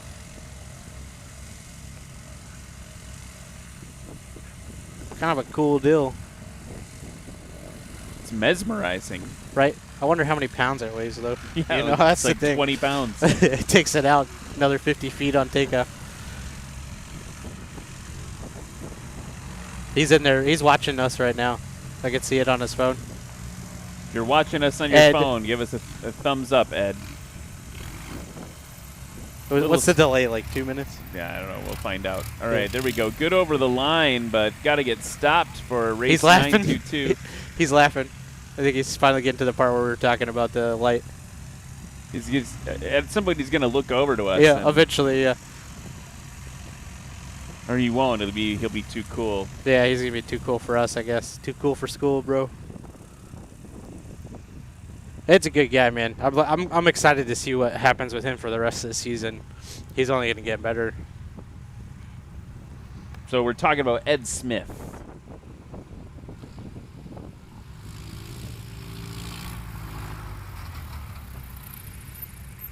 Seems like everyone's getting shorter. Yeah, there's Adam Gordon. Yep. Yeah, and he's running that 86 Cato. It's got a curled tip, so it adds thrust. Whips through the air a little better. He was saying that, he's got a bunch more thrust on takeoff, and cruise didn't really suffer at all. Because normally there's like this fine line of you can get a ton of thrust, but your overall speed cruising is going to maybe take a dive a little bit. And that Cato 86 is spun out. The tips are spun out a little bit. It's like got a curl. Like it looks like someone like hit something. Yeah. Like the first time I saw one, I was like, "You're flying this? You just wrecked?" Like no, that's just how it's supposed to be. No, because I think James Barkheimer has one as well. They right? both have one. Yeah, I think they both have one. He mentioned that people often ask, if it's been busted up. I got at Swampstole was able to fly with James, and was able to sit in the front seat and play a little bit, and definitely like. One of the things that happened with that prop is that it in cruise, he was like, hey, you got to like pull back throttle a bit. It likes to kind of like surge forward, and you got to keep it from overspeeding. So that was just an operational difference he noted once he installed it. And Jeff McMahon, which I think I'm pronouncing incorrectly. McMahon? Jeff, I think it's McMahon. McMahon. However I was pronouncing it at Swamp Stoll, I was told it was incorrect, and now I'm in my head about which. Jeff M. Just call him Jeff M. Jeff. JM. Jeff McM. Jeff. Yep. In that olive drab Murphy Super Cub replica. McMahon. Why would you? So now race control is in my ear, making fun of me as well. Is it McMahon Race Control? What is it? Okay, I don't know. Nobody knows. Yeah. I'll ask him. That's funny. Jeff, by the way, been flying since 1984. He's got over 1,500 hours of flight time, which just want to put that out there. It took him from 1984 to get to 1,500 hours, and you're almost to 1,500 hours in a year. Yeah, a little about a year and 4 months now. Here's James Barkheimer now. Ooh, there we go. Yeah, they're going to get shorter. It feels like we're getting less of a crosswind now. Yeah. So if you look further down on the tower, the white one's spinning direct to 90, but it's the thing, you know, it could be doing that down there, then up here, like the Legend one looks like it's straight going this way. Sarasota's the same, arrow LEDs, so it's about where the stall flag, and he's parked right now at the line, it's straight. And that could be because of this big building back here, kind of pushing the wind out and hitting the trees and kind of doing a deal, you know, and that's all that stuff you have to think about as a competitor, like, you know, well, if this is how it's going to be tomorrow, how should I fly? You know, all this flying that we're doing today, it's just getting us sight picture. It's getting us used to maybe our engines because we haven't been doing them for the past couple of weeks, you know, a month. But it all changes in the morning if it goes direct, you know. So you're going to fly totally different. Adam Gordon getting his tail super high. There it nice. is. Yeah. That's that prop, man. Adam Gordon from Oakdale, Louisiana. So he'll be adventure class, right? Because it's the heavier one. Yeah. Certified. Yep. So in adventure class tomorrow, you've got Adam versus James versus Keith Lang, who we saw fly earlier today, and Jeff McMahon. So it's got two pilots from Iran, Texas, and then Adams from Oakdale, Louisiana, and Keith, of course, all the way up from Wasilla, Alaska. Now, if you look at the scores, though, right now, Keith Lang in practice, combined score for, well, I can't read those numbers that small, currently in second place for practice. And there we go, Jeff McMahon and Barkheimer in third and fourth. That was also incredibly short there for Dennis Rowe. But so, I mean, conditions have changed, right? Part of the reason we race in classes is so that you have a relatively compact moment in time to be fair to the competitors, right? You don't want someone racing in the morning when it's absolutely garbage STOL weather, and then someone gets the best stuff, and that's not totally fair. But they're all pretty tightly grouped together today, which is means it's going to be nice and fun tomorrow. Oof. Getting hit him. It's getting hit by the tree line level. See him getting almost, I don't know, probably 30, 40 degrees. And there's that hard hit. He'll take another one here, right when he gets near my plane. There it is. See how he bubbled up? That's just that wind. Just, 150 feet it changes. It's crazy. He'll get real slow. Oh, come on. He's got to add some power there. Yeah, see? He didn't even add power. He just nose down. And he add power right now.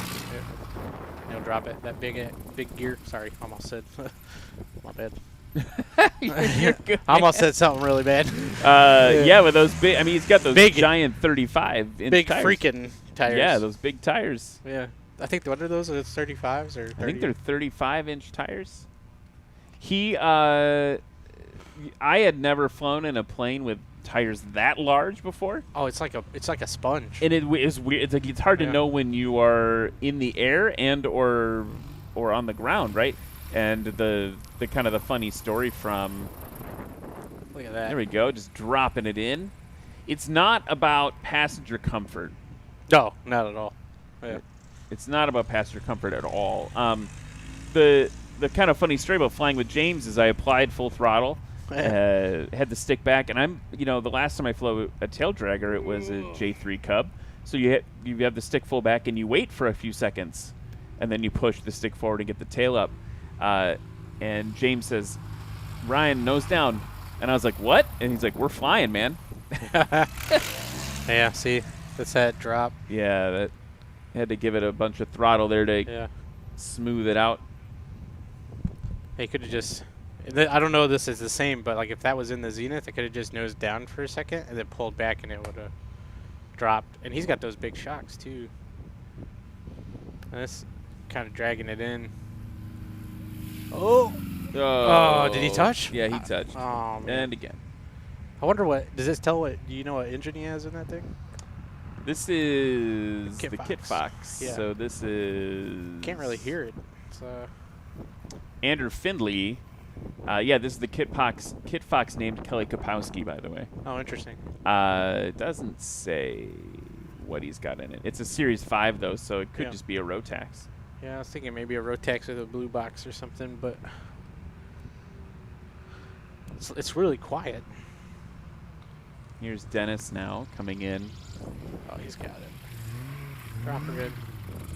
Made it over the line. Nice. I believe I finally get to talk about how it's okay to put the tail down before the line. 'Cause I believe I was just watching that there, and the tail touched down before the line. That's fine. All we're worried about is the main wheels. The main wheels need to be beyond the line.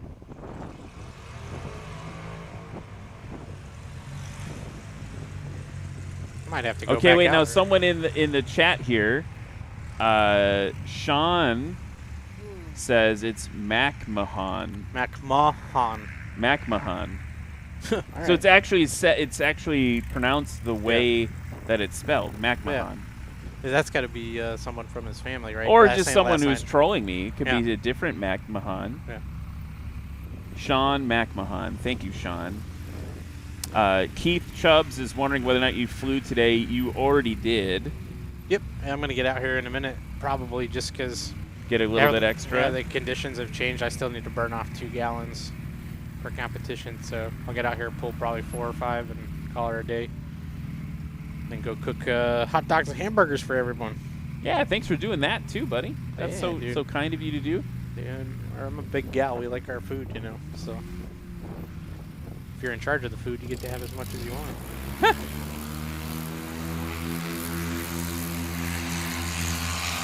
Golly.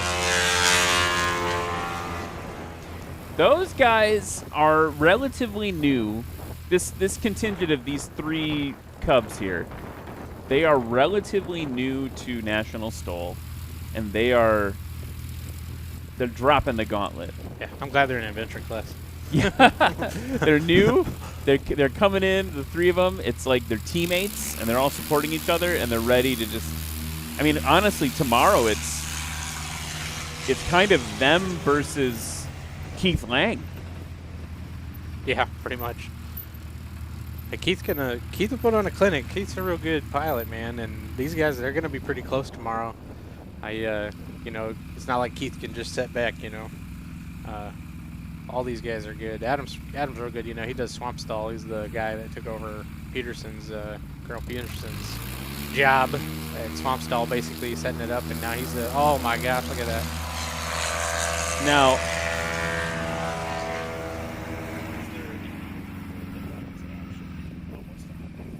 it looked like it was like 75, like 80, somewhere in there. Yeah, but I don't know. I have to look. It'll be short. here's Andrew Findley now. And Kelly Kapowski. It's interesting. This is the first time he's lined up kind of separate now. Yeah, getting it cheating into the wind a little bit more. Getting a little more comfortable. There it goes. Just 150. floating it off. It's all right. Yeah, yeah, and that's the thing about those little Kit Foxes, man. They'll get up in the air quick too. What most people do, some, like I said, technique's all different, right? So some people add flaps to pop them off the ground. I have electric flaps, so I can't do that. But is that another F-18? I'll tell you what, being out here in night, hearing those things, going out to the carrier and stuff. I was flying in and I saw 2 coming in. They were like, you know, you got 2 F-18s off your north side there. I wanted to be like switching to guns, you know, say something nice, but I was too afraid. But it was cool to watch them, and they were coming over the airfield and stuff, and it's like they were kind of banking out to see all the aircraft that were parked. It was kind of cool. This is a fun little area. Norfolk's up north, and a lot of the air bases and Navy bases up here. A couple Coast Guard bases. There's that float.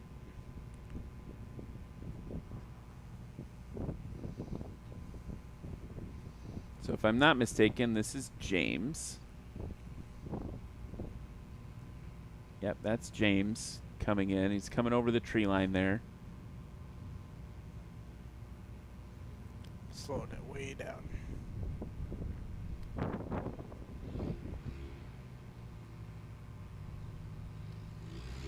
Yep. He'll drop her in. Heck yeah. Come on. Be like an 80-foot. Come on. There, maybe not. Just plopping it in there.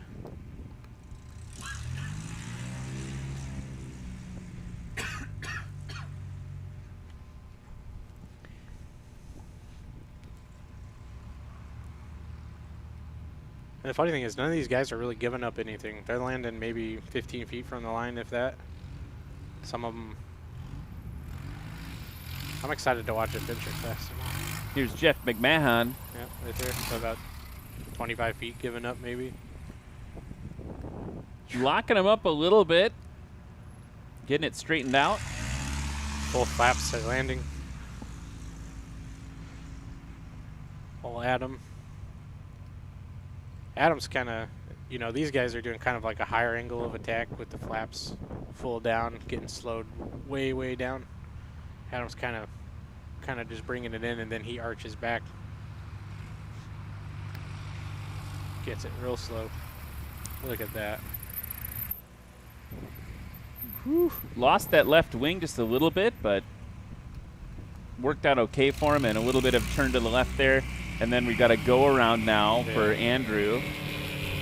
Okay, Andrew's fast. That what was that? It's a 5 or a 4? Which one is that? Model 5. Yeah, so it's got it. They cruise through the air pretty good. Well, he was in front of me when we were doing our practice, and he was getting kind of probably doing 75 on the downwind, it seemed like, and he was getting real close. I'd pull my pattern out real fast, real big, like, to kind of make sure if he was going to slow it down, I wasn't up on him.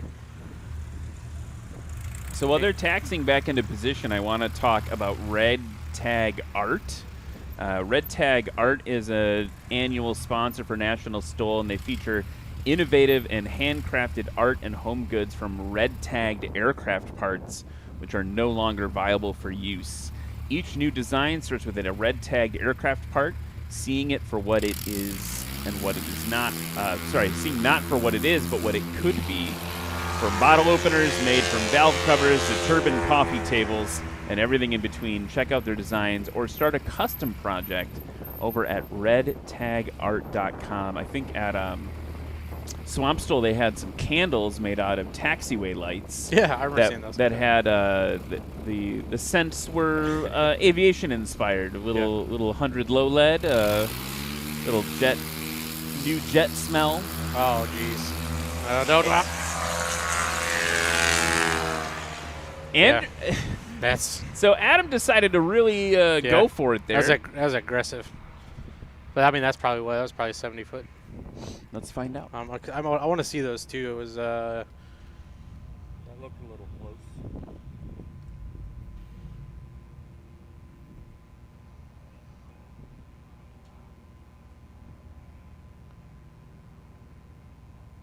So James' last takeoff was 95. Look at that. So With 35-inch tires. Right. Oh no, that James is oh yeah, you're right, yeah. And that's a 100-foot takeoff for Adam Gordon there. Yeah. Here comes Andrew Findley now after that go around. You do kind of have a little bit of a parallax, right? Like, you think it's about 20 foot shorter than it seems. Look at that. A applying a little power to keep the bounces under control. Yeah.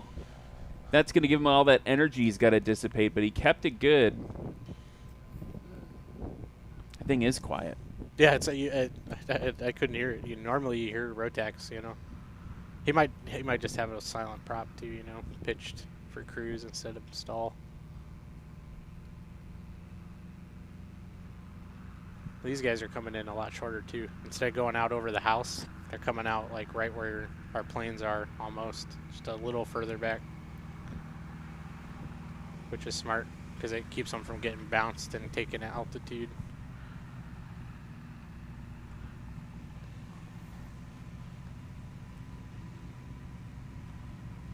Just slow.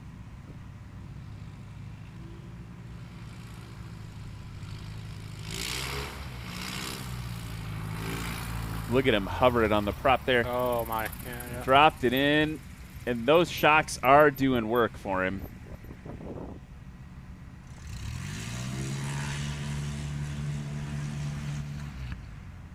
$150-ish. So we had a 95-foot takeoff. Current best 226 was his last round. Let's see if we can beat it. 140 feet. So yeah, down to 235 that time. So 226 still the best for James here in practice. Here's Adam now. He had that really short takeoff, bouncing it in, balancing it on those brakes. Is he going to stop? He's not going to stop. Now we'll never know, Adam. We'll never know how short. Always land, right? Always come to a stop. Always no matter. stop. That was like at Jennings. I didn't stop on that third one. I should have. We had the head-to-head. Yeah, that was a crazy experience. I'll tell you what. I was back at the hotel putting the blanket over me. I was like, because it'd been a long day. Karen called me. She was like, "You need to be out of your plane in 10 minutes." I was like, "What?" She's like, "You're in third place." I was like, "Wait, what?" What? Well, I mean, there were 15 people. I'm used to being bottom 3, just how it works, because I'm still learning how to do this.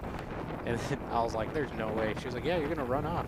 I was like, "Wait, what?" I don't even know what that means. So they told me we're gonna do one takeoff, one landing, and shortest one wins third place. So. Andrew Findlay taking off again, just kind of floating into the sky in that Kit Fox.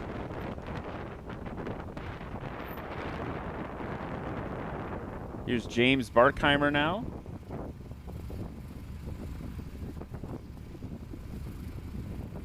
And Travis Karstens in social says, "I'm super stoked for this tomorrow." We are too, Travis. And if you can come out in person, we'd love to have you. James taking off super short. Like 80, maybe? What are they saying? 100?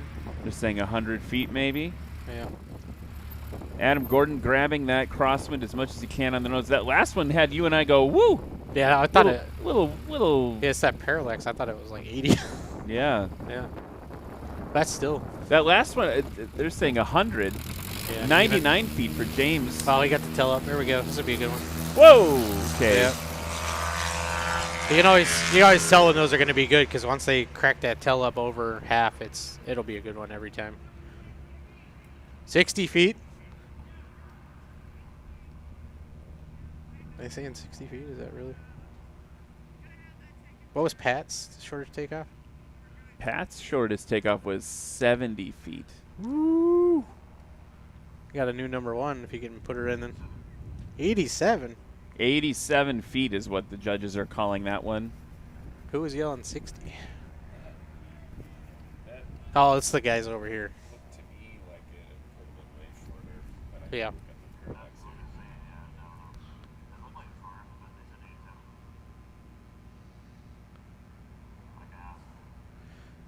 Well, where's mine? Just mute everything?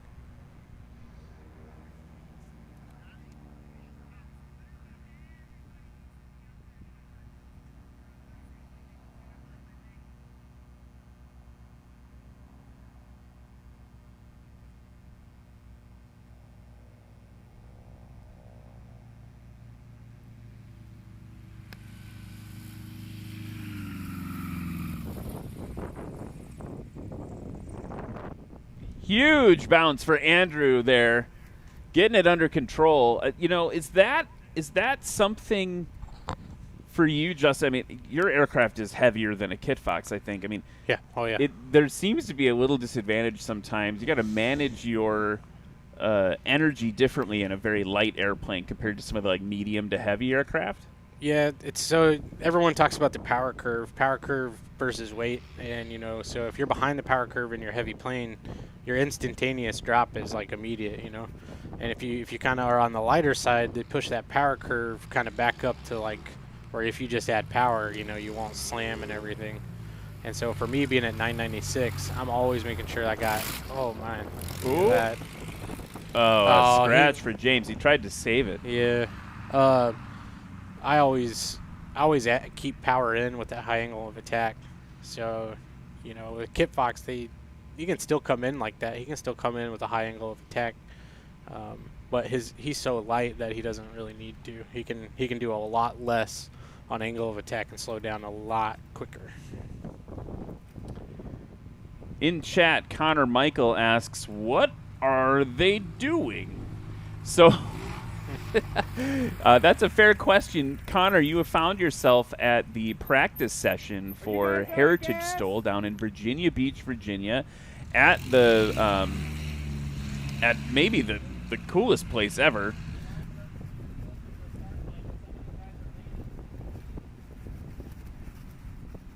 We are at the Military Heritage Museum. Yeah. Oh yeah, beautiful place, man. And I'll explain how the competition works for you. So basically what you're seeing is a spot landing competition turned up to 11. We've got a line painted on the runway, and actually if we can switch to, there we go, switch to that camera view. You see that white line on the runway? We're trying to land after that line. So the way the competition works is pilots will taxi their planes up to that line. Tomorrow, this is just the practice session. Tomorrow they'll be taxiing up to that line and applying full power, taking off as short as possible, and we'll have judges measuring the distance between that line and where their main wheels depart the ground. Then they'll come around after, I think it's right traffic here at Heritage STOL, based on the airport, and then they'll be landing at that line. We have to land beyond it. The wheels, tires cannot touch that line at all. And we measure the distance from that line to where the aircraft stops, where its main wheels stop.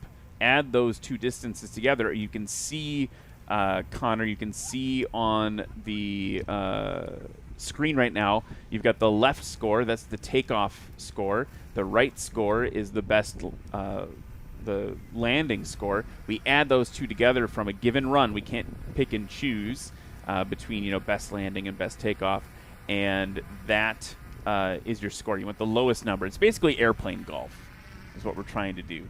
So yeah, that's the goal, is to get the shortest score possible. The airplanes will be sorted into competitive classes. So we have everything from I'm trying to think from a size perspective.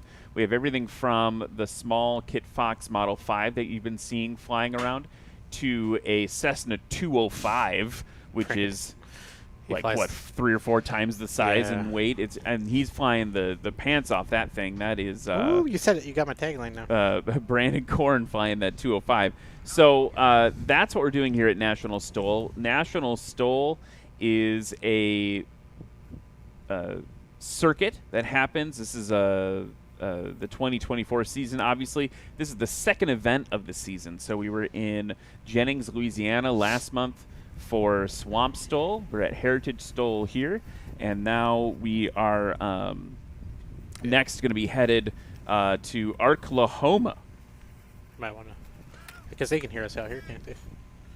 If there's anybody that sees plane keys on a red tag, please contact Shannon or bring them here to the booth here. Give them to someone you see with a National STOL shirt on or a jacket. So yeah, anyone sees airplane keys, it's 3 keys on a red tag. Please Oh, we got bring them in. Jerry. Jerry's coming up. Jerry, if you need something, wave your hands big. You found him? He's got the keys. Thumbs up for you have the keys. Oh, he wants the pilots to go. That's what he's saying. Crank the engine, says Jerry. Crank them up. Oh, Let's yeah. go. Yeah, So- because they're adding more people to the line, it looked like. So it looks like what's happening now is we've got a little bit of a training session on judging happening. The judges all meeting there, talking about how to measure and how to double check that their scores are all correct. So a little pause in the action. Wind still kind of howling here at the Military Heritage Museum. I think that's Keith out there. That's the thing. Keith runs around. Like, if you need something, that's the thing about this sport, too, is, like, you kind of, everyone helps, even though you're a pilot and you're here, you know. Like, if someone needs something, like, we all get out there and line judge. You know, we see something, we'll say something, you know, like, hey, let's talk about this or that, or, like, cooking the food, or running to Walmart and stuff for everyone. Like, that's the thing. It's such a family, grassroots event. You know, if you start flying in it, you just become part of this huge family. And I should correct myself. I said Military Heritage Museum. That is not where we're at. We're at the Military Aviation Museum, and it is the most magical place on Earth if you are into warbirds. The people call it warbird heaven, and that is definitely where we are at right now. So that's a thing. That's a thing to do. Rocky Murray 2 says, "Heck yeah! Not sure how I got here, but this is kick butt." Yeah.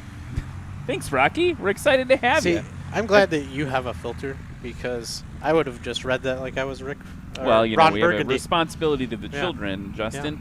Travis Carson says, "I'll be there tomorrow. I'm volunteering too." Travis, thank you so much for coming out. We can't wait to see you. Thanks for your help pulling this together.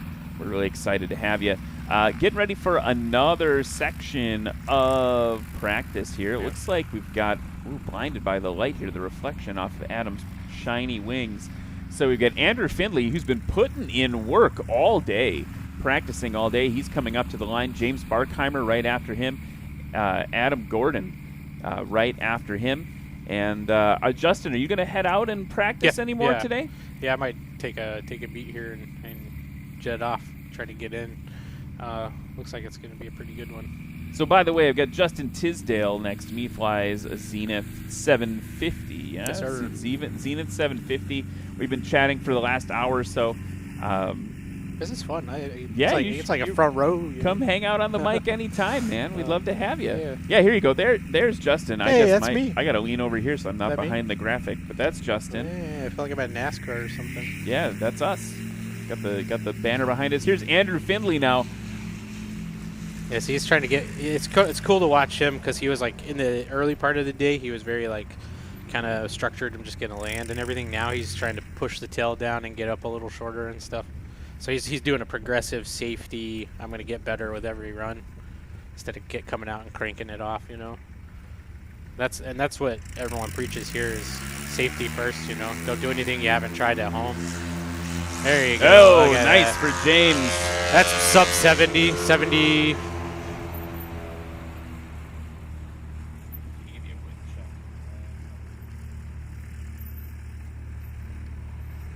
Yeah, Keith's out there.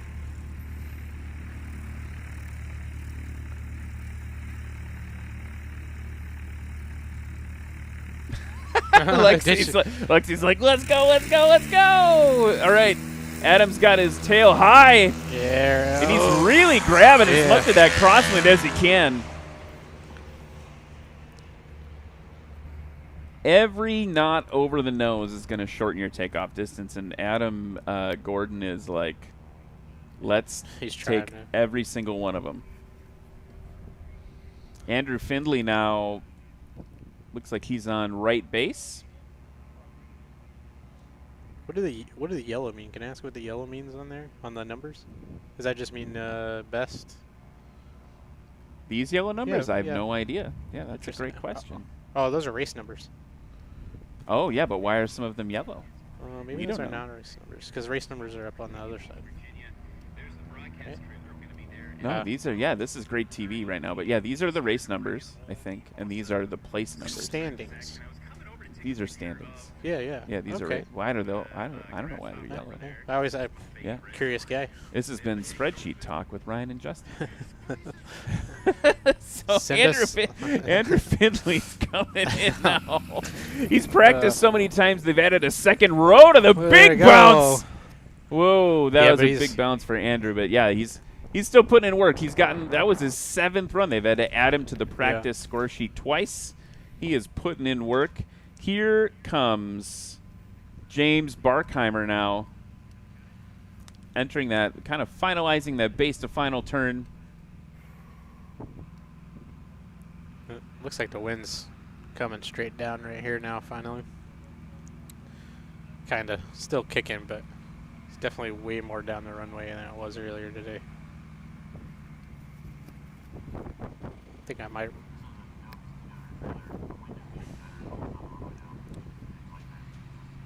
Hey, I think that's what I said.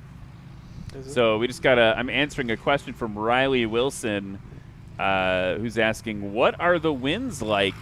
And the winds are improving. I don't have a number for you, but it's almost right down the runway. Nice. There it is. According to our trailer weather station. And James getting heavy on those brakes, working that tail wheel really well. I love you to death, but I'm going to get out there and get Yeah, some of go these good fly. ones. All right, everyone. A big thank you to give a round of applause for Justin Tisdale on the mic. Thank you so much, man. We'll see you up there. Have fun. Adam Gordon, tail coming up a little faster than I was expecting, but he is good to go.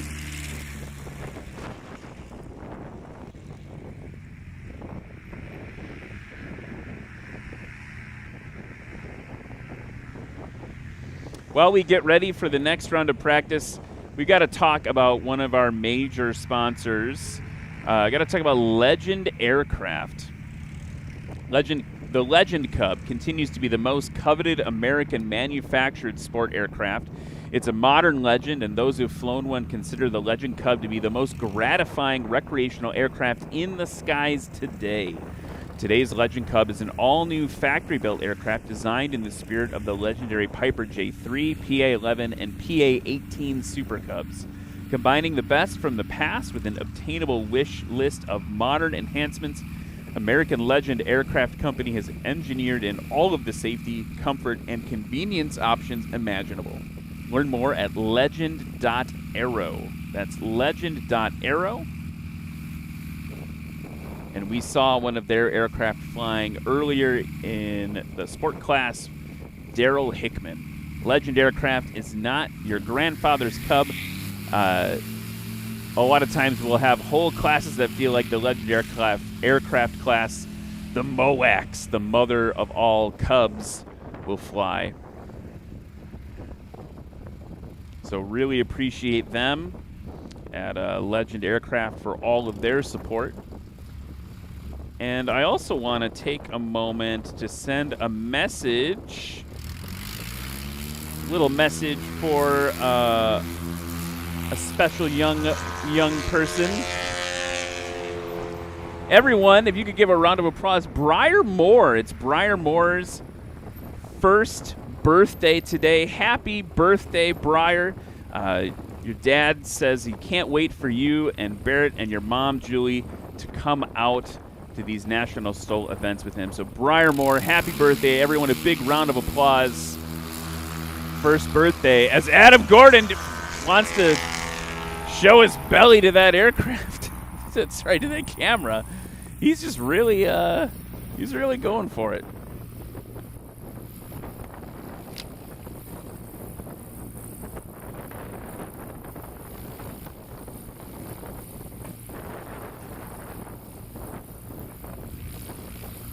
Jerry Clemens on the line, back for some more action in 134 Delta Delta, and kicking that cone down the road. Kicking 2 cones down the road. And he's off short.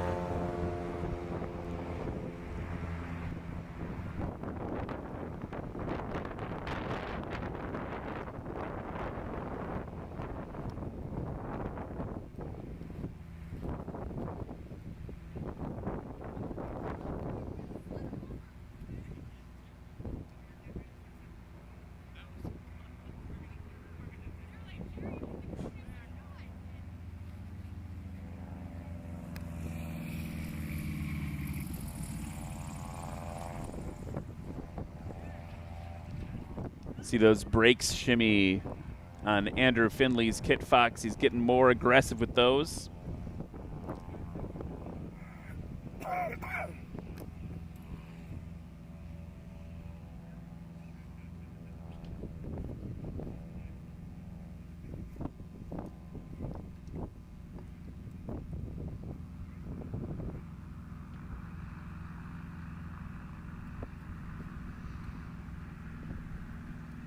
Justin and I were talking about STOL, but I just want to take a moment to say that if you are interested in STOL or aviation in general, but you're not yet able to fly a full-size aircraft, STOL is a great way to get involved. It's got a very passionate community.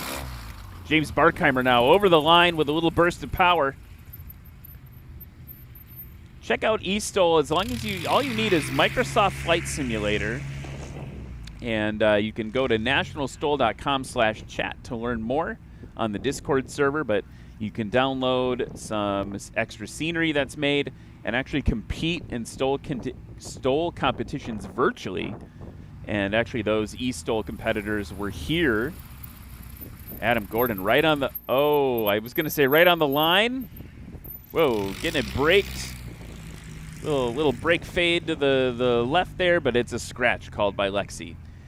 Those STOL competitors, though, were here competing virtually at Heritage STOL just a few weeks ago, and they had the museum and everything, and actually we saw in the chat earlier today that the conditions were not too dissimilar as what we're experiencing today. They had some swirly winds. They run off whatever the weather is of the day that they're actually doing it.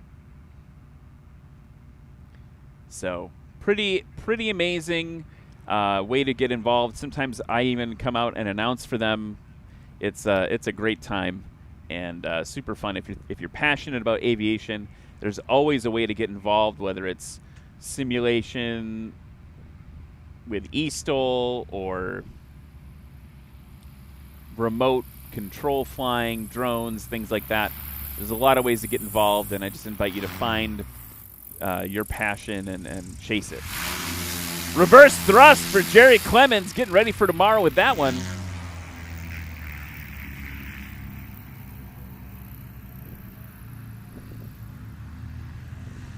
And the conditions here are definitely considerably better than they were at noon today when we were getting ready to go. So hopefully that'll be a good precursor to what we experience tomorrow. Tony Armour in the chat saying, as a little heads up, Norfolk International, 14 miles away from us. Winds are 060, 15 to 22. I think it's probably a little less than that here. Windsock is kind of constantly at that 5-knot mark. So I bet we're at 5 knots gusting. I don't know. I'll try to keep an eye on it. 5 knots gusting 10, 15. Andrew Findlay again. He's going to burn off every last drop of avgas. James Barkheimer taxing to the line.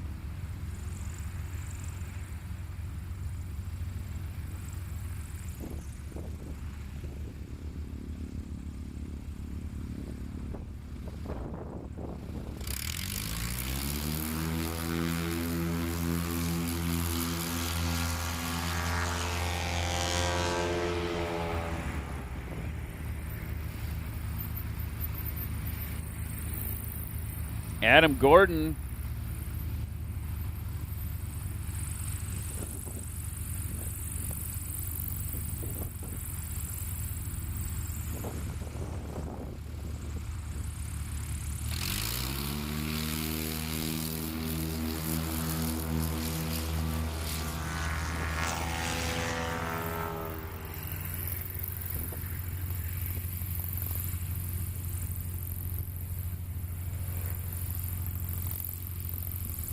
Jerry Clemens right on the line now.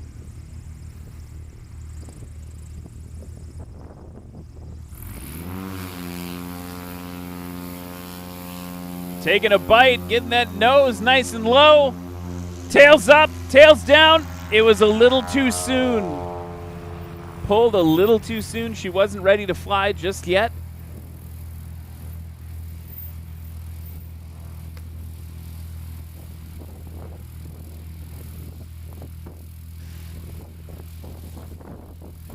Our 172 is back for some more action. Shannon digging that tail a little bit, and away he goes.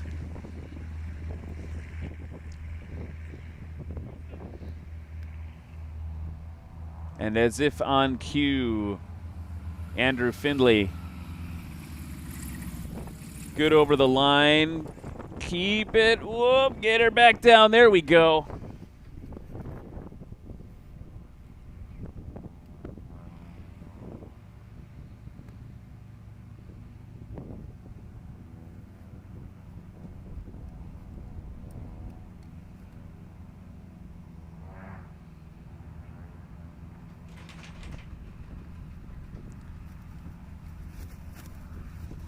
Ira Walker in the chat. Hello from Wyoming. Looking forward to some STOL action. Ira, thanks so much for watching. We love to have you. Here's James Barkheimer now on short final. Flaps all the way down.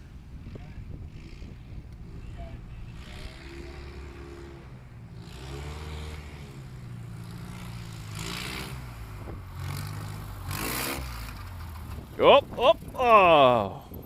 Here we go. I actually thought that was a scratch at first based on the camera angle, but it was good. Saw the checkered flag by Lexi. Down nice and short. Sub 100 feet there. Adam Gordon now coming in. That's a cool shot.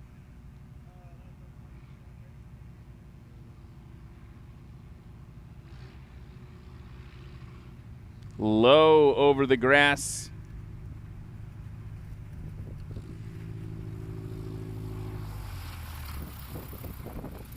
And right on the line, but it's a scratch. He is enjoying the pirouetting of the airplane.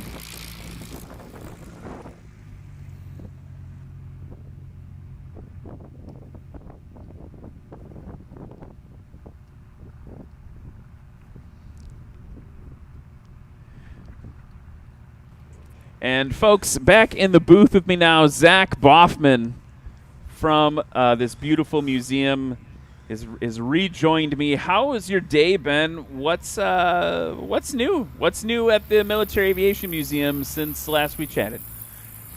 Just some really amazing aircraft here and some awesome flying skills on display. It's fascinating.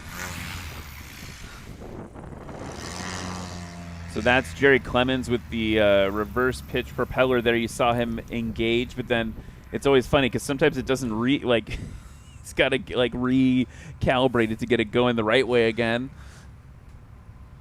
And if I'm not mistaken, we've got Shannon Ennis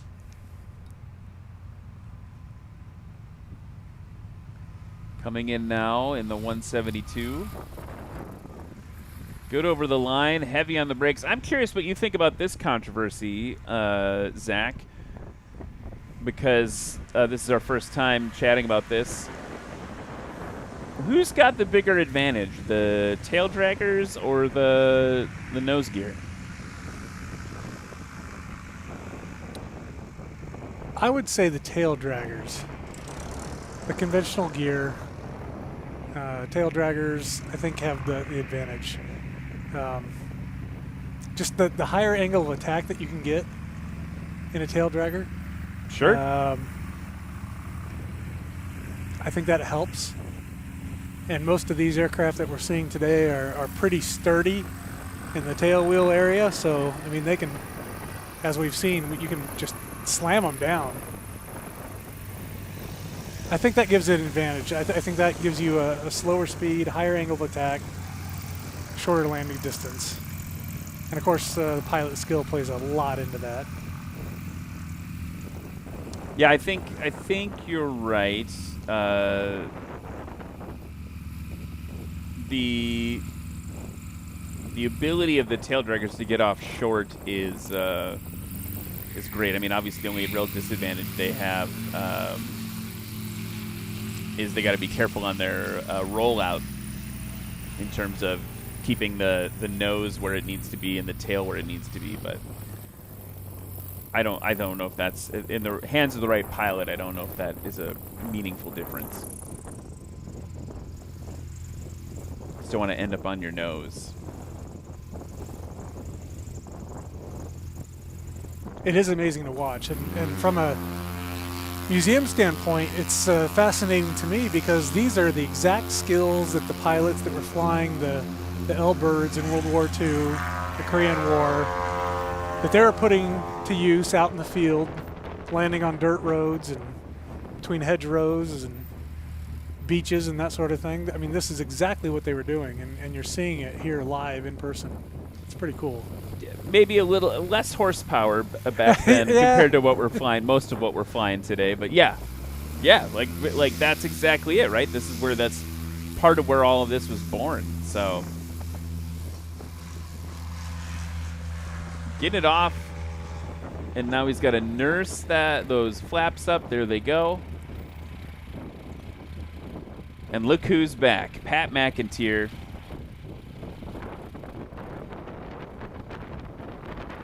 In the RANs. Done a lot of work to this plane since last season. He's got the new flap handle that's more of like the... What? Wow. Okay. Gauntlet thrown. We're looking at like maybe 60 feet for Pat McIntyre right now. We'll see for that. We'll wait for that one to come up on the scoreboard. But added a new flap handle. The stock RANs S7 handle is actually in the floor. And I think a lot of people modify it up to more of like a carbon cub position where you can reach it with your left hand up high.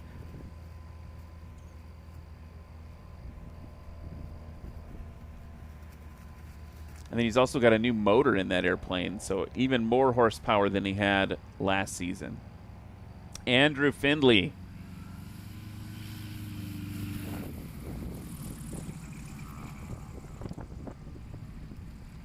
He might have to stop and refuel soon. He's been practicing so much today.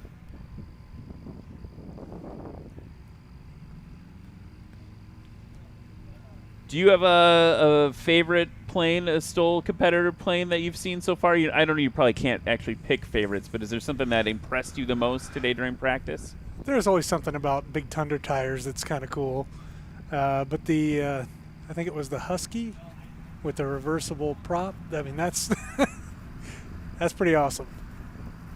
That's a little bit of a Clemens family trademark. Jerry Clemens' nephew, Austin Clemens, is a young competitor on the circuit as well. Very competitive and kind of like people used to call him the boy wonder, but he's not a boy anymore. He's like an adult. He's definitely an excellent pilot, and so the two of them in their Huskies with the reverse pitch. Actually, as if on cue, there you go. I've manifested him for you to watch right now. He's almost hovering. It's fascinating. Oh, it worked out perfectly for him that time. Jerry Clemens. Who needs a helicopter?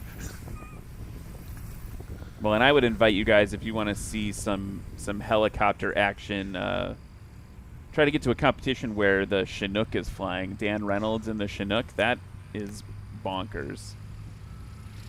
A little bit of speed coming in now for Shannon. But very graceful and well done. And look how short. I can't remember the last time I landed my 172 that short. So props where props are due.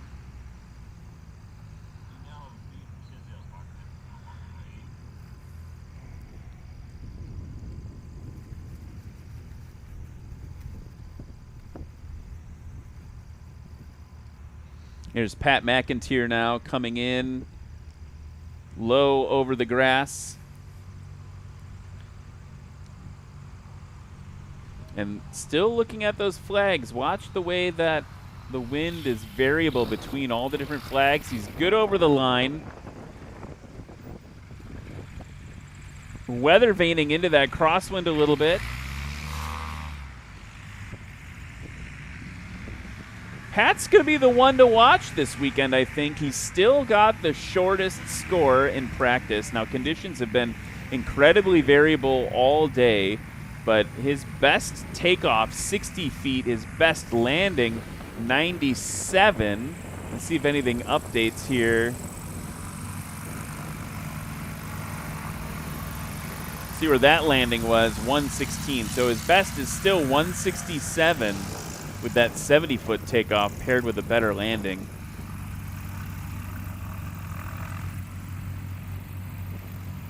I don't know if you heard this aircraft taxiing to the line now, this Kit Fox. It's named Kelly Kapowski, which I feel like is just for us, people our age.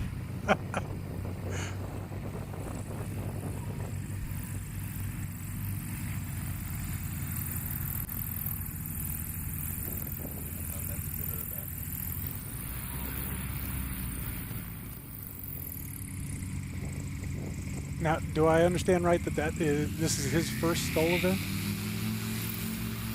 You may be right. I think you're right. Let's check. Yeah, so Andrew would normally be in the rookie class. That would denote that it would be his first.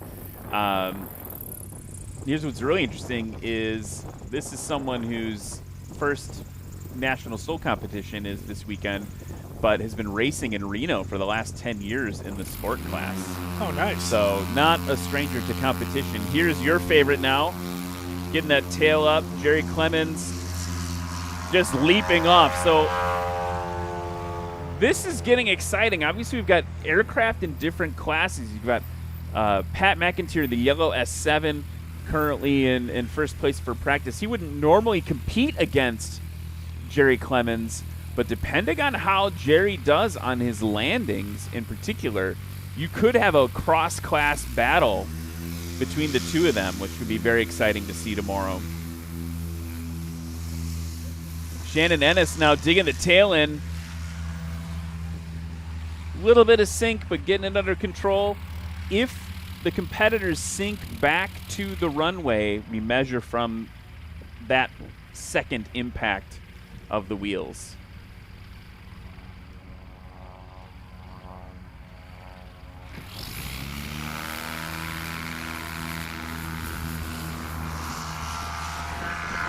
And that was almost unremarkable in how clean it looked, but about 76 feet is what it's looking like, maybe 77, based on the aggressive pointing of the judges. Got it figured out over there.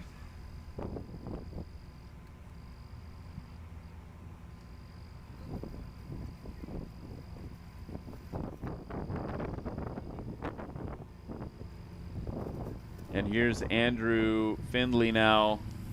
If anyone's going to get an award this weekend, it should be Andrew for putting in the most practice. Good over the line. Got those brakes working. Look at that shimmy shake.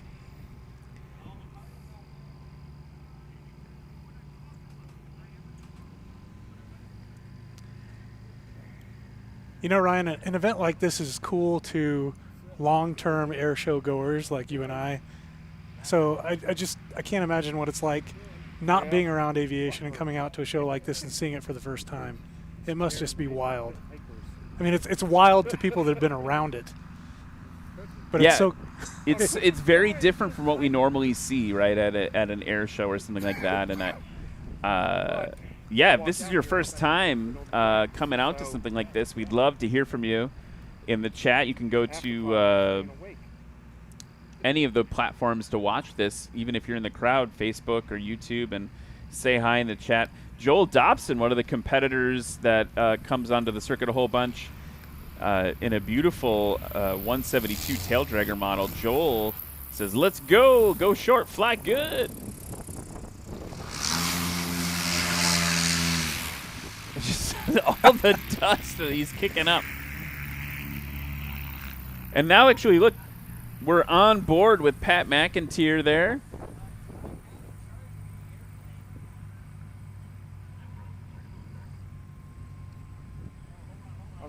So you can see there the new flap handle that was right there on the left. That's a big quality of life improvement for him. Here comes Shannon Ennis now. Diving for the line just a little bit, nose down, and it ended up being a scratch. Just a little short for Shannon. And now, short final, Pat McIntyre, onboard camera.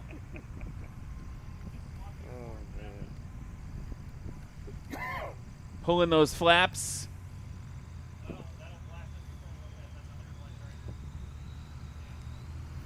Just holding it off with power. He's hearing him modulating that power. Over the line. Gave up a little more footage than he'd want to, but he got it stopped. Still pretty short, around the 100, 110 foot mark. I mean, okay, let me ask you this. Like, what do you think it would be like? It's first time, what do you, this weird thing, this weird thing that we're doing? You know, I think people that have never been to a small airport or been around general aviation, they would just be flabbergasted that airplanes can do this.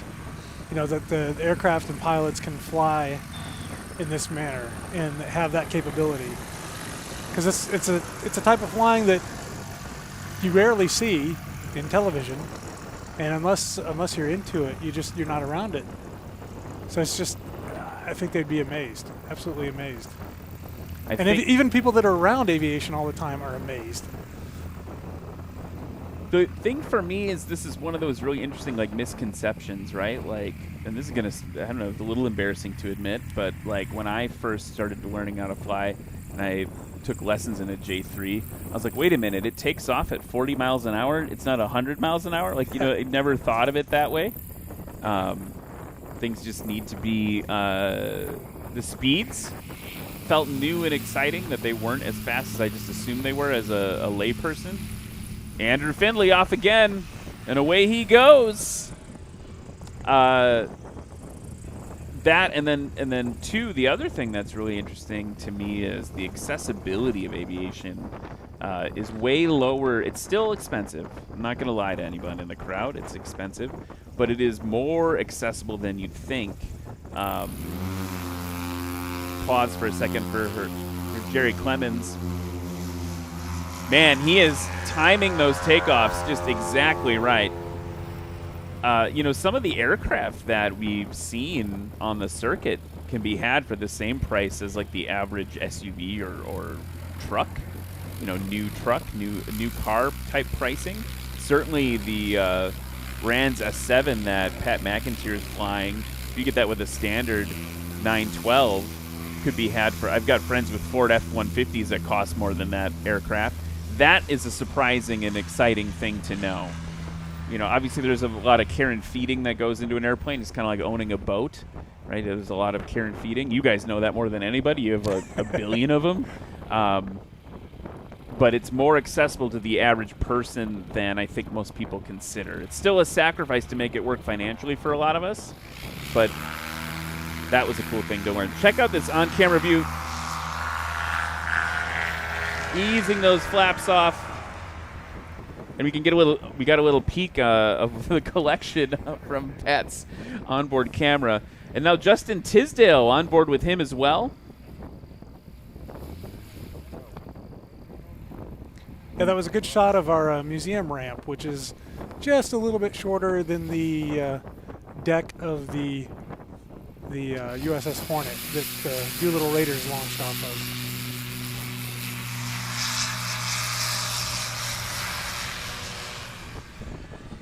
Interesting to see on the onboard camera there for Justin, the controls of the Zenith are also maybe a little non-standard. Instead of a stick between your legs, it's a kind of a side stick situation. Andrew Findlay coming in hot that time. Good over the line.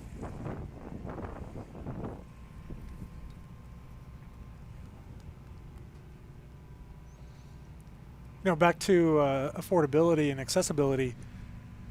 You know, with some basic skills, you can also build your own airplane, which is pretty amazing. A lot of people don't know that you can do that.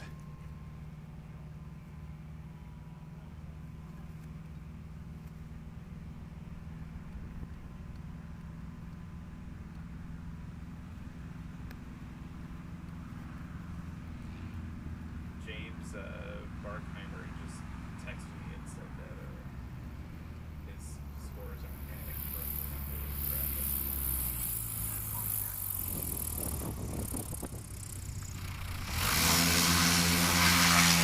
That doesn't get old.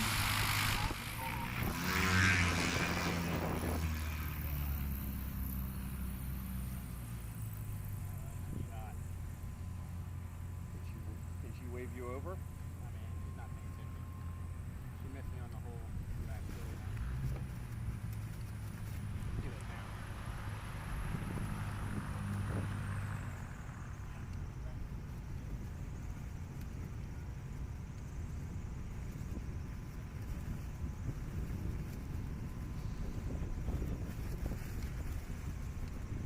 Fair amount of energy now for Shannon as he gets over the line. Lexi says she's not sure. It was too close to call. We would normally go back for a replay for that one.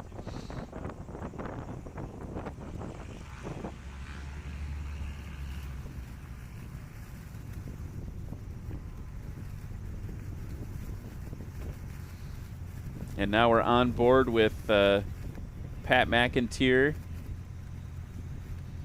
And it really gives a different perspective to see it on board, how much work they're doing against that crosswind.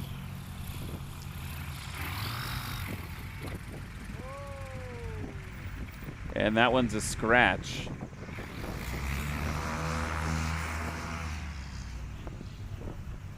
About 30 minutes left in practice today here at the Military Aviation Museum. On board with Justin Tisdale, you see his rubber ducky hanging out. You know. I totally could have made that one. Yeah. Doing some flaps, some trim. Good plan. You can tell him I told you to go. That cockpit view does an excellent job of showing just how physical it is I'm going to tell you not to trip. doing this type of flying. Yeah, it's a fair amount of control movement. Really working to make sure that the aircraft stays on target.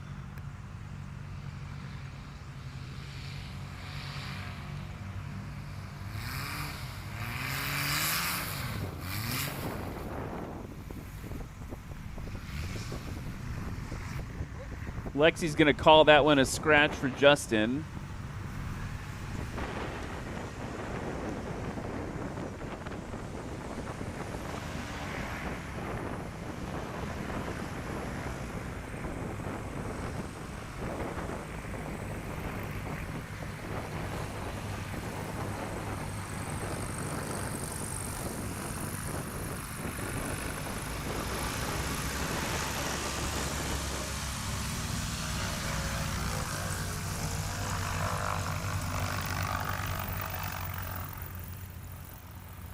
It's really interesting, and you've talked about this earlier, but just how they take full advantage of the width of the runway to maximize that crosswind effect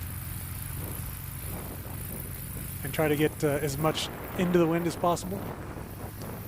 Yeah, I mean every knot on the nose, right, is gonna help, and if you've got the room to do it, I mean this is actually, and I don't, I remember even. You know, that's maybe another kind of like aha moment when I was learning in the J3 Cubs.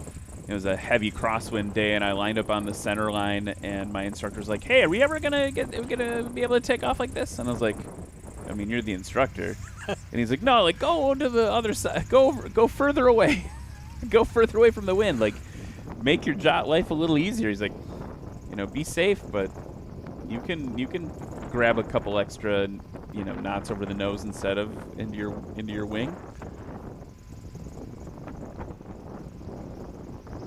I really think every pilot should try to get that tail wheel endorsement if they can, just because of the increase in skill level. I'm biased because I've got that tail wheel rating, and actually that's where I did all my training. That was in the J3 up as far as I could until. You know, eventually you gotta like work a radio, like track a VOR or something, right? But like most of it was all the airmanship stuff was in the J3, and yeah, I feel like it's made me a better pilot, made me more sensitive to what the airplane's doing is maybe the best way to describe it, right? physicality, your understanding of how the airplane and your body are moving is different, I think. I don't know. It's hard to know because that's how I started. Like, I don't know exactly, but. Side note, the drone just came in super hot. Okay, so we're getting ready for another round of practice. If you are just tuning in, I need you to make some time in your day tomorrow to either, if you live in Virginia, come to the Military Aviation Museum for Heritage STOL. You're going to be able to, well, let me ask, what if people come tomorrow, can they check out the museum and stuff? Is that part of? Absolutely. All the museum, the West End, consisting of the World War I hangar, our World War II control tower, and our World War II German hangar are all part of the show. So the entire museum is accessible to anybody that comes out and buys an admission ticket. So come check that out. It's worth the trip. It is magical. And I've only seen one hangar of it so far. We're going to see more tonight, but it's really just a really cool, special place. And if you're watching online and you can't make it in person, definitely keep track of nationalstol.com.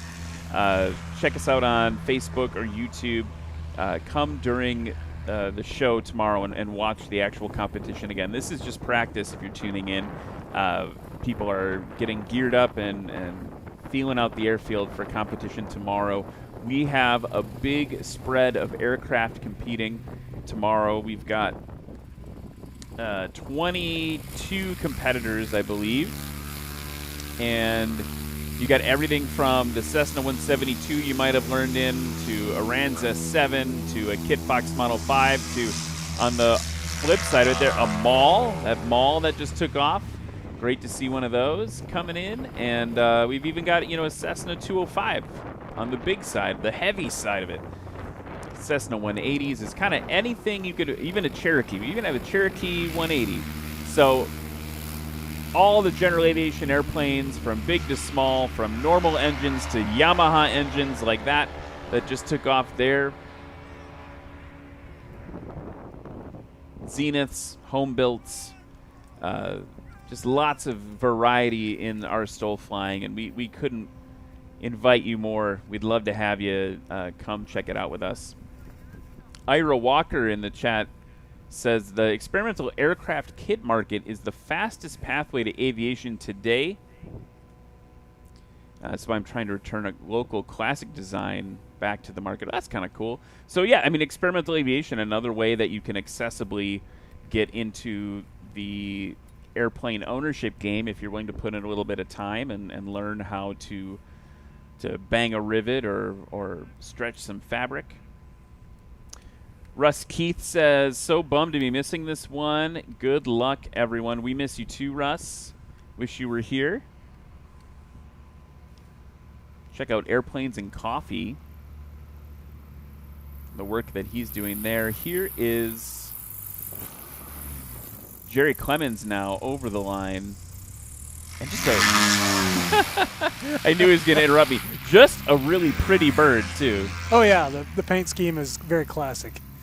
Red and black, scalloped. It's just a pretty bird. As we wrap up practice today, folks, if you're here, we'd love to have you visit that merch booth. It's closing in about 10 minutes. Merch booth closing in 10 minutes. So if you're here in Virginia, we want you to go check that out. If you want to check that out, now would be the time. We're on board now with Justin Tisdale in that lift helmet. Love the simple you probably don't have a lot of aircraft with panels like that in the museum.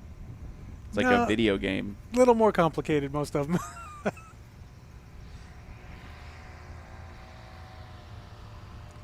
Crabbing it in a little bit. Now he's going to straighten it out.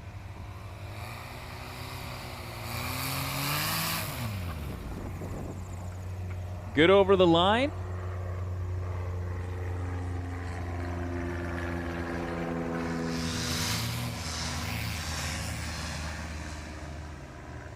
And, that's the other thing of what you can see here, right? Like, and earlier, you guys were talking about your commitment to like making sure we're showing accurate engines, making sure that you're also showing like a history of technological improvement in the museum, right? If we've got everything from the rotary engines where the engine actually spins to I don't even know what's on the Mosquito. Like that's a Merlin, Rolls-Royce Merlin. Right? So Merlin. the So like pinnacle of aviation design. How do you really feel about it? It's a classic. The Merlin, Yeah. There's nothing like it. So you got the Merlin on the Mosquito. You got the the old rotaries on the World War I airplanes. We've got everything from like modern traditional aircraft engines. You've got the the Lycomings, Continentals out here, but you also have like Justin's plane running like a Honda, a Viking engine, which is powered by Honda. So a ton of diversity and technological improvement there, bringing Yamaha, the Yamaha Apex engine. That's a totally different kind of engine that's being used in a really exciting way, and particularly in STOL flying. What's really cool is like the competition of it spearheads the innovation. Just to be more competitive, to have an airplane that can do a little bit more in one way or the other. And it's amazing how the manufacturers go out of their way to meet those needs and those requirements. So here's an example of that Yamaha engine. Totally different sound.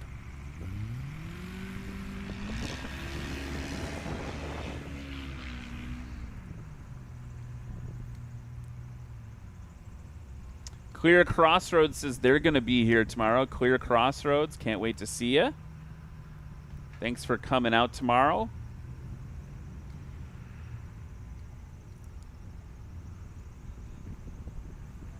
There's Shannon now. Love that drone shot.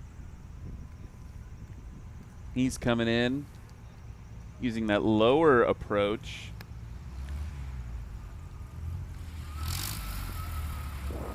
Ooh, guessing that was that was a scratch, but really close to the line.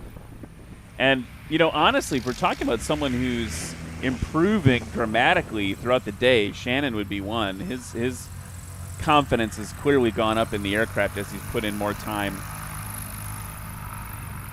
And seeing him talk to all the various pilots here, he was spending a fair amount of time talking to Brandon Korn today about flap positions, about takeoff technique, and that's such a cool thing to see everyone embrace the newbies and say, here's how you can do this, here's how you can do that, here's how we can work together to make sure you're safe and proficient.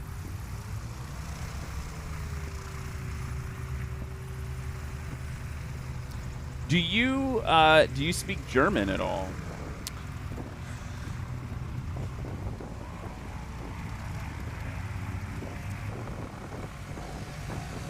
Gosh, I had German in college, and I cannot read any of that.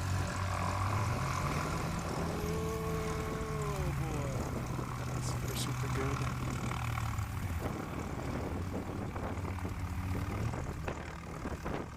We got a comment from Germany that I'm Google translating that says that's just awesome, super, super cool. And then it says really no sweat? I don't know if that's right, but thanks, Valdemar, for watching from Germany. Maybe it means the pilots make it look easy, which you're do. Probably right. Yeah, you're right. That's probably it. There's a lot of skill out here today. So we've got 15 minutes of practice remaining, and it must be a testament to the conditions improving from noon, because now everyone wants to come in and get a little bite of the sky. We've got another aircraft coming down from the race paddock. Everyone wants a little bit extra.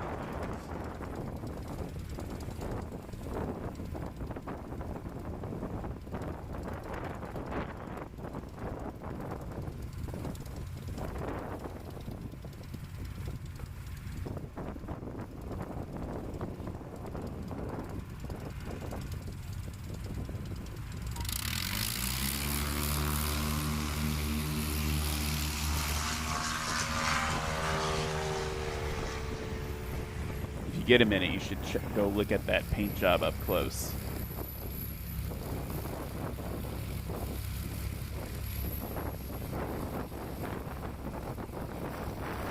You got beautiful paint jobs. You got shiny bare metal. I mean, you got everything out here. Well, and that was Ed Boyd from Apison in the Carbon Cub. I love the polished look, although I can't imagine how much work it is. But you save some weight. Yeah, how many polished aircraft do you guys have in the collection? We don't have any here that are polished. Maybe by design. But we did at my previous place. And yes, it's a lot of work. Look at that tail come up on that maul. Okay. In it to win it.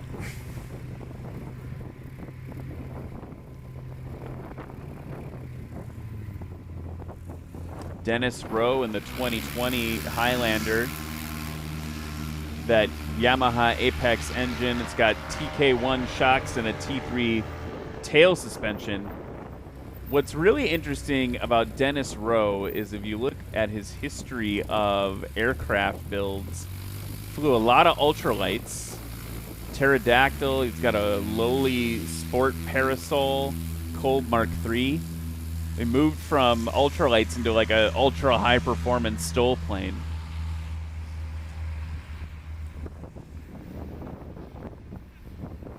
On board again with Justin Tisdale.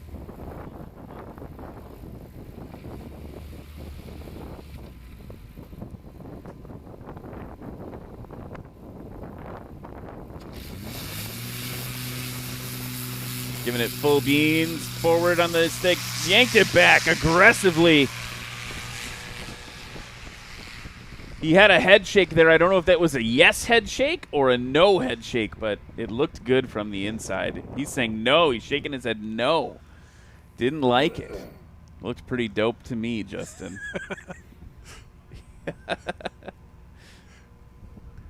Also, it means he's listening to us. He can hear us. I should have been tipped off when he touched the duck, when I mentioned the duck.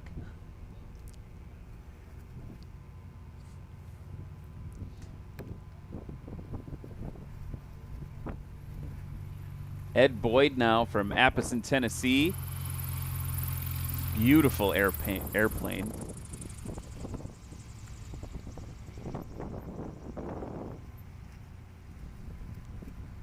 Yeah, it's a very peaceful and short landing. Yes. And we are a little stacked too tight, so we've got to go around, which that's fine.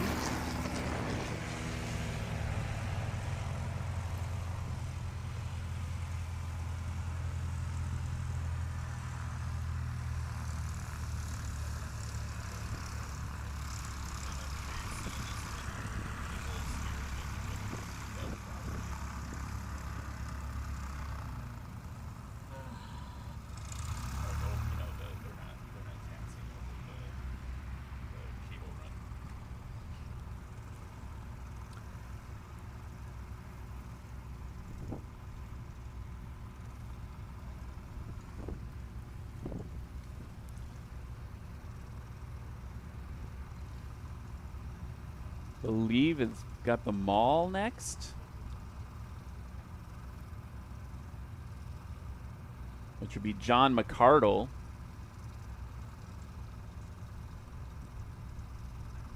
Seems like the long, low approach seems to be the order of the day, or at least the afternoon. It's really interesting, right? Because that, if you can do this high alpha thing here, which he did get over the line, if you can manage the throttle control to live in that environment, that high alpha environment, being long and low like that works out for you. Depending on the conditions, you'll see people switch to like a more like traditional stabilized approach. The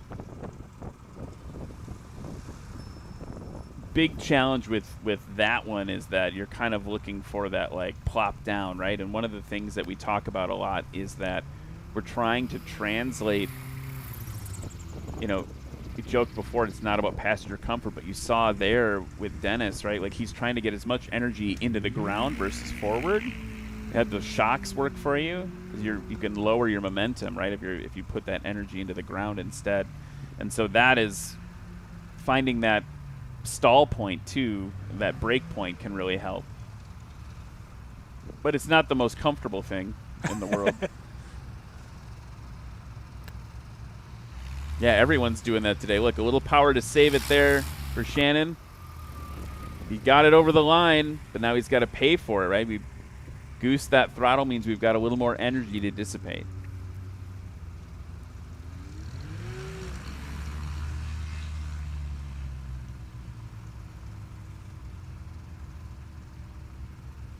Brian Shirley says, and this is a compliment for you and your team, that the runway looks beautiful.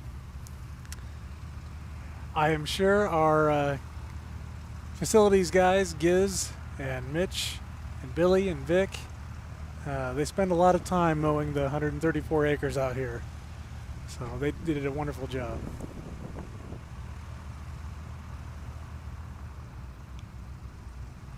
Crow Guy in the chat says that was accurate translation of weird German that was probably a typo. Well, Google did it, not me, just so we're clear.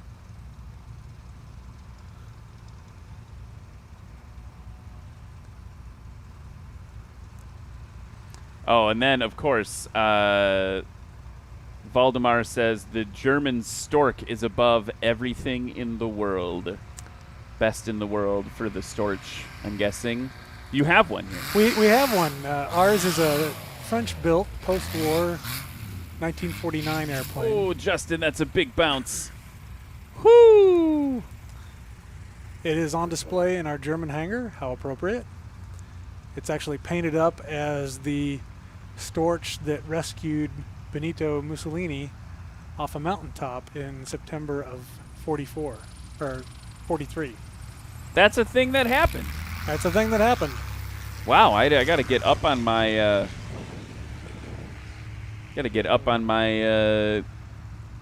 this airplane in history moments.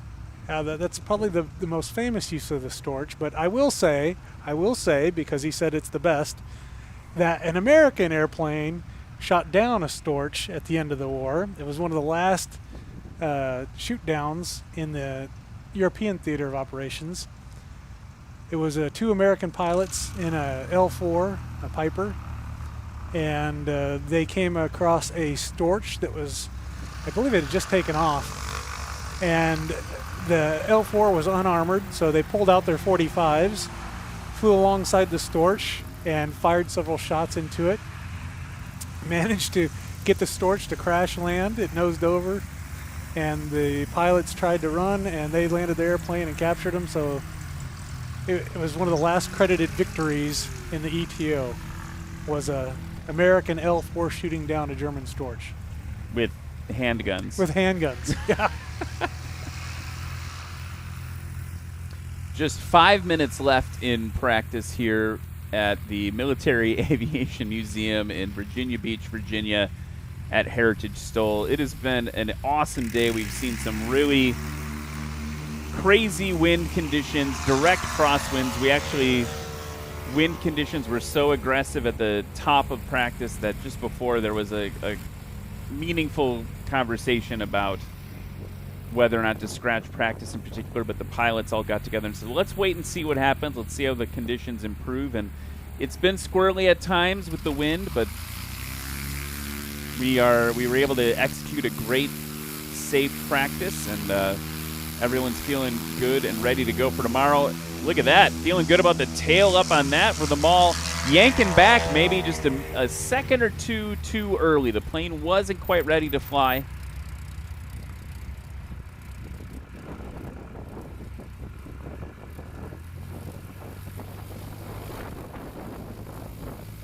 But these pilots really get to know their airplanes flying in this manner.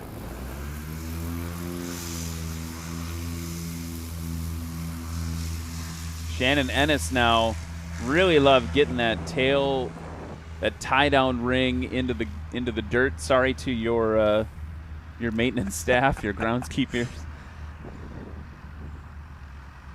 I mean, we talked about it briefly, but like this is a really nice runway. Like we've seen runways of all qualities on the circuit, and that's part of what makes it kind of exciting, right?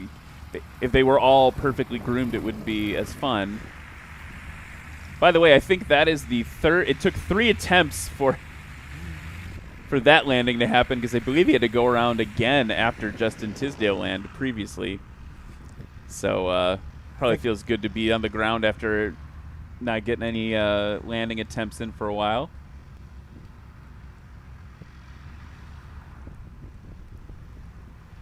But I mean, is there like could you give like an hour's guesstimate how much time goes into maintaining it? Because you're flying like big warbirds off of it.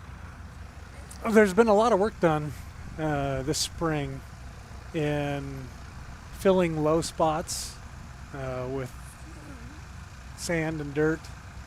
So there's been a lot of work put in to improve the runway this year. It drains very well when it rains, and sometimes we get a lot of rain here. But credit goes to Mitchell Welch, Giz Geringer, and all the maintenance guys that put time in on it. It hasn't always been as nice as it is today. And just to put in perspective, like you're operating like every aircraft that the museum flies operates off this runway? Yes. Yep. Except with the exception being we have a Messerschmitt Me-262 jet. It's a modern build, and it cannot operate off the runway here, so it's stored over in Suffolk. Oh, okay. But everything else flies off this runway. We've had B-17s fly in and out of here. There's been a Lancaster bomber fly out of here. Of course, the C-46, which we acquired last year, our PBY flies out of here.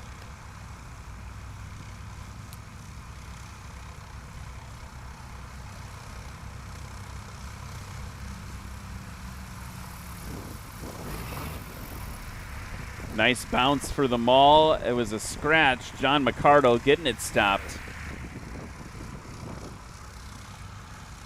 And with just a minute and a half of practice remaining, I'm guessing we're going to recover the remaining aircraft, and then the airfield will stay open for our competitors. Some of them are going to zip over to nearby airports for fuel, or maybe go a little sightseeing trip before the airport closes tonight for them. But I want to reiterate, if you are watching this, unless you are a competitor, the airport is closed to you. It's not a public use space. We're immense privilege to be here flying off this turf that I've talked about with you for the last 10 minutes. There's Shannon Ennis now, getting it down and stopped.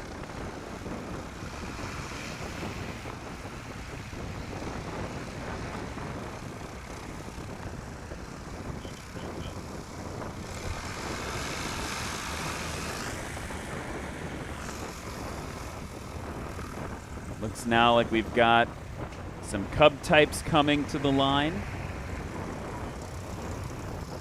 And race control says we're going to give them one more lap around the pattern, and then practice will be complete.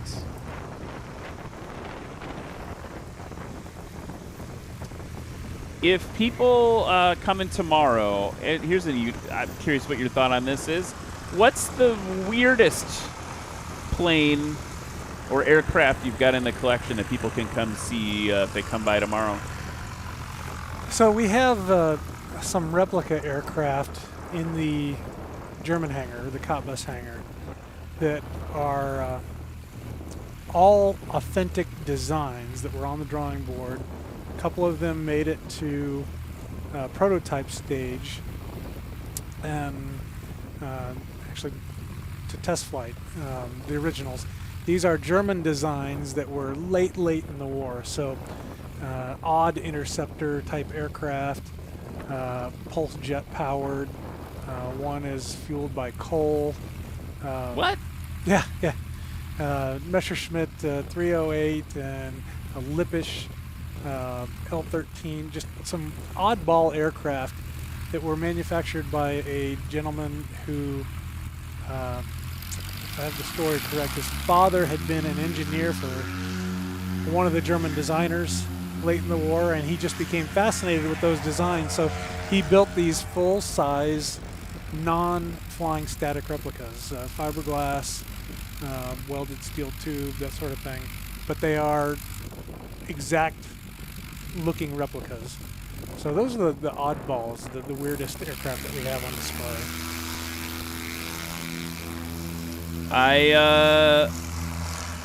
And they are weird. There's Keith Lang. I want to see a coal-powered airplane. Does it make a choo-choo sound?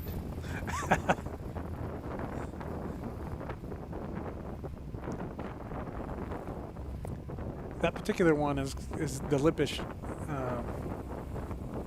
He was a very successful designer. Actually came to the United States. One of the German designers that we snagged up before the Soviets. And some of the work that he did went on into airplanes like the Convair, F-106, Delta Wing type aircraft. Yeah. So.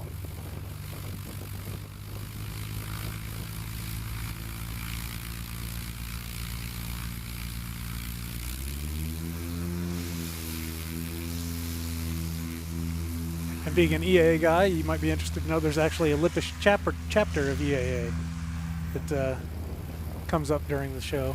They have a big area in the campground every year. No kidding.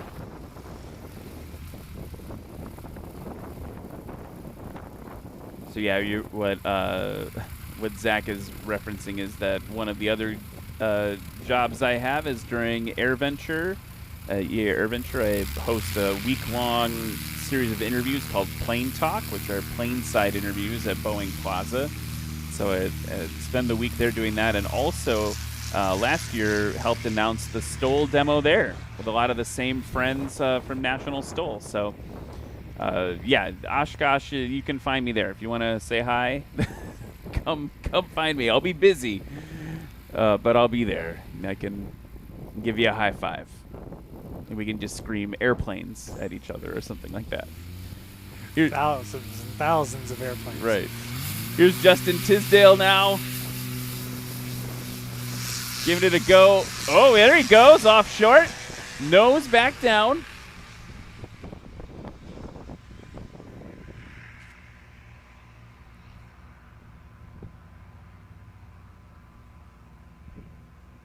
And we've got a fairly full pattern right now, so aircraft on short final there. I believe that's John Luton.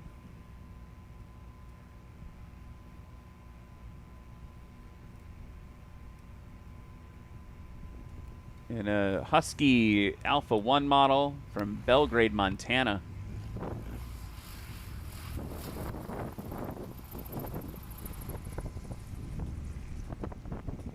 So that's a earlier model Husky compared to Jerry Clemens' more modern version. This is a 1991 vintage. And we're getting into the beginnings of that golden look. And I got to tell you, folks, I am just... It's the moments like these in aviation where you've got airplanes coming in slow. Sky's starting to get a little golden. Grass, trees. This is like a very different side to aviation than hard surface runways and international airports. Holding it off. Oh, look at the application of throttle there. Keith Lang saying, nope, it's a little too slow.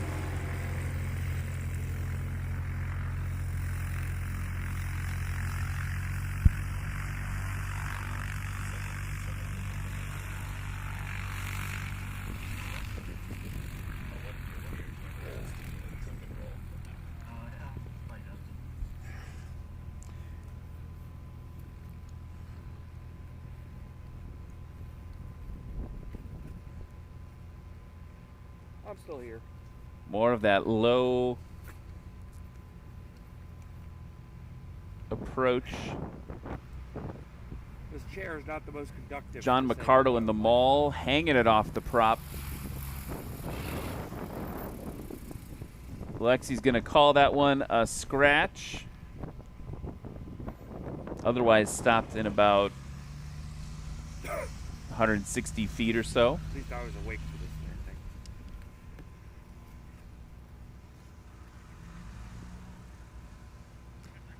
Shannon Ennis now trying that low approach as well. I'm wondering if that's also motivated by the trees, right? If you can get down below the trees, you've got a different flight profile due to the crosswinds. A little bit less of that burble.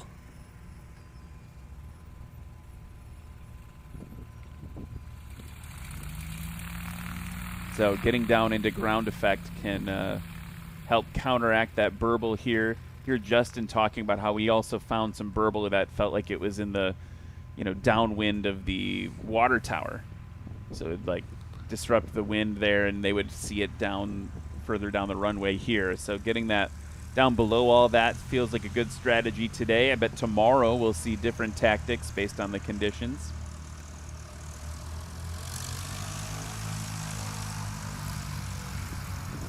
Ed Smith in the 170 Bravo, that beautiful polished 170 Bravo. And if you're new to National STOL, you should know that the 170 Bravo model is one of the most popular STOL planes that we see. They call themselves the 170 Mafia, and they very competitive and very high performance aircraft. Classic lines. Just a beautiful airplane. So beautiful, right? And it looks good painted, it looks good polished. And specifically the Bravo model is the one that everyone wants. Look at the reflection off of the top of that aircraft. Wow.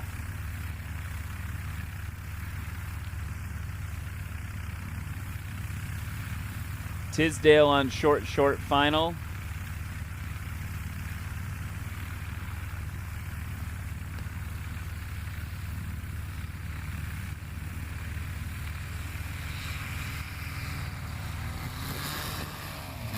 Good over the line, dropping it in on those fat tires.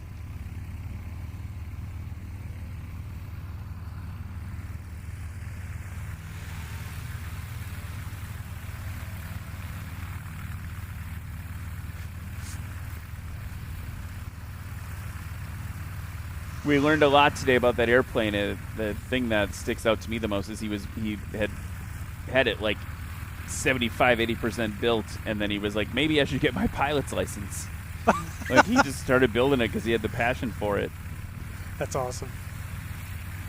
Keith Lang now, after that go around, coming in again, hanging it off. He's good over the line, dropping it in real nice, and look how quickly he can stop it.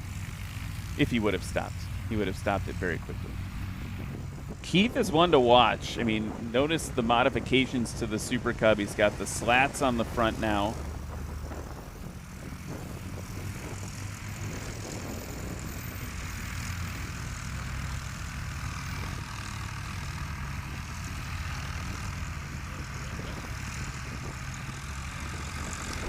And I believe with Keith's landing, that is the end of practice here at Heritage STOL in Virginia Beach, Virginia. Tune in tomorrow for more STOL action where we actually have the competition. Again, if you've been watching, this is the practice, and it's been one heck of a practice day. Big thanks to all my co-hosts today. We've got Zach Boffman, Keegan Chatwin, Justin Tisdale, and of course our friend in the Taylorcraft, the L2, Mr. Dave Von Rump. I don't know if he has a rank, but I feel like that would be a great if he was like Generalissimo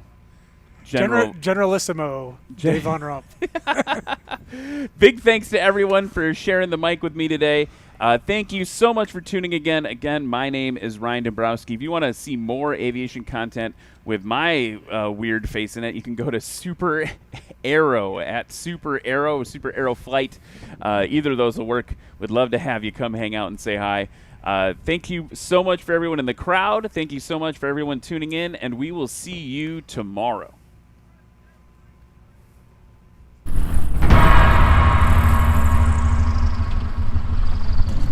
Hi, I'm Brandon Korn, flying the Cessna 205. I'm here at Heritage STOL, and this event's neat because you'll notice there's a lot more touring planes that made the long trip for here. It is the touring class contest. There's more people in our class in the touring class than any other class. My name's Edward Smith. I'm from Waycross, Georgia, and this is a 1952 Cessna 170 Bravo. I definitely expect to start being a serious competitor. I was flying last year in the competition. I was pretty happy with my takeoffs, and my approaches were nice and slow and consistent, but I just can't slow it down. So hopefully I can get it stopped this year and be a little better. I'm looking to improve my scores. I'm not competitive at all for a podium spot, but definitely looking to improve my scores, my personal best.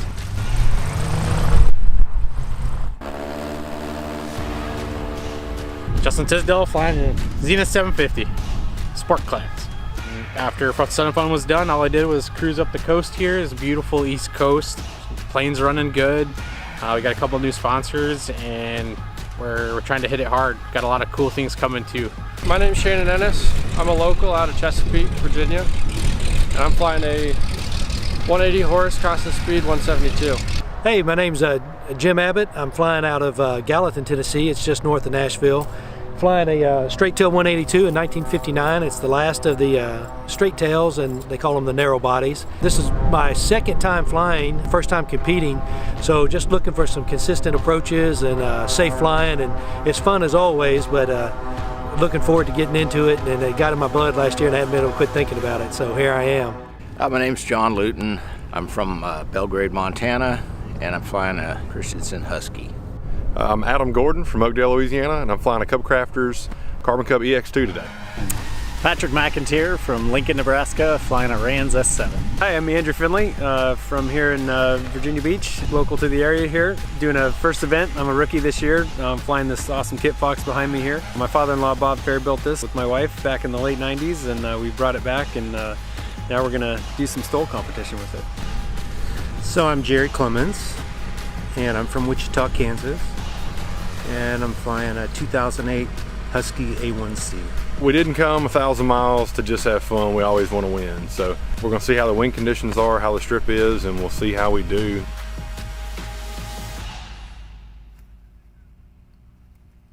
Welcome to the 2024 Heritage STOL program, hosted by the Military Aviation Museum, Virginia Beach, which is the #2 attraction, according to TripAdvisor, of over 160 things to do. We are because this is a living history museum. Most of the vehicles and airplanes that you'll see throughout your walking around the museum still work. Most of our planes still fly, not all of them, but most of them. And since the museum first opened, the first week of May in 2008, we have brought so many wonderful guests and children here. We like to turn the kids on to history. We even do summer camps for them on a variety of topics. This building is, when people come in, we have them self-guide around. There are all sorts of airplanes in each of the hangars on either end, and upstairs in the museum, wow, there's a lot more stuff up there. We have an Enigma machine that the Germans used in World War II to encode their ciphers. And we have several of our volunteers, oh my gosh, they've been working for over 2 years restoring an original Link pilot trainer from World War II. So there's just absolutely so much here for guests to see. In addition to the main building here, there are 3 additional buildings on the property. 2 of them were actually in World War II. Wow. We have a hangar the Germans put up at the Cottbus Airfield in 1934. They used it to support a flight school and the expansion of the Luftwaffe. By the end of the war, they were building Focke-Wulf fighters at that airfield because the Americans and Brits had bombed most of the factories and industrial areas. When we took that building down, pretty exciting, we found bullet holes from Soviet tanks in one of the beams. They overran that airfield on the way to Berlin in 1945.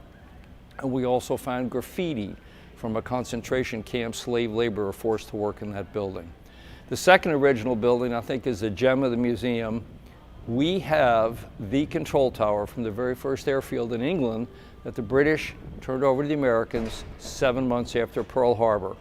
It was such a big deal that General Eisenhower actually flew up from London to attend the ceremony and shake hands with Air Marshal Portal on the transfer. So just very, very neat stuff. We brought that building over basically brick by brick, and it's full of antiques and so forth. It's just absolutely incredible. Best preserved one probably in the world.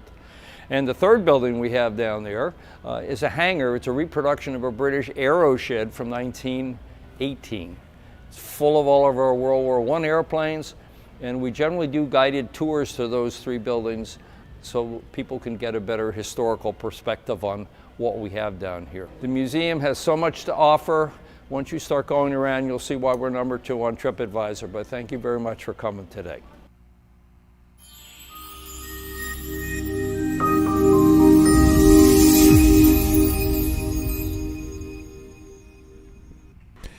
At Aerolids, we believe that innovation is equal parts inspiration and perspiration. Since our inception in 2006, we embarked on a mission to redefine the expectations of aerospace lighting. Entering the aerospace lighting market, which had remained largely unchanged for 50 years and in drastic need of a new product with fresh look and unequaled performance, Aerolids was inspired to redefine the expectations, which resulted in a series of innovative designs. Hungry for new ideas, backed by a company that valued the patronage, customers quickly adopted the new standard of quality, design, and performance never seen before in the industry. Over the past 12 years, Aerolids installation, ranging from the experimental and 23 markets up to the space and military applications, with over 15 tactical military platforms featuring products in both overt and covert operations. Aerolids continues to lead the industry in design, reliability, and unsurpassed performance.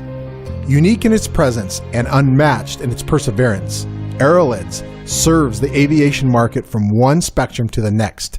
From you to you too, Aerolids is redefining the expectations.